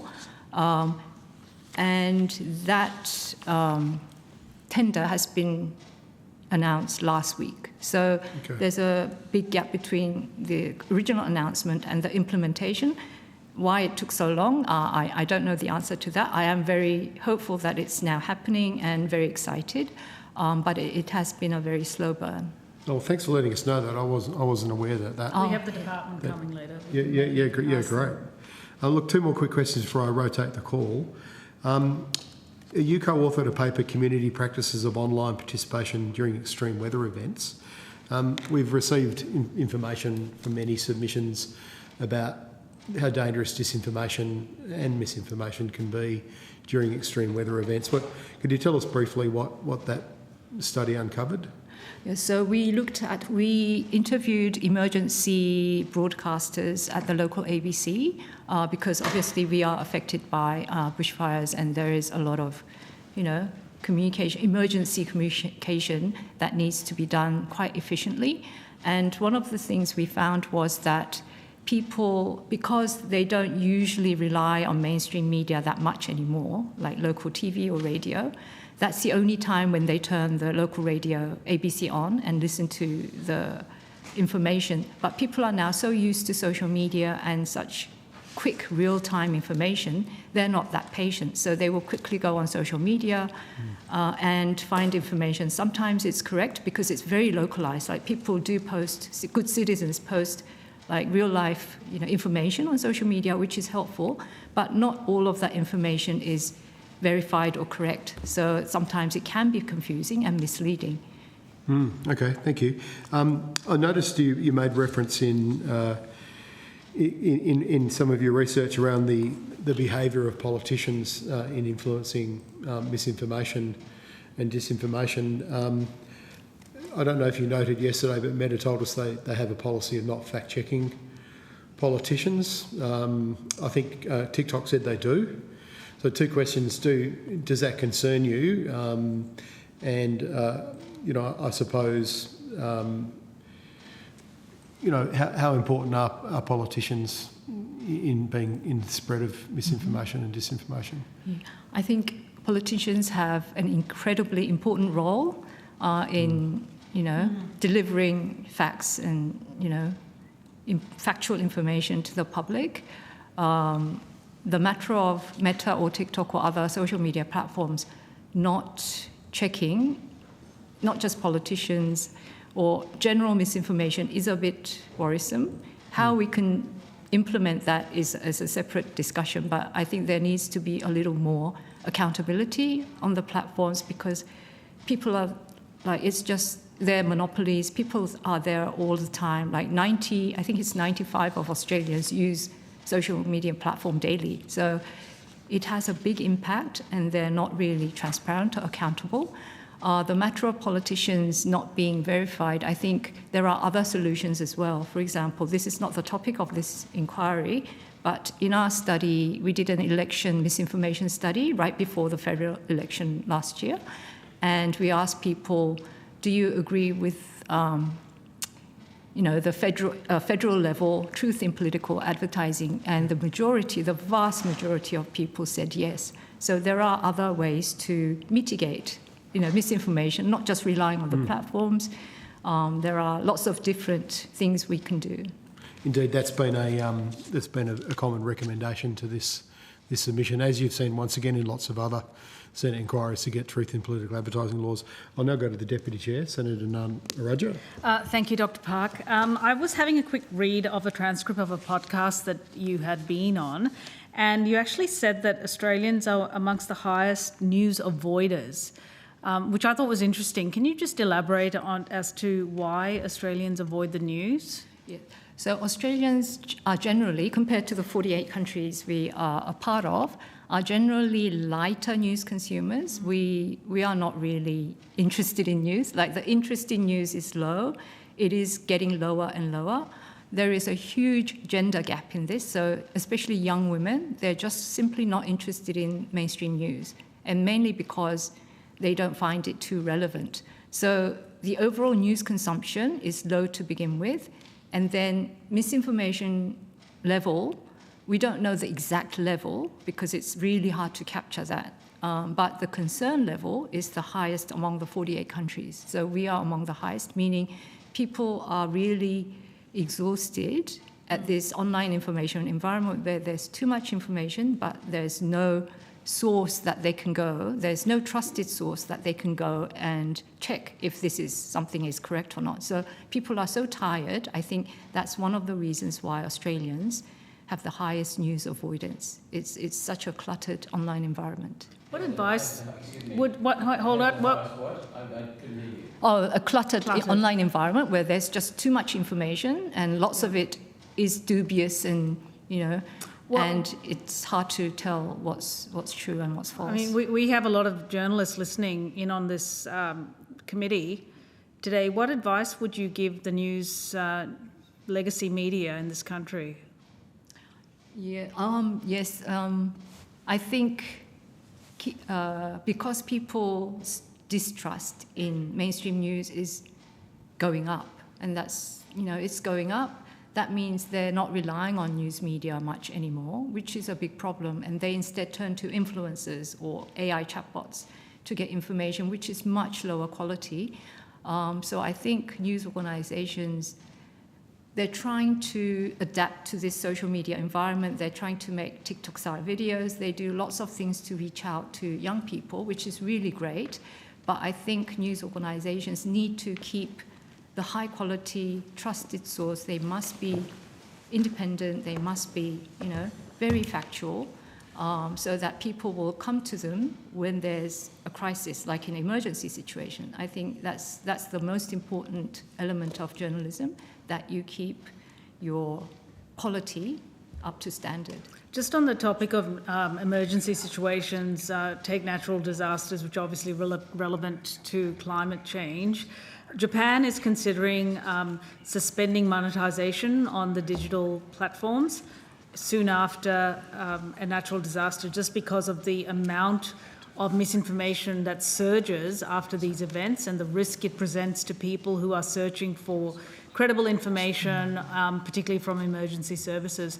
Do you have any thoughts on this? Oh, I wasn't aware.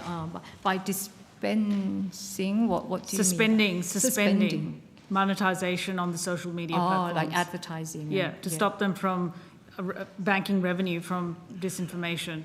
which always spikes after major events. Just the government. Or revenue sharing with content creators who could be creating content that's disinformation or misinformation. Yeah. You're not aware of this? I'm not aware of it. Okay. And I am not sure if that's the best way to do it. It's certainly a monopoly. Advertising market is a huge monopoly. It's in our best interest to regulate that, but as for the method, I'm not the expert in the area, but there must be other methods to do On the that. topic of regulation, what kinds of levers do you think we should consider in an attempt to protect information integrity? Yes. So I'm not Online. a regulation expert, but I think the first thing we need to do quite urgently is to make the platforms that have huge market power to be more transparent. We don't know their algorithms. We don't know, how much of predatory pricing they are doing with their advertising. There's such little information we know. They don't give researchers access to data.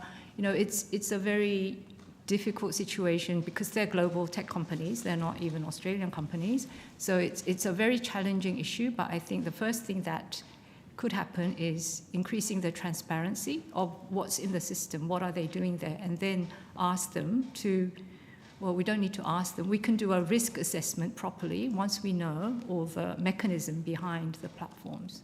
As a researcher and in a community of researchers, have you or your colleagues encountered any challenges in accessing the public content libraries of these social media platforms?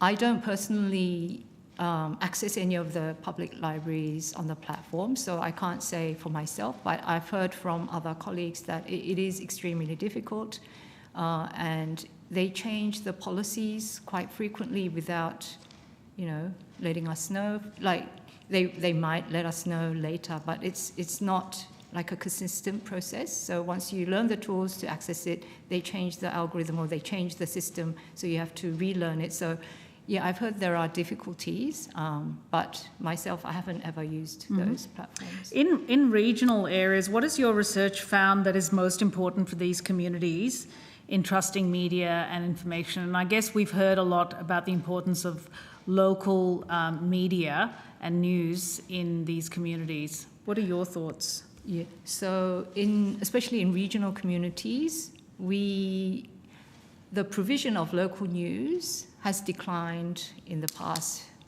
decade. And since COVID, it has rapidly declined. So many communities are without any localized news. So they might get adjacent news from a broader regional area, but in their actual community, they might not have journalists reporting on what's happening in their local area. So there is a huge gap in local news in regional areas, and we found that in our digital news report study.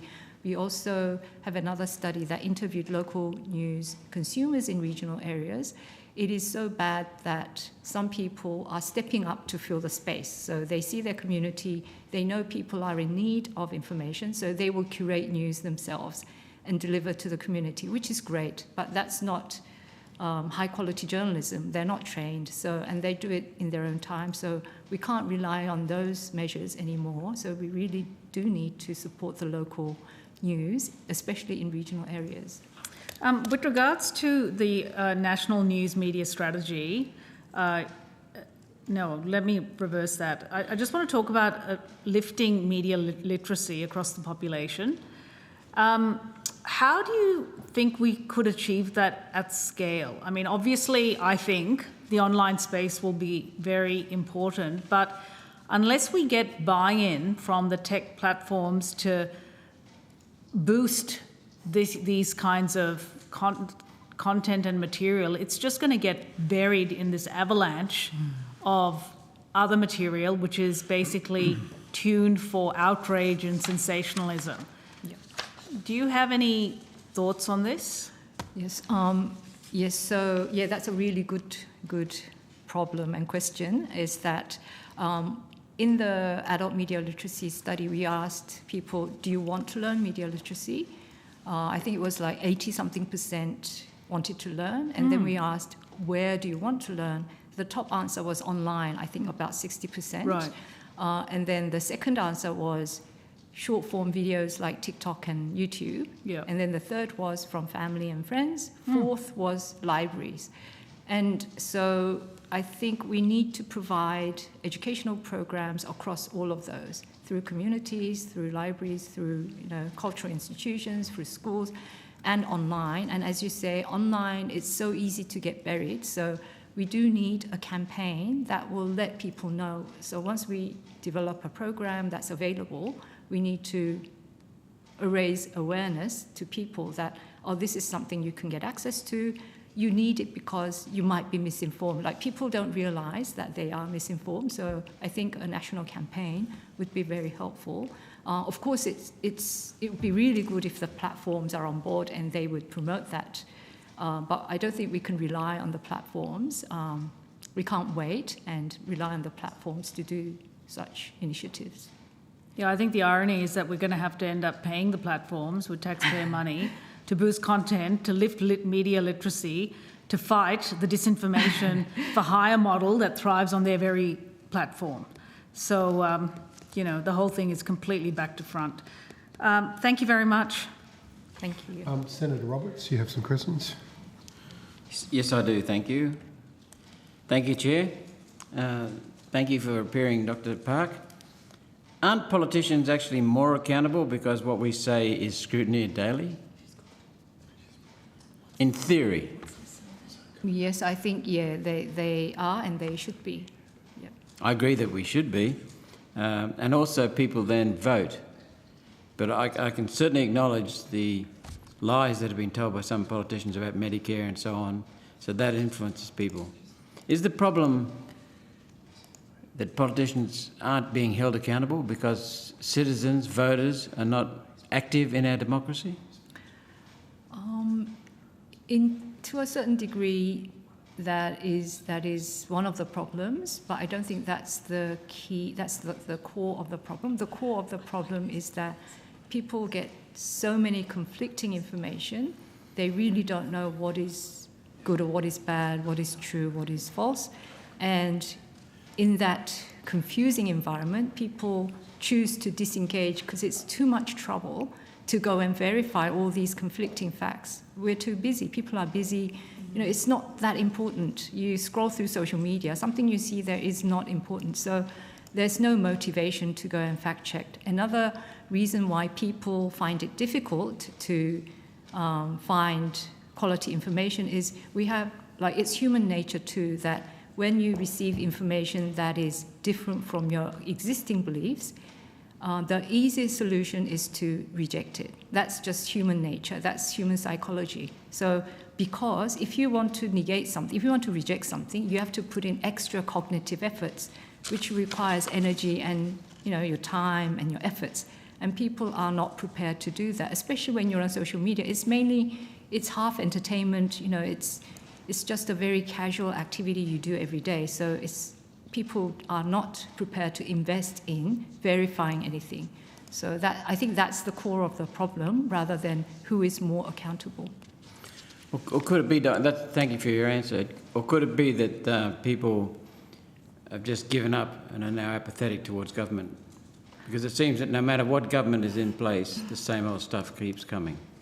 Yes, a lot of people do have, apathy, and they are disengaged from politics. They think politics is too hard for them to understand. So there is a small group of the population. In our study, we estimate that to be maybe 10% of the population who are non-news consumers. They are disengaged with anything.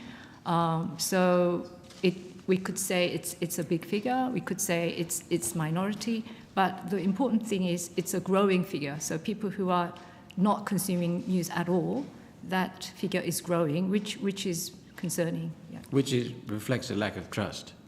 Yes, it does lack of trust. Yeah.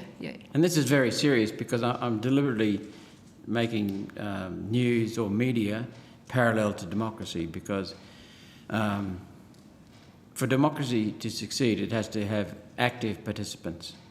And I'm talking about every citizen. Yeah. And I'm talking about not just voting, and not just getting an informed choice when you vote, doing the homework to think about the candidates, but actually holding us accountable during the term and being savage on us.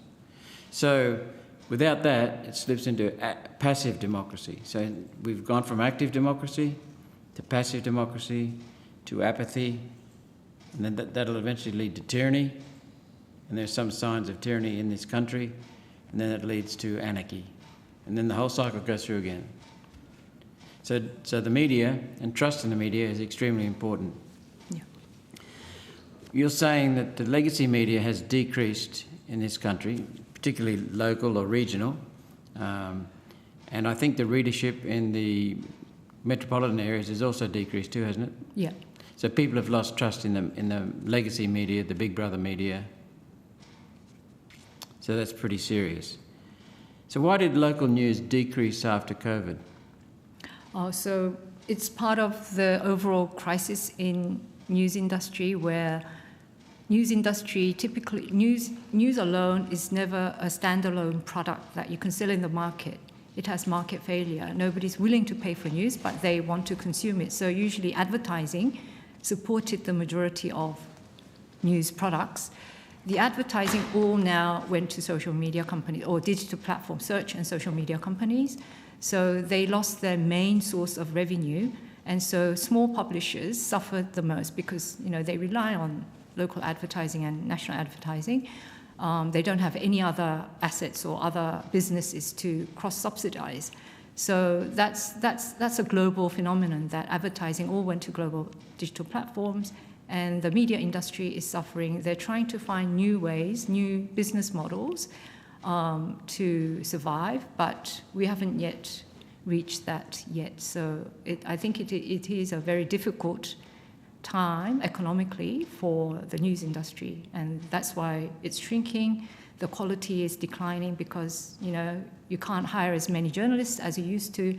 So there is a big crisis in the news industry. Okay, there's so many questions I could ask. Is it true that there are three basic categories of media? Correct me if I'm wrong, please. First of all, there's the legacy media, the mainstream media, the Big Brother media. And the second one is social media. Some might say it's anti-social media, but social media. And the third one is independent, free people's media, podcasters like Joe Rogan. And they've had a huge increase in viewership. And sometimes people rely upon them for their news because they've done their analysis and their homework. And it seems to me that ratings for those people in the independent media depend upon them being trusted or not. And they seem to have developed trust. Excuse me, I'll just go on with an example. Tucker Carlson. Yeah. Tucker Carlson was fired from Fox. And Tucker Carlson, everyone thought that'd be the end of him. He's taken off and Fox has decreased. So there's some big realignments going on. Yeah. So to quickly comment on that point, you're absolutely right. There's been many different actors in the news ecosystem that are providing what used to be the legacy media's market, and there are podcasters, influencers, which is fine. They're doing, but the reason we have to look at the reason why people turn to those influencers and podcasters. We ask questions about, why? Why do you listen to podcasts? Why do you want influencers? People want news to be explained to them that is relevant to their lives. That's what people want. Legacy media is always positioned as mass media. They are designed to spread information to a big scale of audiences. So they're not used to interacting with audiences in the way YouTubers can. Like they can't respond to all the comments. They don't have this interactivity. And especially young people want that interactivity, that horizontal relationship.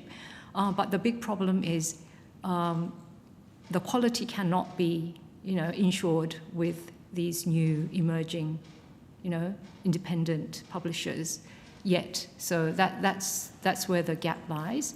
I don't think there's a problem of people wanting that type of news delivered. It's just that we don't have the supply yet. For example, in Australia, in last year's digital news report, we asked people to name influencers they follow for news.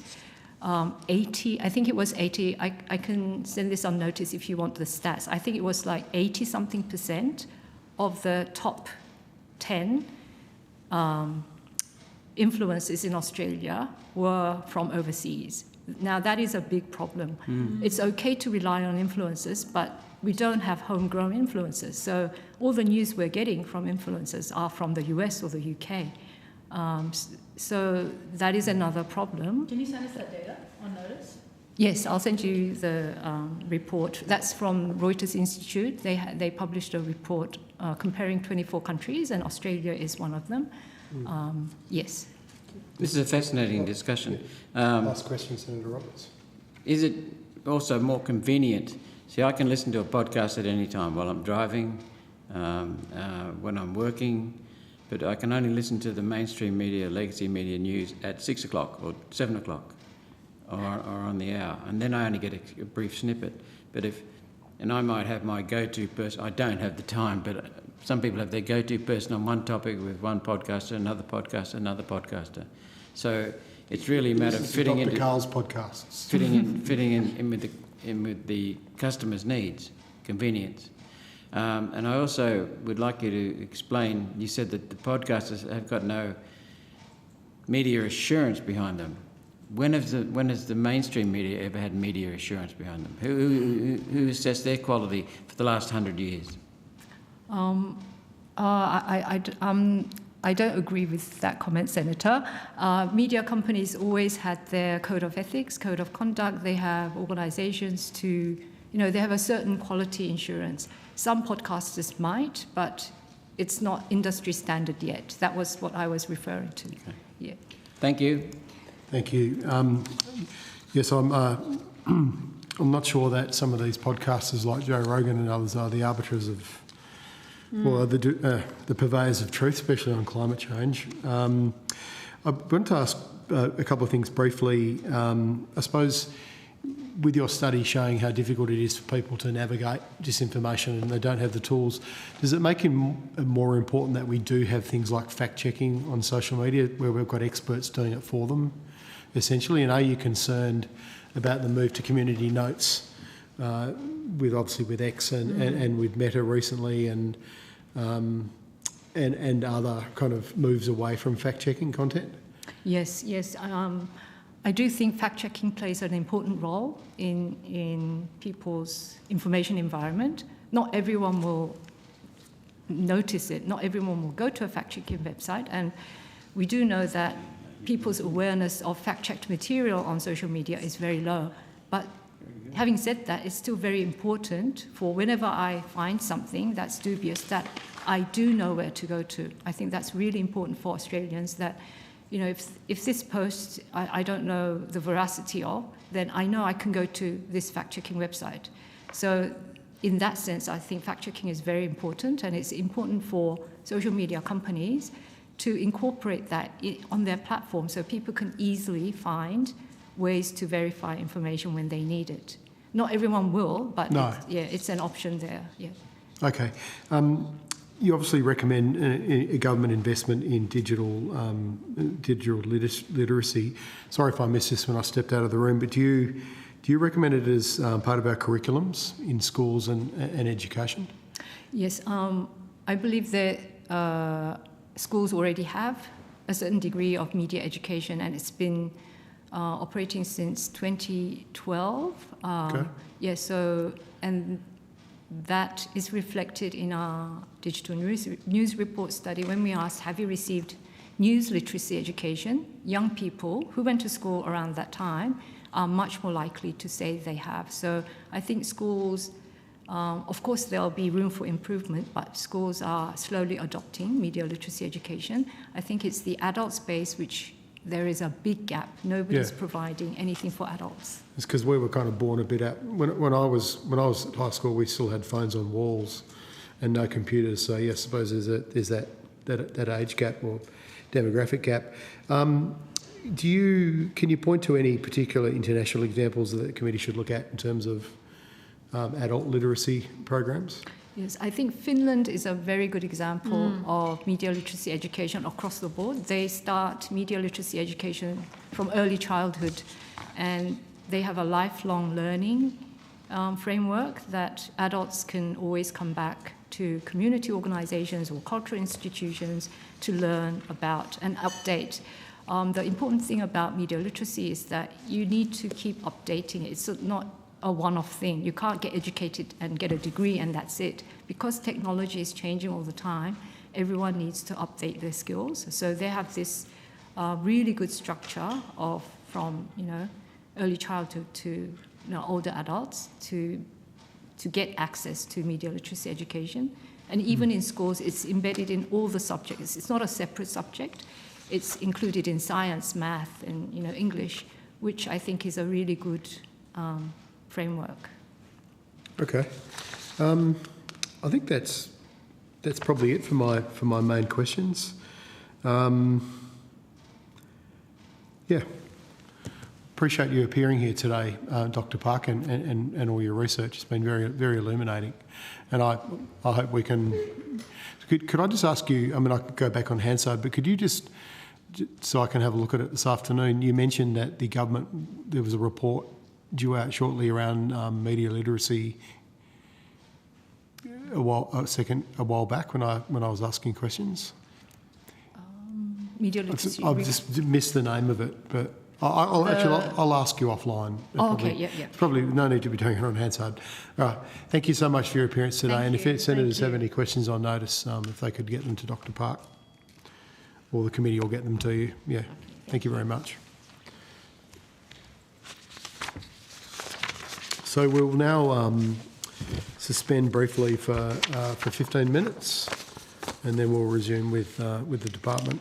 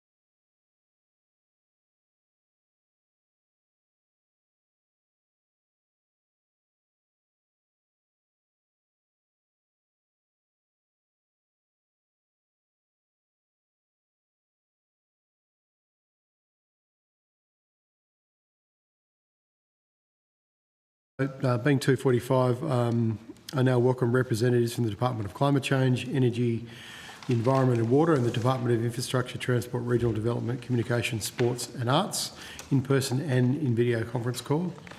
I understand that information on parliamentary privilege and protection of witnesses giving evidence to Senate committee has been provided to you. For the Hansard record, would you please state your full names and the capacity in which you appear today? Maybe we might start from the right, if that works for you. Yep. Ms. Lopez. Margaret Lopez, Acting First Assistant Secretary, Broadcasting, Media and News Policy Division. Thank you. Andrew Hiles, Assistant Secretary of the Digital Platforms International and Policy Branch. Sarah Vandenbroek, First Assistant Secretary, Online Safety and Classification Division. David McKay, Deputy Secretary, Communications and Media Group. We are all infrastructure, and I'll pass to our DQ colleagues. Okay, thank you. Hey, I'm Alana Pentony. I'm the head of the National Inventory Systems and International Reporting Branch in Department of Climate Change, Energy, the Environment and Water. Rachel DeHolson, I'm the branch head of Climate Change Policy. Chris Johnston, Acting Head of Division, Climate Change Policy, Adaptation and Risk Division. David Earle, Acting Branch Head of the Office of Energy Economics. I'll just pass to my colleagues online. And yes, please, your colleagues online. Hi everyone. Alison Wilshire, Acting Head of Division, Clean Energy Investment and Facilitation Division. Thank you. And Moana Cormack, the Branch Head of the First Nations Clean Energy Facilitation Branch. Thank you. Would anyone like to make an opening statement from either department? Not from our side, Chair, thank you. No, great. Okay, thank you. We do have plenty of time. I suspect we won't go full time, which you'll be very relieved to know about. But I might just start with perhaps a question to the queue about the UN Global Initiative on Information Integrity on Climate Change. Are you aware of that initiative? Senator, we are aware of that initiative. Okay.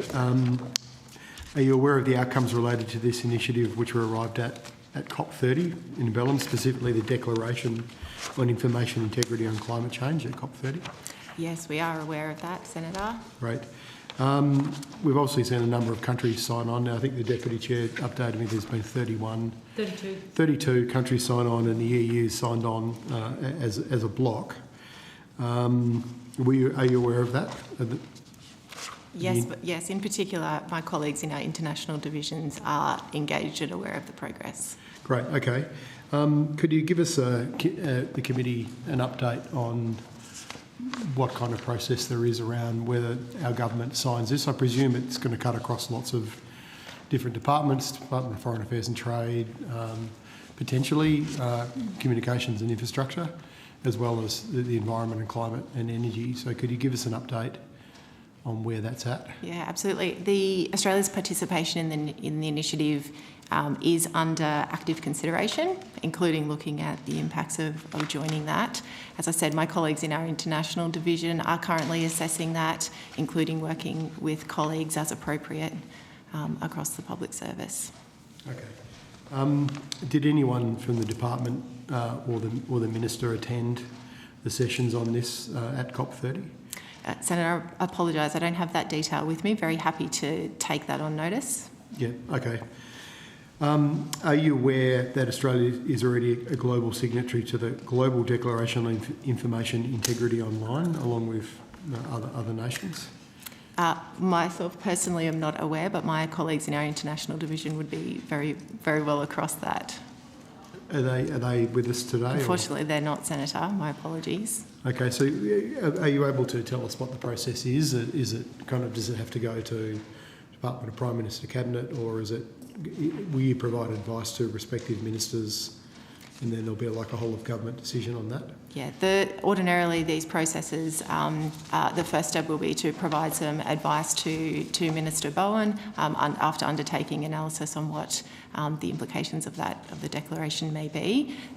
Depending on that analysis and the implications from that, then we'll indicate whether it's a prime ministerial sign-off or a broader consideration. Okay, and that would include, obviously, within that declaration, there's a request for commitment for some funding to provide a pool for global research on this problem. obviously we can look at individual countries, various strategies for dealing with misinformation and disinformation and climate information integrity in particular, but this is like a global approach to this. Does that make it easier for Australia to sign on to something like this, that we have other countries like EU that have agreed to this? Yeah, as part of the consideration, Australia would be looking at the commitments of other countries, but we would also be looking at what the implications of that means for the government and ensuring that that's appropriately considered and advice provided on that. Okay. Could I ask should we just say Communications and Infrastructure Department? I'll leave sport and everything out of it for the sake of the question. Are you aware of this initiative as well? Presumably your advice is going to be quite important in regards to this. Chair, I don't think I've got anything to add to the evidence you've heard from DQ. I think they would have the lead on a matter like that. So they do have the lead. DQ's got the lead on it because of climate and energy. But have you have you been looped in to provide advice to your minister or to? Not advice to the minister that I'm aware of at this point, Chair, but I think, as colleagues indicated, it is under active consideration. We could take on notice the detail of engagement we've had at officials level, if that's helpful. Okay. Do any other senators have questions on this particular issue? Look, it's been the issue of information integrity. The framework has really been raised by multiple experts during the hearings, including the Australian Human Rights Commission. It's well worth having a read of their submission. I think it's a much more sophisticated way of looking at how we consume information, which is arguably as important as clean food, clean water, clean air. You know, Australians have a right to transparent, accurate information from a variety of sources. So it's really looking at this through a human rights lens, which I think is quite interesting and sophisticated. So I strongly urge you to read as much as you can around it. There's a nice synopsis on the Global Declaration that we signed in 2023. Yeah. But I'm interested to know, it's more to process. I don't know which way we're going to go on this, but if we did sign on it, can you just talk us through how something like this would then be disseminated through departments? Because we are finding that we're having to interact with multiple portfolio ministers: education, communications, energy, PMO, and so on and so forth. This issue of information integrity cuts across the whole of government. So from a departmental point of view, how do you all work together? Senator, it's a very good question. Perhaps I can start and hand to colleagues. In terms of how we work together on these cross-cutting issues, because it is very much cross-cutting and spread across portfolios, if we were to think about this particular example, the lead would be in DQ, in part of our international area. They would be considering the elements of that agreement and signing on to that, working with relevant agencies where they had input or an equity. That ordinarily happens through interdepartmental committees to get that advice and also to agree on how any implementation would happen from there. Thank you. Thank you. Could I just perhaps give you run through a couple of the key points in relation to what we have signed, the Global Declaration on Information Integrity Online. I think that was DFAT officially signed off on that on the 20th of September 2023. So I presume it would have gone through your department in terms of advice for the government to sign on to this. I'm not sure if you were actively involved in that. Anyone on the? As you noted when you read out our title, Chair, we are a broad department. Yes. So I think to answer that definitively, I'd need to take on notice the question of input into it. Yeah. You'd appreciate, for instance, our transport area doing work on a vehicle emissions standard could well have been involved as much as communications in the work that we do. So I think that's probably one that's safest for us to take on notice. I could go through the various components of it now, but there are quite a few. And although we do have time, but I won't put you through it. Perhaps if I could ask you to take on notice. Obviously, there's some, as the Deputy Chair's alluded to, there's some high-level principles around the Covenant on Civil and Political Rights and rights of freedom of opinion and expression, etc. But there's also some very specific asks for signatories, such as to respond to and monitor the rapid development of emerging technologies, such as generative AI, which of course we've talked a lot about in this committee, promote user access to diverse online content, promote and respect pluralistic media and journalism, support initiatives that strengthen civic education online, take active steps to address misinformation and disinformation, especially targeted at women, LGBTIQ persons, etc., strengthen the multi-stakeholder approach to safeguarding information ecosystems online, through to enhancing transparency around algorithms, which is something we've obviously talked a lot about in recent days, as well as effective oversight of algorithmic systems, etc. So I know we have made some.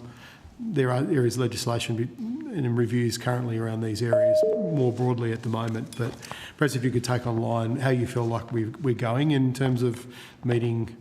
So I think because, as you said, DFAT would have the lead on Australia's participation in something like that. That's probably a question. The question of assessing progress is one properly to put to DFAT. Would they coordinate that across your group?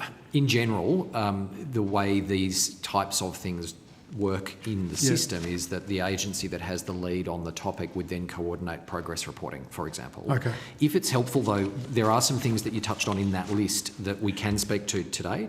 Yes. For example, the work that we do through the News Media Assistance Program on the importance of local media, and Ms Lopez might be able to take you through some of that if that's helpful. Please. Similarly, Mr Hiles could update you on our work through the Information Resilience Working Group, which we've established at officials level, which I think goes to some of the elements in the list. Yeah.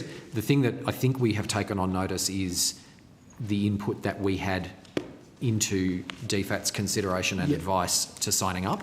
Yes. But on those particular elements, if it's helpful, we could give you a short update on the work that we're doing. Great, thank you. So maybe Ms Lopez first and then Mr Hiles can follow on. So the government has established the News Media Assistance Program, which recognises local media as critical to the health of democracy, social cohesion and informing communities.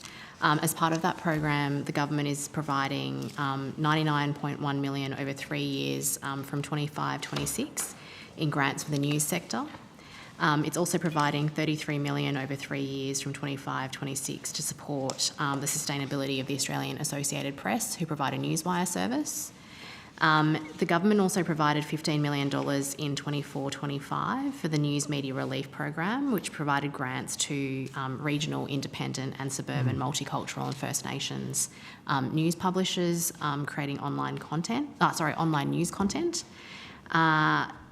And the government has also committed $10.5 million over 4 years from 24-25 for the Australian Communications and Media Authority to implement the Media Diversity Measurement Framework.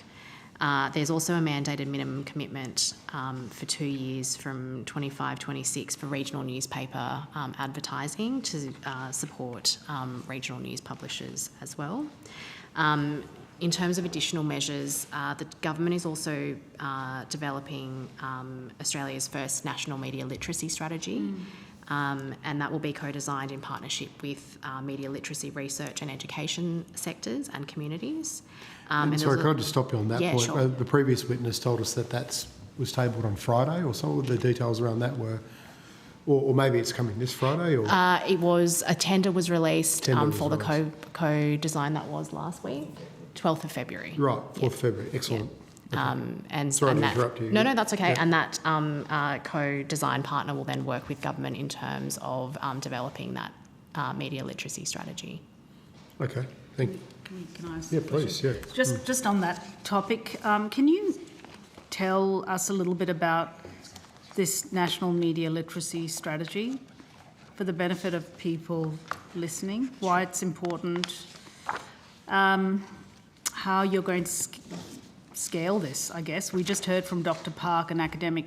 You would have heard her testimony, and she was pretty clear that we need to get online, in the online space, in order to disseminate this kind of information, because that's where people are at.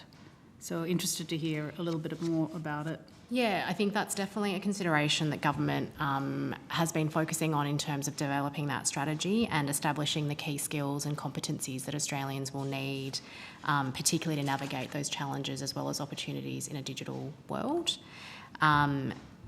So in terms of what we're looking for as part of that tender co-design process is to establish a national definition in terms of what media literacy is, and articulating key concepts that will underpin the strategy as well as future initiatives that may flow from the strategy. That will also include a consultation plan and facilitate broad consultation, including community consultation, as well as with industry and academia, and also to provide specialised advice in terms of emerging communication technologies, issues that we're seeing in that space, such as artificial intelligence, that are impacting or have the potential to impact the ability of Australians to critically engage with news, as well as media, and also looking at identifying vulnerable groups that might be more in need of a more targeted approach in terms of their media literacy. We understand that media literacy is the ability to critically engage with media across all aspects of daily life, and this includes things like identifying mis and disinformation and understanding the intent behind media content. Yeah, Australians are very high on the list of avoiding news, actually. That's what Dr. Park's testimony revealed, and she's got some data to back that up. So I think we've got a bit of a mountain to climb on this. But it's really great to see this work continue. Chair, do you mind if I just ask one more question related to this? I've got one, then I'll go to Senator Canavan, who's got questions too. On the issue of emerging technologies, AI chatbots are obviously the big one now on the horizon. I mean, I think, and this was raised by, again, a witness earlier today, that search is dead and it's now all AI driven. But what is your thinking in terms of the worst case scenario, which I always think of the worst case scenario first, right? Not the status quo. The worst case would be into the future that legacy media, like Newswire, that we're funding to the tune of 33 million, would be downranked by the OpenAIs of this world or Gemini or whatever. And Australians then would be just basically seeing a whole bunch of other slop instead of the quality journalism that is really struggling in this country, right? What kind of safeguards are you thinking about now to put around this kind of scenario, to prevent this kind of scenario from emerging into the future? So, you don't have to have a full answer, just thinking, blue sky thinking. Look, I think it's probably fair to say that the two divisions, so Ms Lopez's division on media and platforms and the digital platforms division, we work quite closely together on things to do with the information environment and information integrity. So we, for quite some time, have worked through interdepartmental committees, for example, and we've recently set up an information resilience working group across government to kind of understand the issues and pressures that other agencies see and find in relation to kind of these issues. So we work quite closely with other agencies to essentially we chair that, we bring that group together to share information across government. Obviously, we've got a couple of things in place at the moment. So there's the digital industry group. They have their Australian Code of Practice on disinformation and misinformation, which actually includes commitments around ensuring that news and journalism actually are prominent and promoted as kind of reliable, trusted sources of information. So we sort of support them in the efforts that they're making to have more signatories, industry platforms, for example, sign up to that. And then similarly, the government has also recently committed to implement digital duty of care. So we're working through that process at the moment to ensure that platforms are providing safe services to their users, and that would go to things like, trusted and reliable sources of information being presented. Thank you. I think on the digital duty of care, my only ask to you would be to consider safeguards for the worst case scenario down the track. They may be all playing ball right now, but in 20 years' time, they may not. And we may have a situation like the social media companies where they've lost social license and we've slapped controls on them. So thank you. But over to you, Chair. Well, just in relation to that the digital duty of care, are you able to tell us whether you're considering looking at, for example, at algorithmic content, so like one of the asks in the international initiative? We've received a lot of evidence around the role that algorithms play in spreading misinformation and disinformation as one particular issue, especially on climate change. And the other thing we've heard is that obviously it's access to data is a big issue for researchers, especially on algorithmic curation. Is this something you're considering in the framework of the Digital Duty of Care Bill? So that's all subject to advice to government, so we can't necessarily go into detail here at this stage, but we have definitely consulted widely on the duty of care in terms of trying to understand stakeholders' kind of concerns and issues around the issues that underpin the government's commitment to implement the duty of care, and they have gone to some of the issues that you have raised. We also have consulted widely across Commonwealth government agencies around implementing the duty of care as well. So we're getting that feedback from others, including the Department of Industry, who leads the AI policy work. Okay. I think I was going to ask about AI. No, you ask. Okay. Does it include AI and use of deepfakes? So there are already kind of legislative, or there are already arrangements in place that kind of deal with deepfakes under the Online Safety Act. But in terms of disinformation or behaviour that the signatories to the code are required to take down. I thought that was only for child abuse, or it's not for like dead whales on a beach with wind turbines in the background. No, that's right. Or the complaints-based schemes. Yes, extremist content, right? And the DigiCode does, I think, go on to those issues as well. As a voluntary, under the voluntary code. Okay, well, perhaps we can get into that in a minute. I was just interested in something you said there, Mr. Hiles, about you providing some advice to other departments on how to deal with the information environment. And a question I had for later, but I'll ask it now, is in our processes in recent months around submissions, we've found that AI is a problem. We've had some submitters who have provided content that's not factual. It's led to all sorts of issues for the committee in our resourcing. How big is this an issue? It's something for a department like DQ, for example, where you're dealing with a number of projects and you're going through submission processes. Well, I think the Senate is actually looking at itself as an organisation on how we're going to deal with this in the future, because we obviously have lots of inquiries and receive lots of information, and we're seeing this proliferation, this kind of tsunami of AI submissions. We've seen projects get binned because of AI generated submissions. So how are you guys dealing with this? And I don't know if that goes directly to what you're advising, Mr. Hiles, but I'd be interested to hear from both of you if that's okay. So, look, I think from our perspective,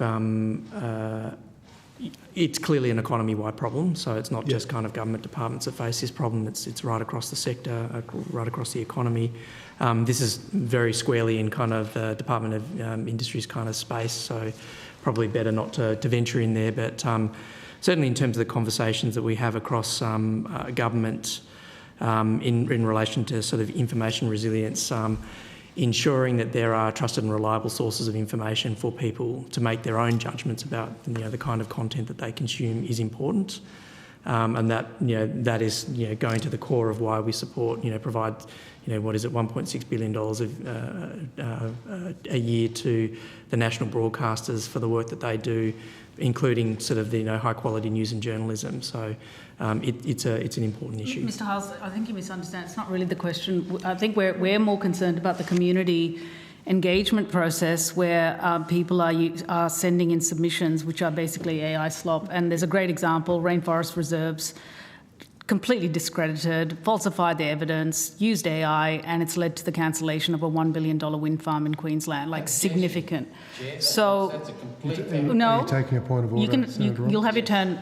You'll have your turn, Senator Roberts. No, sorry, Deputy Chair. Any senator can take a point of order. What's your point of order, Senator? Point of order is that was a gross exaggeration and misrepresentation. That's not a point of order. That's misinformation. Okay, well, read the newspapers if you don't believe me. But I think that I'm just to follow on from the Chair's question. How are you thinking around the challenges associated with AI-generated submissions on a variety of projects?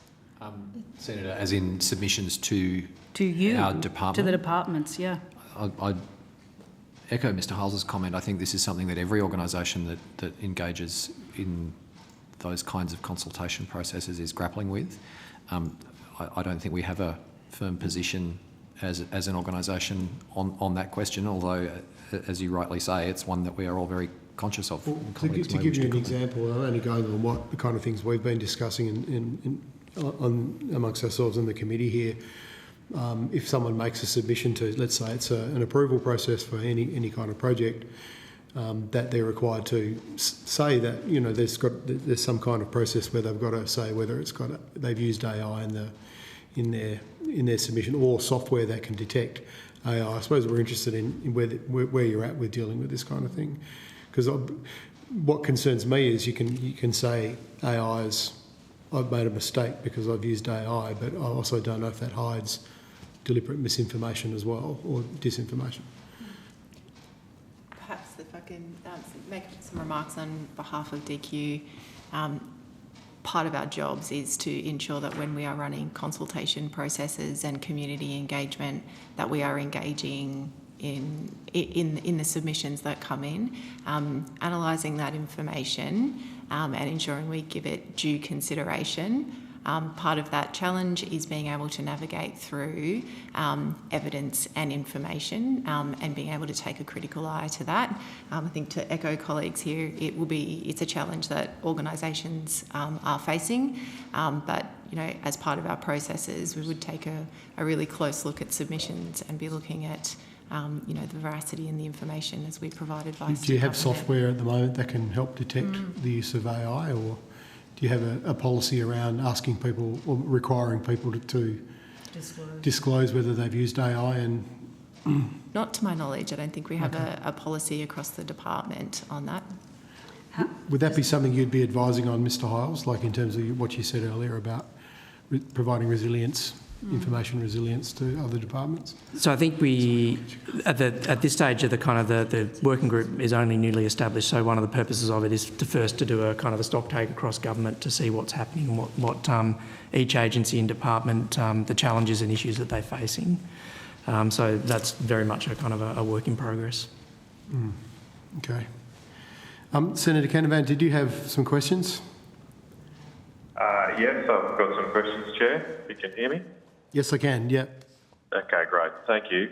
Thanks for appearing this afternoon. I just wanted to clarify some evidence earlier. Did you say the federal government is funding AAP to the tune of $33 million at the moment? That's correct, Senator. $33 million over 3 years from 2025 to 2025-6 for 3 years, $33 million. So Senator... And that's for their Newswire service? Yes, that's right. Right. So it's 11 million. You're probably aware they also run a fact-check service as well, the AAP. It's still relied upon by Meta, at least for another 12 months. I'm a little concerned about so much government funding going to at least a related company to the fact-check arm, and that amount of money potentially influencing the fact-check. So are there any particular guardrails involved in the funding that you've provided to prevent the fact-checking operations being distorted by such a large amount of government funding? Senator, in terms of the arrangement that AAP may have with Meta, that's a commercial arrangement between AAP and Meta. It's not something that forms part of the arrangement and the grant that they have with government. Yeah, okay, so that's well, I suppose maybe you've answered my question, but my question is, have you put any thought into that in terms of protecting the integrity of what Australians rely on? I think there is an issue, there's a broader issue here about the unfortunate situation where government has to fund media organisations, and I understand the rationale for that, but the concern now is that the independent investigative journalism we want is somewhat compromised by their relationship with the governments that they're often being relied on to investigate. So either in terms of this AAP deal or more broadly, have you put your mind to that and worked out a way to make sure this funding does not interfere with the work that we want journalists to do to investigate everyone in society, including definitely governments? Sorry, I didn't think that the Newswire was the same as the fact-checking units. I thought they were separate, okay. But if you could clarify. Just let the department answer the question, yep. Sorry, Senator, just conferring here. In terms of the risk that you've raised there around the government investment that's been made in AAP and the potential for influence then in terms of their reporting, yes, that is something that we have considered, and the government's obviously running a range of different grants in this space. And that is a risk that we are managing through the grant agreement process in terms of ensuring that there is still an independence in terms of the reporting that's been made by entities that may be receiving Commonwealth funding in this space. Can you provide me a little more detail on what those measures you've taken to mitigate that risk? Senator, we may need to take that on notice in terms of what the specific wording is in the grant agreement, but we can certainly do that. Is this funding, is it competitively tendered, or does the government choose the entities? How did we work out who would fund? In terms of the previous grants that I mentioned around Newsmap, that is through a grant assessment process. The grant to AAP is direct funding to AAP for that specific service. Okay. With the grant funding, are the ultimate recipients decided by the Minister? No, Senator. Okay, so is it an independent panel or some such? Yes, that's correct. It's currently being administered by the Business Grants Hub, and so they are assessing grants against the guidelines that have been set for the program. Some of the grants they do need ministerial sign-off, but these don't. They don't actually go to the Minister to be signed off. That's correct. The guidelines are approved by the Minister, but the Minister isn't involved in terms of determining the grant applicants. The grant recipients. In terms of the AAP decision, was that simply a decision of Cabinet or Government to fund them? There was no actual assessment in that regard? No, yes, Senator, that's a decision of Government for AAP. Okay, thanks for that. Just turning to the UN Information Integrity Framework, I think it's described as, does that require signatories or countries to in any way assess information or content that's produced about climate in their own countries? Senator, I think we'll have to take that question on notice for you and come back in terms of that detail. Okay. There was some talk of the framework requiring signatories to provide funding. How much funding would Australia need to provide if it signed up to this framework? Senator, that's under active consideration onto whether we would sign up, and part of that consideration would involve any action that the government would need to take.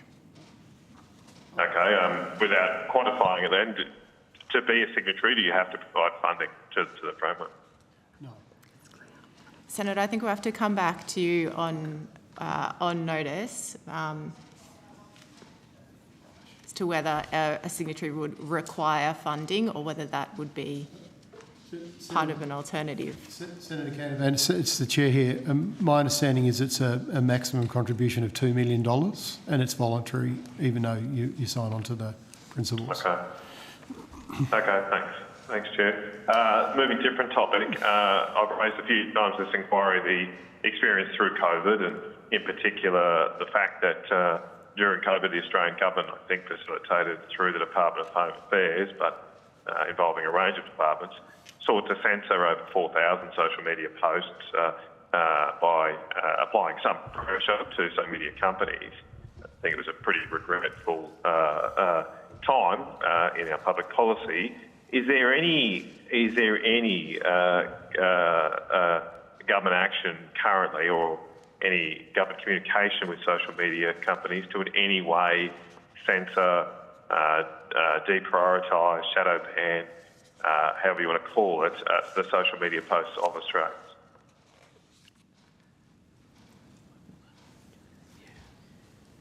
Senator, that isn't something that we would deal with in our portfolio. Those posts wouldn't be captured under any of the provisions in the Online Safety Act, so it's not something that the E-Safety Commissioner would have any powers to take any action with.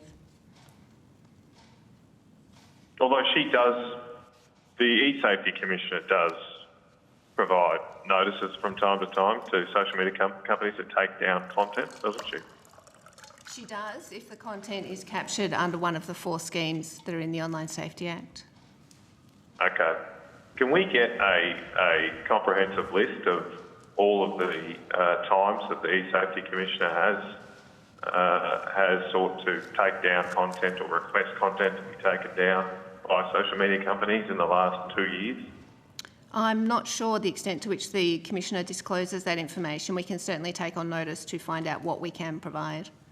Well, just keep in mind, obviously this is a parliamentary inquiry, and if you were to deny such a request, you'd have to come up with a public interest reason not to. I'm not sure what that would be, given it is the communication of Australians and it's the Australian government doing it. So I think it would be very, very important for our committee to have that information. Senator Canavan, sorry, just 1 second. Mr. McKay wanted to also respond to If I could just respond to the request there, Senator. Yes, I understand the point that you're raising about public interest immunity, etc. I think Ms Vandenbroek's point is that is information not held by the department. So we will engage with the E-Safety Commission on the question that you've asked, but we're not really in a position to say in the hearing today whether or not it's something that they will agree to provide. I understand the point that you're making then about the implications of that, but it's not something we can answer definitively. We'll take the request on notice and we'll engage with E-Safety. Okay, thank you. Has there been any review within government of those actions to censor over 4,000 posts during COVID? Senator, as I understand it, those requests related to other portfolios, so we wouldn't know the answer to that question. Okay. I'm just trying to work out, sorry, because we're over the phone. Are you the person responding here from the Department of Communications? That's correct, Senator. Yeah, okay.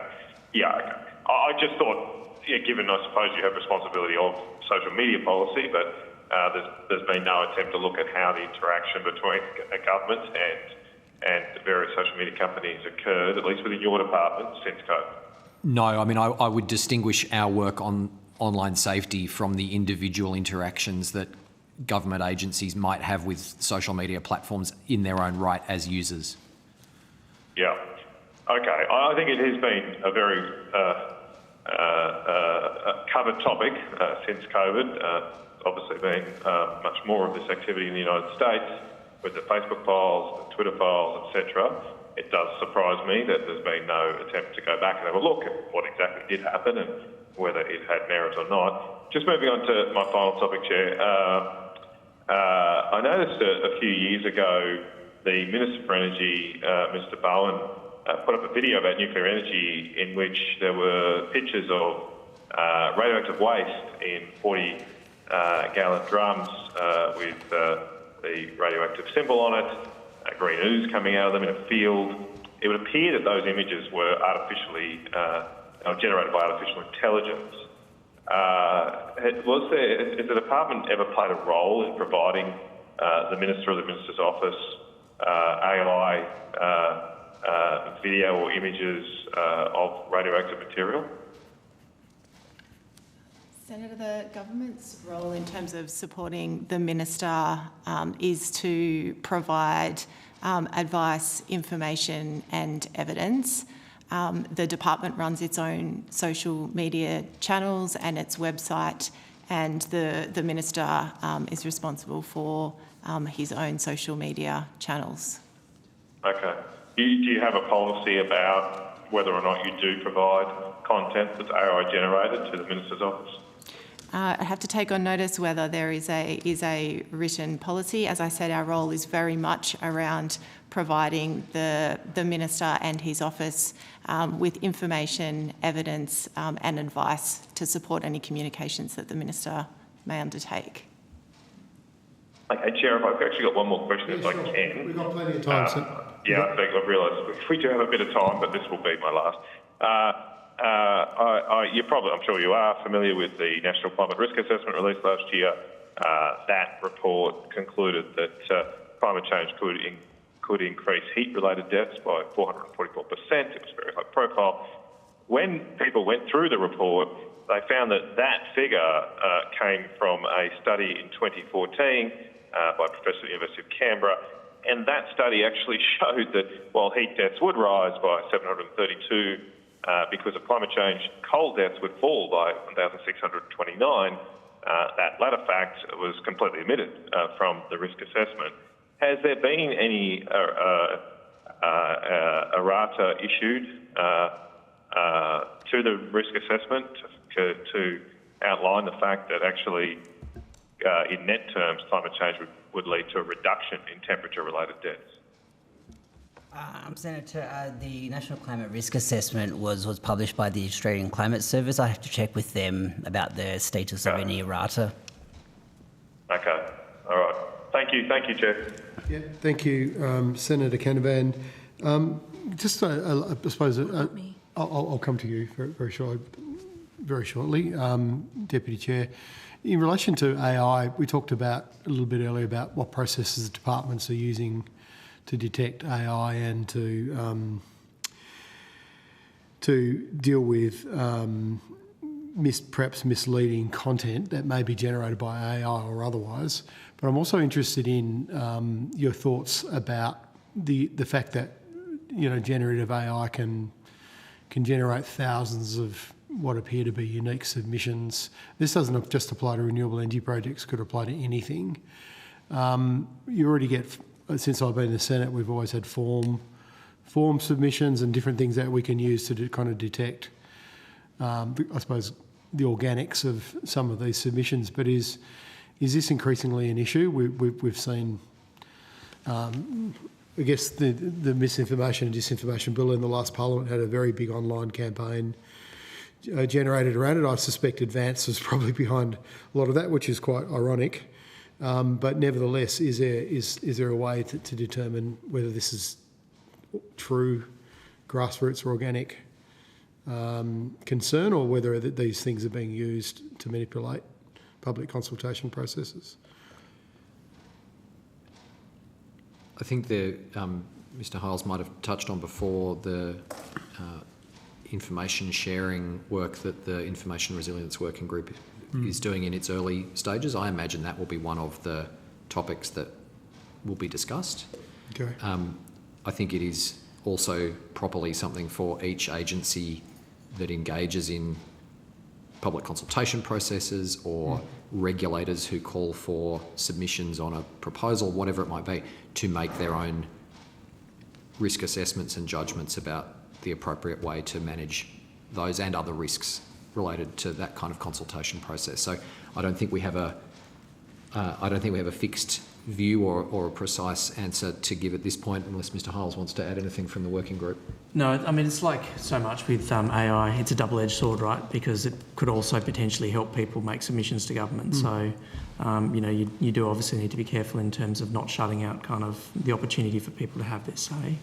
Yeah. Good luck grappling with that one. I totally respect what you're saying, by the way, but it's a kind of dark cloud on the horizon, I think. Deputy Chair. Thank you, Chair. Just on the topic of the community submissions, let's just circle back to the AI. We're in this era of AI. Anecdotally, have either of your departments seen an increase in the quantum of submissions from community for any type of, kind of call in the last few years? Has there been an upwards trend? If you were going to put a time frame on it, because I think it would be challenging to answer. We can take that on notice. That would be great. And also... Should we say over the last 2 years? No, I think we need more data points. Maybe the last 5 years? I think that will start to get challenging to answer accurately, just in terms of the amount of information that we would have to gather across the department. You pick, I don't need it across the department, just pick a few, maybe core topics that were raised and just have a look at the submissions and provide the committee with something. That would be useful. We don't need it across the whole We'll see what we department. can provide. And if you could also maybe anecdotally, do you feel, speaking to your point, Ms.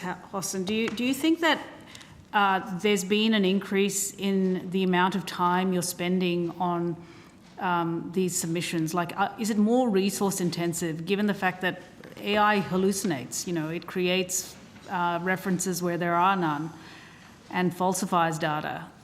I think it really depends on which sort of policy or program we are talking about. The department obviously deals in matters that are of keen interest to the community, and it's really important that we hear those views and understand those views, and that we are capturing a very wide range of views to inform our policy. And so the time spent to undertake good community engagement and stakeholder consultation is time well spent. In terms of the number of submissions across the department, I think there will be issues which will absolutely garner more than others. We do know that providing information and ensuring that there's not information gaps and vacuums can help when we are doing community consultation, and that in the absence of that you can have communities that don't have as much trust. So I think in terms of being able to quantify it, we would need to take it on notice, but we do absolutely want to ensure that we engage appropriately and do commit the resources to that. And what about infrastructure? For example, the social media ban would have garnered a lot of community interest. Did you see an increase in the amount of time you were spending, say, per submission or during this compared to previous years? I'm just concerned that, it's in the era of AI that these submissions may be creating more work for I don't think we could answer that question, Senator, because we don't generally track staff workloads to that degree of granularity, as in how many minutes per submission. Sure. So I think it would be challenging to answer that. Anecdotally, what sort of feedback did you get from your staff reviewing this? I don't think we're in a position to speculate, Senator. You could get some tips off the big four consulting companies if you wanted to do that, just quietly. Anyway. Okay. The other question I have, and just to take this on notice, regarding AAP, my understanding was that Newswire and the fact-checking operations are separate. If you could just take that on notice. We might be able to I think, Senator, that's correct. They are separate. The fact-checking, as I said, is a commercial arrangement that AAP has with Meta or others that they may be contracting with. Sure. The Newswire service that they're providing has received funding from government, as I outlined earlier. Okay, wonderful. Thank you for clearing that up. I just want to turn to the DG developed voluntary code on misinformation and disinformation. Look, I raised this yesterday with Meta and TikTok, citing the summary that is given, that ACMA then presents to government, and I was alarmed at the amount of misinformation content that Meta in particular has removed over the last 3 years. I mean, I described it as it has fallen off a cliff. They could not supply to me any clarity as to what the breakdown of that misinformation content was in themes. Do you have that data, or is this something that the department is looking at that level of granularity? Like, what is this misinformation about? Is it political interference? Is it scams? Is it extremist content? Is it climate problems? Is it public health issues? So, Senator, I think ACMA's appeared before, the Australian Communications and Media Authority's appeared before the committee already. So they actively review the the annual reporting that comes out of that code. So I think they're best placed to kind of to answer a question like that because they kind of work on this directly. Do you have any input into this sort of code, or do you advise ACMA? No, so ACMA manages this one and they have lead responsibility for this one. And there was a glaring omission of disinformation in that report. I mean, it just cited misinformation content, but on disinformation it was silent, which made me think, how are they actually not in breach of their own code if they're not presenting data on disinformation? Has the department done any thinking on how we can quantify the spread and also the removal of disinformation on platforms like Meta and TikTok and so on? I think it's probably fair to say that this goes to, I guess, a complex issue. Some of the platform kind of actions go to them managing bot accounts, for example. So they have, as I understand it, fairly sophisticated systems in place to actively remove bot accounts when they're detected. And in some cases, they're removing kind of thousands, tens of thousands of bot accounts per year, potentially. So we do get, from time to time, information from the platforms about how they're responding to particular instances. So, you know, for example, how they responded to the stabbing incidents in Bondi last year, or how they're responding to kind of the Bondi incident late last year.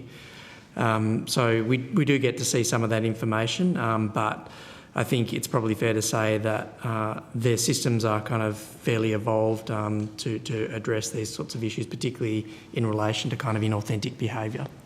And yet there is a civic group, Reset Tech, who put out a report at the end of last year called Dormant Danger. I don't know if you're familiar with this report. I've read it cover to cover. And they are scathing of Meta and saying that they only take down a fraction of these inauthentic networks. Yeah. So I'm not sure what they're selling you, but we weren't sold. Yeah. Look, I mean, you know, Reset Tech do good work. So, yeah, they've you know, the research, independent research that they do, I think they're looking sort of not just at Australia, but in the European Union, for example, as well. So, yeah. And so why isn't that information that you got, say, after the Bondi attack, why isn't that publicly available? I think that's really a question for ACMA as the regulator that has operational responsibility and independence, rather than for the department. Is it something that you're considering? I mean, given that it's such, I mean, I think this is a national security threat, to be honest. Election interference, scams, public health, extremism, right? This is, you know, national security writ large and flashing red. And it's also been identified by the World Economic Forum as a top shelf risk. I'm talking about misinformation, disinformation. Is this something that you're considering incorporating into the digital duty of care, or is it on your horizon? Because we're trying to think as a committee how we can tackle this systemically without kind of this whack-a-mole, you know, approach where we're kind of just looking at content, which is where the platforms want us to look, rather than upstream.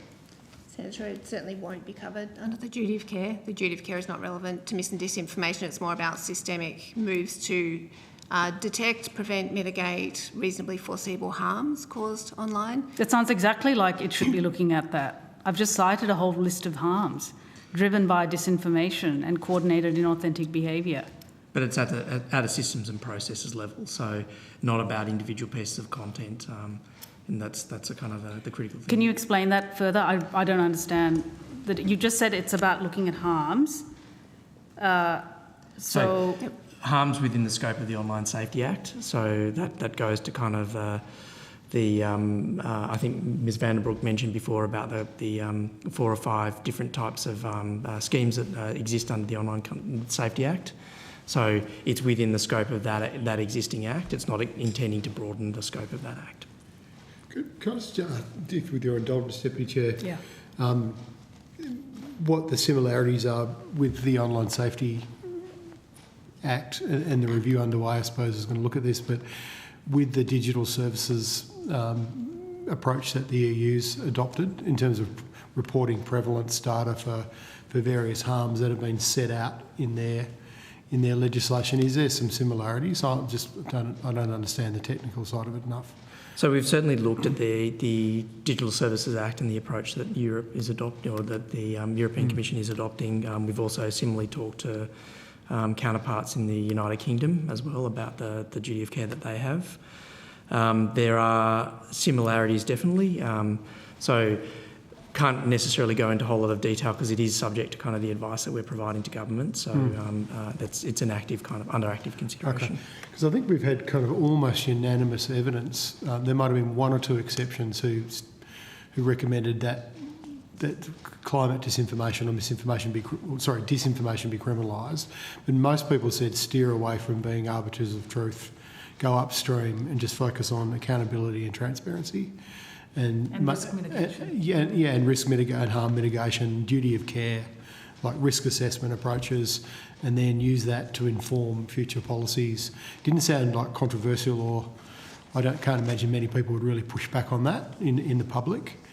So I was just interested in whether that kind of approach is being considered. So I think we've probably gone as far as we can in describing the breadth of what we're engaging with and looking at informing advice to government on the digital duty of care. I think to go any further than that would really be to start to speculate about where government might land. Okay. Well perhaps could I ask, is there any kind of, are you doing any work, or is there any chance for advice to government on further legislation down the track, like a Digital Services Act, like we've seen in the EU? And the UK. Well, the UK has obviously legislated something similar that we've also received pretty positive feedback on. Our focus at this point is on supporting the government on its commitment to the duty of care. Right. I think questions about other legislation really matters for government to consider. Yeah, but you're the experts, right? You've got to provide advice on that. I just want to know if there's any work underway in that regard. Our focus at this point is on the duty of care. Okay.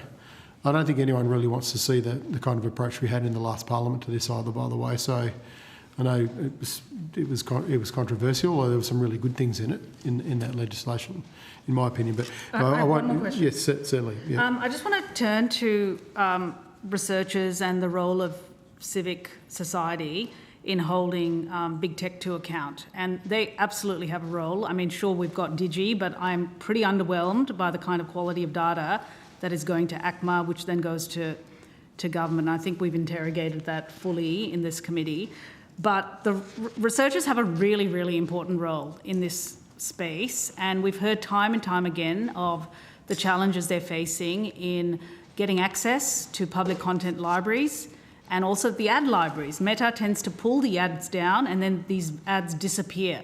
So they sort of, the feedback I've received is that it becomes very difficult for researchers to then kind of understand, well, what was wrong with this ad? How can we learn from this? And so on and so forth. I just wanted to ask you on whether you've had this sort of conversations with researchers in Australia, because we've had submissions which have been sent to us confidentially, and that'll bring me to another point, but yeah. Yes, certainly we have. As part of the initial round of consultation on the digital duty of care, we did meet with researchers and research organisations, and we certainly heard their concerns about access to data and reliable data for research. So it's something that will form part of our advice to government in terms of the different options that might be available. Brilliant. Yeah, the EU have put Meta and TikTok in breach of making data access just too difficult for their researchers. The other thing, and that follows on from this, is that we had testimony just yesterday actually on the use of sock puppet accounts for investigative research, and there are instances anecdotally of researchers who have used this mechanism and then faced adversarial attacks from Meta. And there's a wider problem here with researchers fearing for their livelihood, their well-being, doing this kind of work, and really taking it up to a tech giant. So, one, I guess we've talked a little bit about access and you're across it, but two, what kind of legal protections are you considering for researchers in Australia to do this kind of work without fear? That's part of what we're considering. We've certainly heard the same as you have about the sock puppets and the concerns with those from a range of different users of those accounts. So it's part of what we're considering. It's one of the options. And what implications will it have, for example, this discussion around researcher access, legal protection? What implications does this have on the newly kind of upcoming or incoming AI Safety Institute that I think will be nested in your department, I think? No, the AI Safety Institute will be in the Department of Industry. Oh, in DISA. Okay, sorry, forgive me. Yeah, what implications do you think it would have on that? I think it's really a question for industry, Senator. But you're thinking of these risks already. Yes, but if your question is what implications will that have for the AI safety function in industry, I don't think we can assess that. But are you sharing the concerns that you have through your Information Resilience Task Force with other departments? So we have a number of conversations across government agencies, including particularly with the Department of Industry, so that they're ongoing conversations, particularly around AI and work that they're doing. So I think these issues kind of are relatively well understood. And certainly, as Ms Van Broek said, we've received the same sort of feedback that you have, that there are literally researchers that live in the EU to be protected by their... That's right. Australian researchers who are in the EU to be protected. It's outrageous, outrageous. I mean, just to be clear here, Meta made, I wrote this down, I mean, I got the Parliamentary Library to do some math for me. They made 1.4 billion. No, Facebook, which is just a component of Meta, made 1.4 billion from the Australian market, and they paid 38 million in tax. So they are making bank out of the Australians, and yet they are, creating hurdles and hoops for our researchers. It's not on. Thank you very much. Thank you. I've got more questions on some other things, but I'll go to you now, Senator Roberts. Thank you. Well, I've been sitting here for over an hour listening to you, so I've got some questions sorted out. First question is something that the committee undertook to ask on behalf of Responsible Future Illawarra this morning. Did you listen to that, Department of Climate Change? Senator, I did hear some of the evidence from that group this morning. Great, okay. They're saying that you should know the results of a seabed survey off the Illawarra coast. Have you got that? So, Senator, the advice I've got is that we understand there was a vessel undertaking surveys of the region on behalf of the Australian Hydrographic Office, but that work was unrelated to the Illawarra offshore declared area and any associated licence activities. Okay, thank you. So there's no other survey in association with the wind turbines? Not to my knowledge. Our experts on offshore wind unfortunately aren't here this afternoon, so I'd have to take that on notice to make sure that there are absolutely no other surveys, but the one that was referred to this morning was not related. Thank you. Could you both tell me, each department, tell me the definition of misinformation?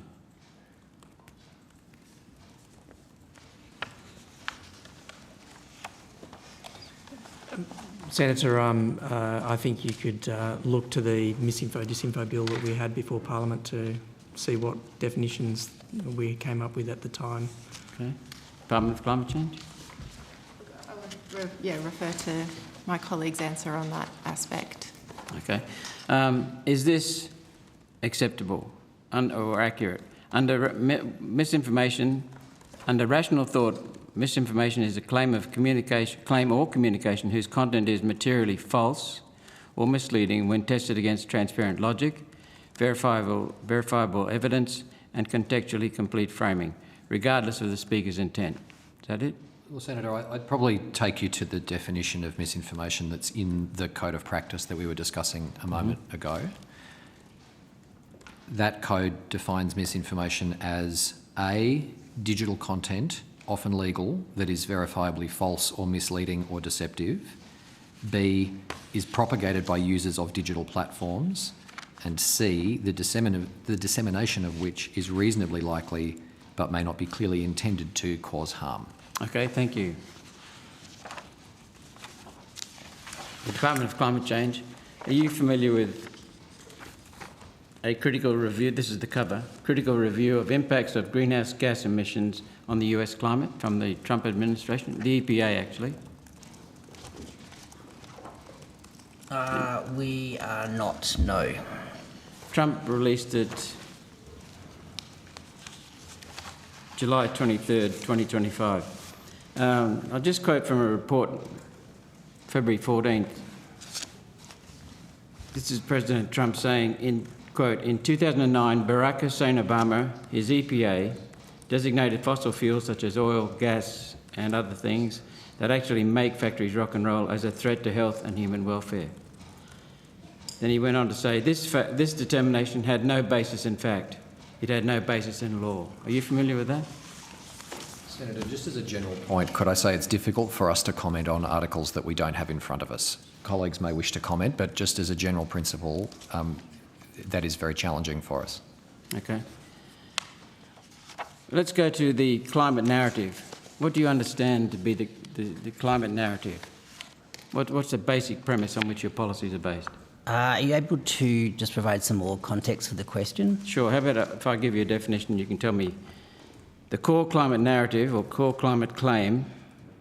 Those advocating a need for human action on climate claim that carbon dioxide from human activity, human use of hydrocarbon fuels, coal, oil and natural gas, and from farming animals for food is raising atmospheric carbon dioxide levels, which they claim will raise temperature and cause catastrophic warming in some distant, unspecified future.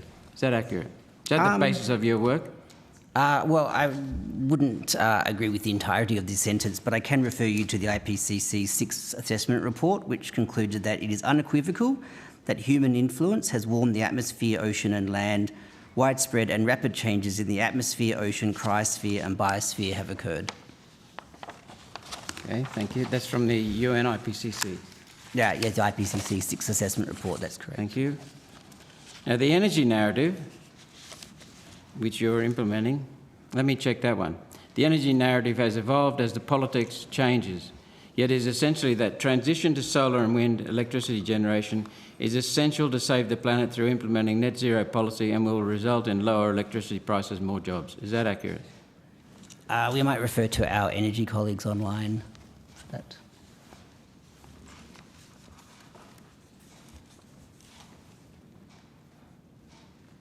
Sorry, Senator, could you repeat the question, please? Sure. The energy narrative has evolved as the politics changes, yet is essentially that transition to solar and wind electricity generation is essential to save the planet through implementing net zero policy and will result in lower electricity prices and more jobs. Is that the basis of what... And sorry, where is that quoted from, Senator? I missed that earlier. My submission to this inquiry. I'm just asking you if that's an accurate description of the energy narrative. I think that's a matter for the government, Senator. I can't really comment on that. Okay. Thank you. To make claims that climate is changing, Mr. Johnson, due to human carbon dioxide or human activity, one needs scientific proof. Would you agree? Yes, and I would add that the IPCC 6th assessment report found that it was unequivocal that it was the case. So you agree that scientific proof is needed? And obtained, yes. Where specifically in the IPCC 6th assessment report? I want to know where the scientific proof involves presenting empirical scientific data, hard numbers, observations, within a logical scientific framework that proves cause and effect. Where is it in the UN IPCC document? Senator, the way the IPCC operates is that it brings together scientists from around the world who synthesise the latest evidence, including empirical studies, to, synthesise the latest evidence about climate changing. So that statement is based on an assessment of all of the studies of climate change globally. So are you saying, Ms. Pendany, that no one has checked the actual comments, the data, the empirical scientific evidence within the IPCC? I'm saying that the role of the IPCC is to look across scientific evidence around the world and identify what that tells us about climate change and the state of climate change. And so that statement by the IPCC is a summary of an extremely detailed report that works through exactly the question that you're asking, what empirical studies tell us, what the data tells us about climate change. So you're saying that without checking, you know there's empirical scientific data in there within logical scientific points that prove cause and effect, and therefore we should do something about human carbon dioxide. Is that correct? I'm saying that that is the process of the IPCC. Senator Roberts, could I just draw you to the terms of reference and ask where you're going with this? Sure. Are you suggesting the IPCC is spreading misinformation and therefore we're using the wrong scientific sources? Could you get to the point? Sure. I thought it would be pretty obvious. Well, to you it is. We're embarking on a drive over a cliff in this country without transition, which is really a drive over a cliff. President Trump has said it's a scam. Well, he's got good scientific evidence, hard scientific evidence, proving that. So I want to know who's right, because we need to say what the base case is, and then we can assess other statements as to whether or not they're misinformation or disinformation. Without a baseline, there's no misinformation or disinformation. So what's the baseline? Trump or you guys? Senator, I think it's fair to say you guys, by the way. that we... I notice your term hope. I want to sleep tonight and protect my family, so I notice really your hope it's term you guys. hope. The advice that we provide to government draws heavily on the IPCC. We see that as an authoritative source of advice on climate change. Thank you.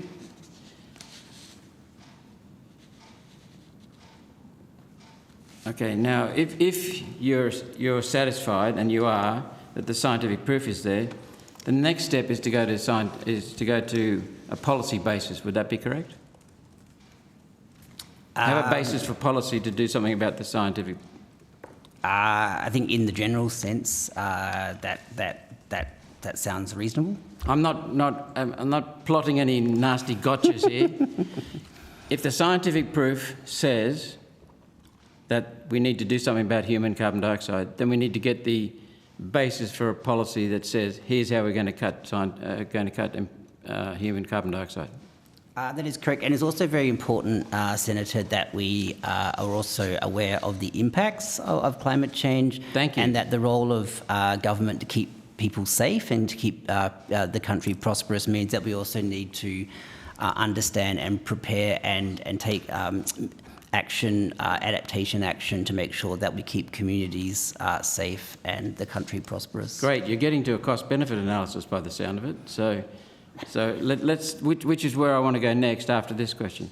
To set a policy to cut human carbon dioxide, that's human carbon dioxide, we need to first quantify, don't we, the specific impact on climate, such as temperature, rainfall, natural events, storm frequency, etc., per unit of human carbon dioxide. In other words, per unit of human carbon dioxide, what is the impact on climate? That's what you need for a policy basis. I think, in terms of global emissions, we're really talking in the gigaton kind of units, rather than sort of at a sort of tonne or per unit kind of basis. I think we're talking very large That's fine. numbers of emissions. I'm not talking about per molecule of carbon dioxide. I'm talking about whatever unit you want to tell me. So per gigaton of carbon dioxide, that'll do, from human production. What is the impact on those natural climate, on those climate factors? Temperature, rainfall, what is it? I don't know that we've... Could I just, before you do, could I just ask again, where are you going with this, Senator Roberts? See, we've got a terms of reference that we've been sticking to. Yep. This is not an opportunity for you to prosecute your climate denial to the department. Can you bring it back to disinformation? Sure, I thought I'd done that. I thought you could extrapolate from climate to energy. Well, no, I can't extrapolate anything from what you're saying. Well, this is about, the terms of reference are about the impact of information integrity on the climate and energy. So we've got to have a baseline. You've told me what your baseline is for climate science, which is the IPCC, and now you're going to tell me your baseline for energy policy. Just correct me if I'm wrong, your baseline's President Trump. No, I'm asking you. That's what you said earlier. I've got my baseline. I don't need Trump. I've got my baseline. So what is your baseline for policy basis? Oh, are you sorry? Are you talking about energy policy? Yes. Oh, sorry. I thought you were talking about science-based questions. So maybe if we can just. Well, that's what I said. Now that we've got the science from the IPCC, we rely on that. Let's move on to energy. So I want to know the specific effect of human carbon dioxide in terms of climate. Well, I'm not sure how that relates to energy policy, Senator. Well, before you can set a policy to save the world from human carbon dioxide production, you need to know the impact of human carbon dioxide production on the various climate factors. And then you put in place a cost-benefit analysis to look at the various options, solar, wind, hydrogen, batteries, and then you do a comparison and you come up with the most cost-effective or the most reliable. So that's what I want to know. What is your policy basis? How many gigatons of carbon dioxide will you save, and what will be the impact on the temperature in Australia, and what will be the cost? And what will be the cost if we don't do it? That's what I want to know. So really simple. It's basic. Without that, we can't step forward. Mr. Johnson answer if he wants to. I'll just answer at least the end part of that in terms of the cost of inaction. And the National Climate Risk Assessment, which was published last year, undertook an assessment of risks in Australia under 1.5, 2 and 3 degrees of average global warming. And it found that in the coming decades, Australia is expected to see ongoing climate changes, including more severe and extreme heatwave, with the number of heatwave days projected to increase, with the greatest increase in the northern parts of Australia, and there's very high confidence about that. The frequency, duration, intensity of heat waves have increased in Australia since 1910, with an acceleration noticeable since the 1950s, and particularly high rates of intensification in the 2000s. That we currently experience about 4 severe or extreme nationally averaged heatwave days per year. And at 1.5 degrees of global warming, we're projected to experience an additional 2 days of severe or extreme heatwave days per year. At 2 degrees of global warming, we're projected to experience more than double the number of severe or extreme heatwave days per year, which would be an additional 5. And at 3 degrees of global warming, a quadrupling of the current number of heatwave days requiring public warnings and actions is projected. We also expect to see more frequent and severe weather events, such as extreme rainfall events and bushfires, potentially fewer tropical cyclones overall, but with greater intensity and variability, and higher natural disaster risk from extreme weather, including compound events where multiple hazards occur together. Thank you, Mr. Johnson. You've used the word projected, not forecast, which is a very sloppy underlying level. It's not valid. The other thing I would say to you, is that we know for a fact that temperatures and heat waves were hotter, longer, and more frequent during the 1880s and 1890s. But what you've just told me is that you've got no basis for policy because you cannot tell me the impact of cutting 2 gigatons of carbon dioxide from human activity. Senator Roberts, you're verballing the witness. That's not what Mr. Johnson said. I asked him for the basis of policy. He hasn't been able to give it to me. No, you need to be Senator, fair. I could refer you to the IPCC special report on 1.5 degrees, published, I believe, in 2019, and that set out the impacts of a 1.5 degree global warming and a 2 degree global warming, and the difference between those two scenarios represent, if you like, the avoided damage from holding global temperatures at 1.5 versus 2 degrees. And that would be perhaps a very good comprehensive assessment of the global levels of risk at those different temperatures and the benefits of holding temperatures to 1.5. So, Mr. Johnson, you cannot give me what I asked for, which is the specific impact of human carbon dioxide on climate, whether it be measured in gigatons, that was your suggestion. As a result of that, you cannot do a cost-benefit analysis on the various options, whether they be solar, wind, batteries, pumped hydro. So how the hell do you decide policy, and how the hell do you track progress? Because if you haven't got that specific effect, you cannot track progress. So how the hell do we know that the $1.9 trillion estimated in cost for this drive over a cliff is going to produce anything? I think perhaps we're talking about slightly different things. I think that talking about the individual project level, conducting cost-benefit analysis, some of my energy or mitigation colleagues may wish to comment, rather than at a global scale. No, I'm going to rotate. I'm going to rotate the call, Senator Roberts. It's been a very long couple of days. Could I just? I'd like to come back. We'll see how we go. Could I ask, in relation to the World Economic Forum, this year changed its primary risk to humanity. Previous 2 years it was disinformation and misinformation, and their biggest long-term risk was that coupled with climate change. I think this year it's gone, they've disinformation, misinformation is the second biggest risk facing humanity. United Nations has told us that the biggest, if not, certainly one of the biggest, if not the biggest issue stopping global climate policy is disinformation and misinformation. I'm interested in whether the government is considering like a national plan to deal with this. We've heard there's all sorts of threads we've discussed today around how to do that, but obviously it is whole of government, it's comprehensive, it covers so many different things. It's incredibly complex and there's some wicked problems that need to be solved in it. But is the government considering a plan to deal with this? In terms of the department's role, and I think any national plan, I'd invite comments from my colleagues as well.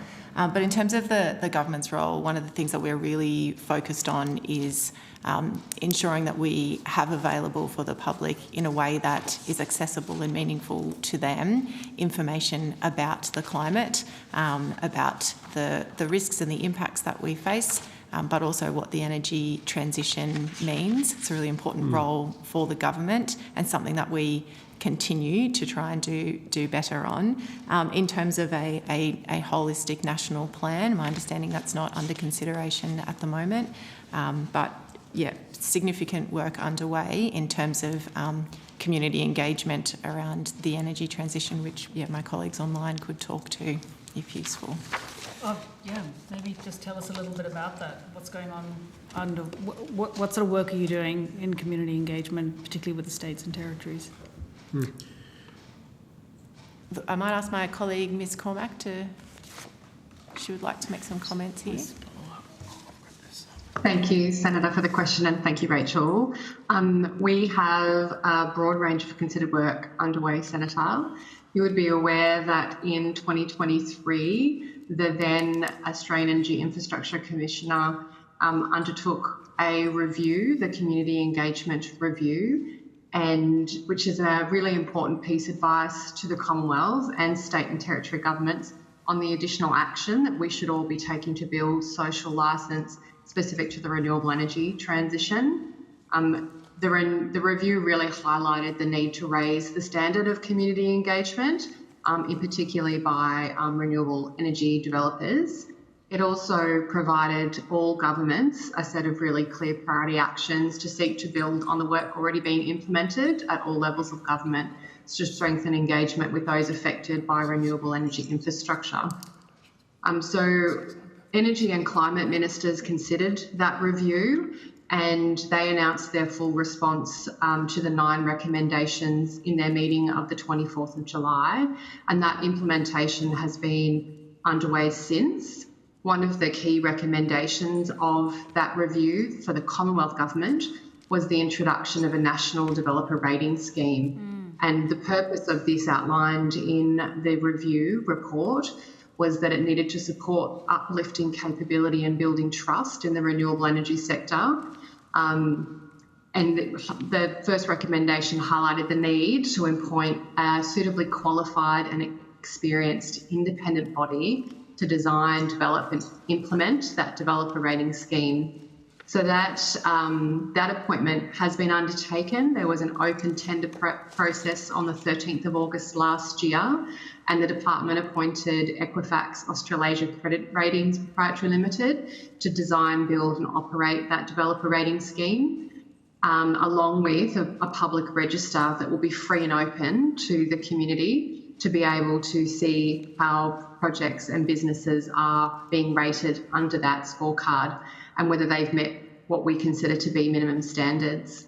So the scheme commenced operations as a pilot on the 15th of August last year, immediately after the appointment of Equifax, and the department has been in consultation over more than 12 months now with an industry panel, a landholder and local government lived experience panel, industry associations and bodies, and also state and territory government representatives on the scheme design to ensure that it's fit for purpose.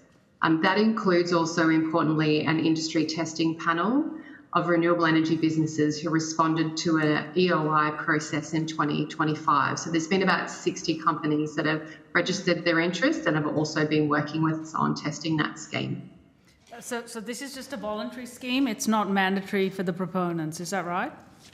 Yes, Senator, it will be a voluntary scheme. It will be a voluntary user pay scheme, and we're hoping that it will be launched shortly. We're working on finalising the methodology and design of that scheme right now. We got a lot of stakeholder feedback at the end of last year, so we're currently working through that with Equifax to finalise the scheme and launch it to the public. So my last question, so for those Australians who are watching, particularly in regional communities or coastal communities, can they now jump online and look up proponents and look at their ratings? Like, is this a publicly available site that's now open to the public?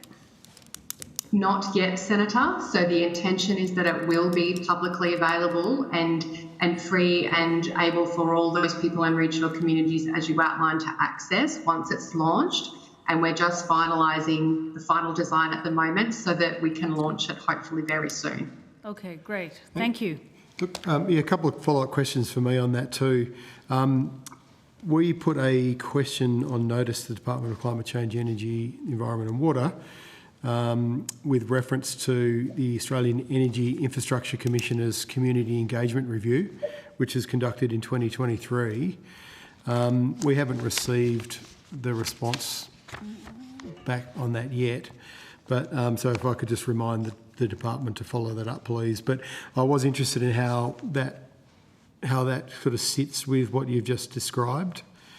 And obviously, the commissioner plays quite an important role, and we've had evidence from the commissioner, Tony Maher, about some of the issues they're facing. Let me start by apologising that you haven't received our response, Senator, and we will definitely follow up and make sure that you get that swiftly. There is a strong linkage with the broader work of the Community Engagement Review response that has been coordinated through all states and territories in the Commonwealth, and also Tony Maher in his role as the Australian Energy Infrastructure Commissioner. As part of the broader work that the department's been undertaking to support implementation of that review, one of the actions that was taken and the funding provided was actually to enhance the office of the AIC. And what that meant was that in 2024, the AIC transitioned to be a non-statutory ministerial appointment, and its independence was enhanced, and the ability to address any renewables information was also, and support First Nations communities, which is very important as well, was enhanced. So that office got $9.2 million over 7 years to support that, and it's now got ongoing funding. Tony Maher, in his role as the AIC, is part of our stakeholder reference committee that's helping with us finalise the design of the developer rating scheme. And so he's involved in that process, and the department also works with the Australian Energy Infrastructure Commissioner on an annual work plan of activity that he then independently undertakes. Okay, thank you.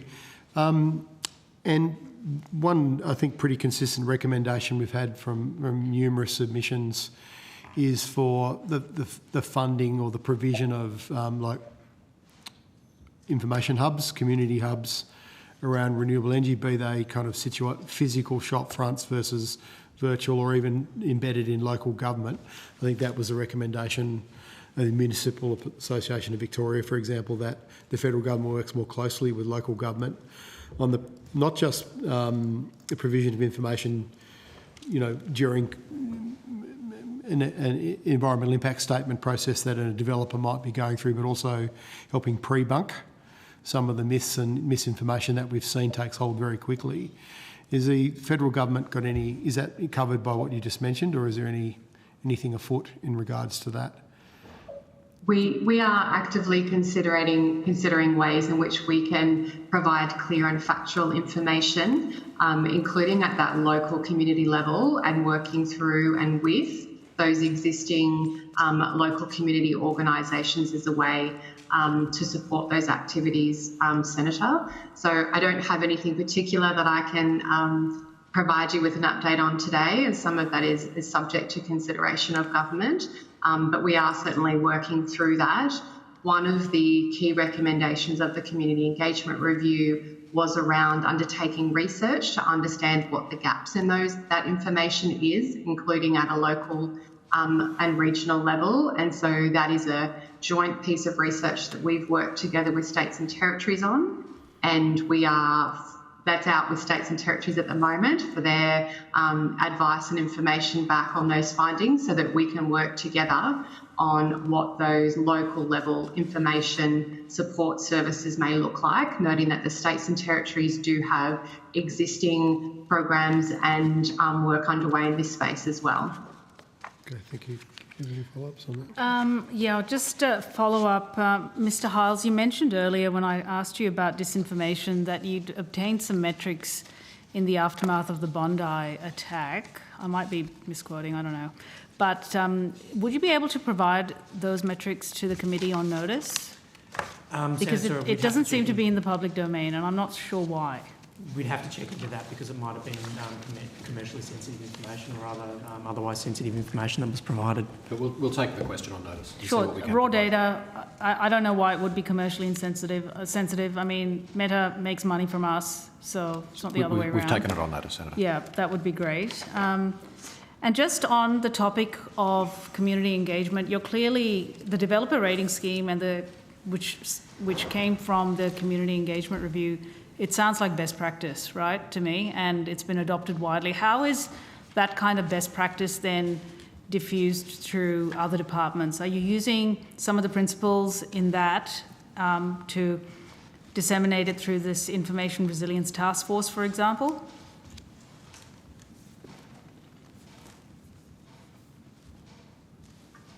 Senator, I'm happy to speak to quickly how we're using the work and the methodology that we're finalising for the developer rating scheme to support work across states and territories in terms of their schemes. We hope that the methodology and the scorecard will be a useful basis for further consideration of other best practice approaches. We haven't disseminated the final approach yet because we're still finalising that, but it's certainly our intention to then work across the Commonwealth and across other states and territories collaboratively to look at how that could be further used to embed and support best practice. Okay, thank you. Could I ask in relation to renewable energy projects, we receive evidence on the Narrabri Community Battery Project. In fact, we've received evidence that more than one approval for renewable projects have been cancelled as a direct result of kind of unchecked climate and energy misinformation. The evidence we received was that obviously social media like Facebook, I think the word was they're a castle of propagandised misinformation. That was Sally Hunter, the founder of Jenny Energy, who gave us that information in our inquiry. Claims that the battery was a fire risk and would shut down the town for days, and made their way to local councillors who ended up voting against this. Now, the media's obviously paid some attention to this. How do we get information to people from a trusted source? They clearly sometimes have issues with government providing information, trust issues from developers. You've talked about developer ratings, but has there been any consideration to using other methods to get information into communities from more trusted sources? Yes, Senator. I think the consideration includes quite clearly the role of the Australian Energy Infrastructure Commissioner. Right. We don't have with us, and other avenues as well, through our state and territory colleagues, the NZAIA as well, have a role here around providing factual, clear information directly to the communities within which they work. I haven't got any of my colleagues here that are working specifically on the Community Batteries for Household Solar program. I did used to support this work, Senator, but we'd need to take on notice what was exactly provided to Sally Hunter and her team to support in this instance if it was so provided. Okay, if you could do that's one example. Obviously, we've heard others. Another question I've got for you is violence in communities resulting from climate and energy misinformation and disinformation. You know, Tony Maha obviously provided some evidence to kick things off. You know, harrowing personal accounts of bullying, intimidation, death threats, vandalism. You know, families being split to pieces, and it's a complicated area. But does the department accept and acknowledge that, you know, one of the real world impacts of disinformation and misinformation is the threats of violence in communities? Senator, we have seen the comments and also the media stories around some of the impacts that this is having in community. We are actively trying to understand community, you know, the level of community understanding and also what we can do to address those kind of occurrences. That's probably all I can say. Just to follow on, we also had testimony. It's worth you listening to this testimony from an 18-year-old farmer's daughter from Western Victoria. It was absolutely harrowing. This child should never have been targeted the way she was, just because her father was interested in installing a wind farm on his property. And yes. You may be, you know, fairly limited in your approaches, but obviously it's something we'd really like to hear about. And I would like to recognise that some politicians have got a lot to answer for in this regard as well, in terms of whipping up fear and hysteria around renewable energy projects. So, with the commissioner, does the infrastructure department kind of accept that we're having to roll out a lot of transmission around the country, that this is going to be increasingly a bigger issue? Is that your area? I think that's a question for DQ rather than us, Senator. Don't you? Not energy infrastructure. Not energy. Okay. No, we do. So that's land transport by infrastructure. Transport. Okay. Well, it's interesting that do you get? Someone made this comparison to me the other day that, you know, we don't seem to get much opposition when we want to build a massive bridge or a new highway, or we do get some, but do you have to deal with similar issues around transport infrastructure that we're seeing in energy infrastructure? Or is that's a different part of the department to us, Senator. We couldn't comment. Right. Okay. Interesting. Do you have any other questions? One question just on algorithmic manipulation by the social media platforms. Do you think information from independent third-party fact checkers should be boosted by these platforms?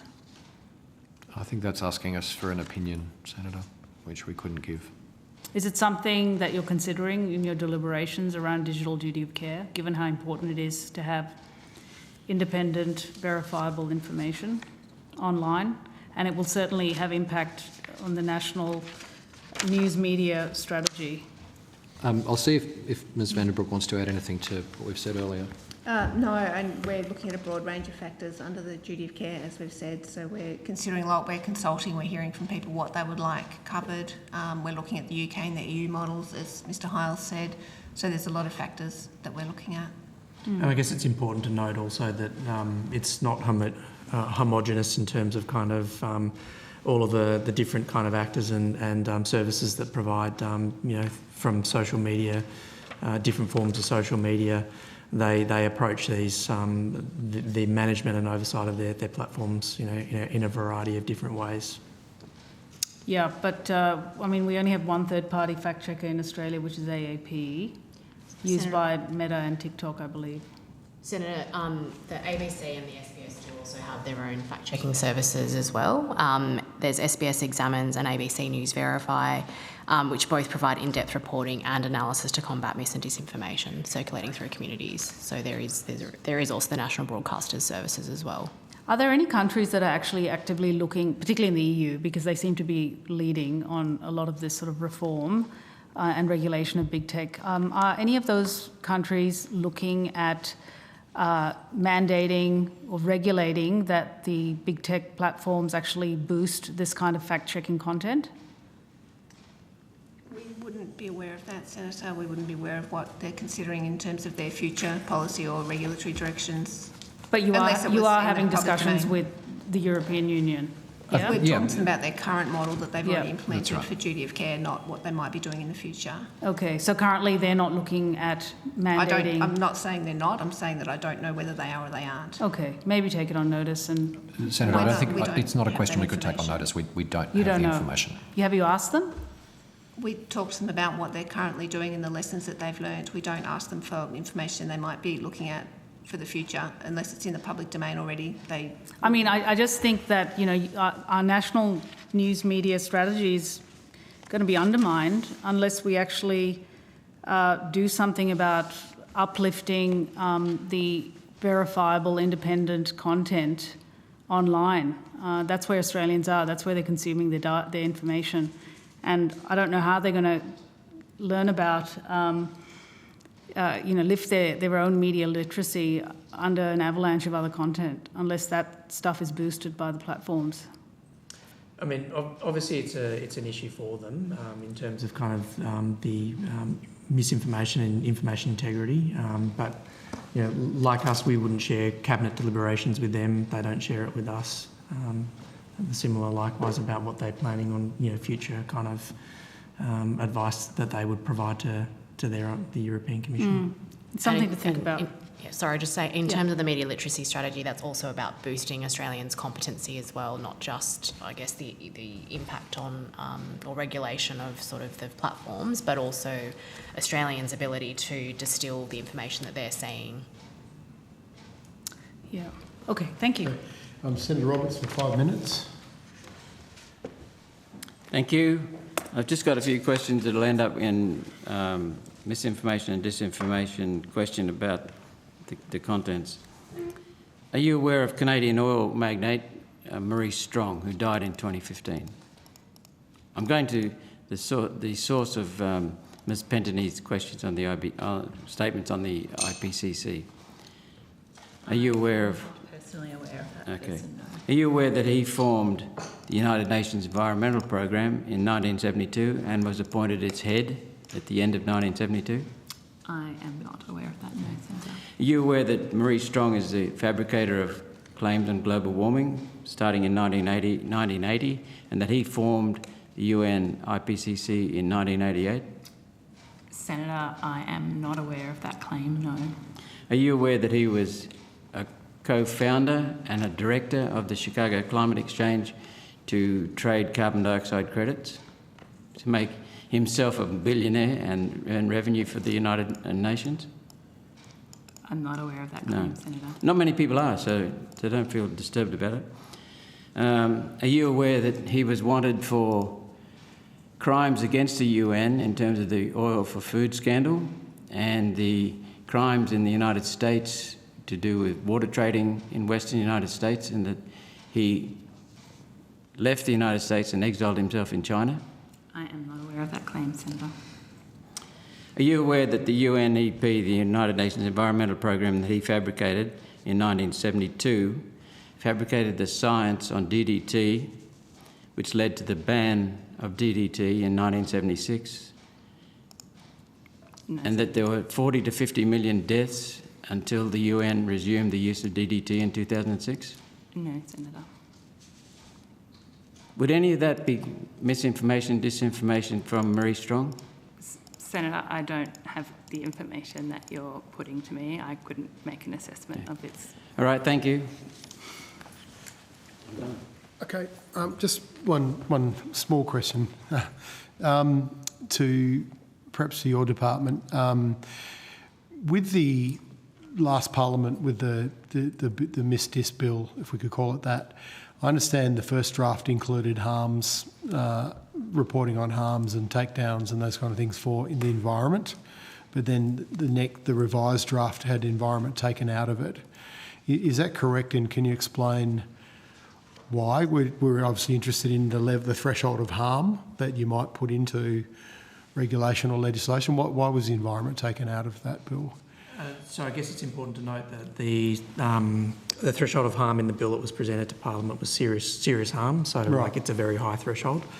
I guess through the course of the consultation process on the draft bill and in kind of other discussions with other key stakeholders, we considered kind of Australia's international treaty obligations and kind of alignment with those, and so the focus was put on the other things that were presented to Parliament in the final bill. Even though, we've just talked about the World Economic Forum talking about the biggest long-term harm to humanity is the climate crisis, and we've seen around extreme weather events, quite significant harm, including online harm done to people who've lost their homes, who are being told it's Jewish space lasers and a whole range of different... No, don't laugh, actually. There's some politicians in the US who've actually backed that in. So I'm just interested. This threshold question is obviously really important to the committee in terms of how we can tackle climate disinformation and misinformation. So, if you could provide any other information on that, that would be appreciated. We'll take that on notice. If you could, great. Thank you. Thank you so much for being... I've just got one question of the communications. Yes, shoot, Senator Roberts. We've got one question.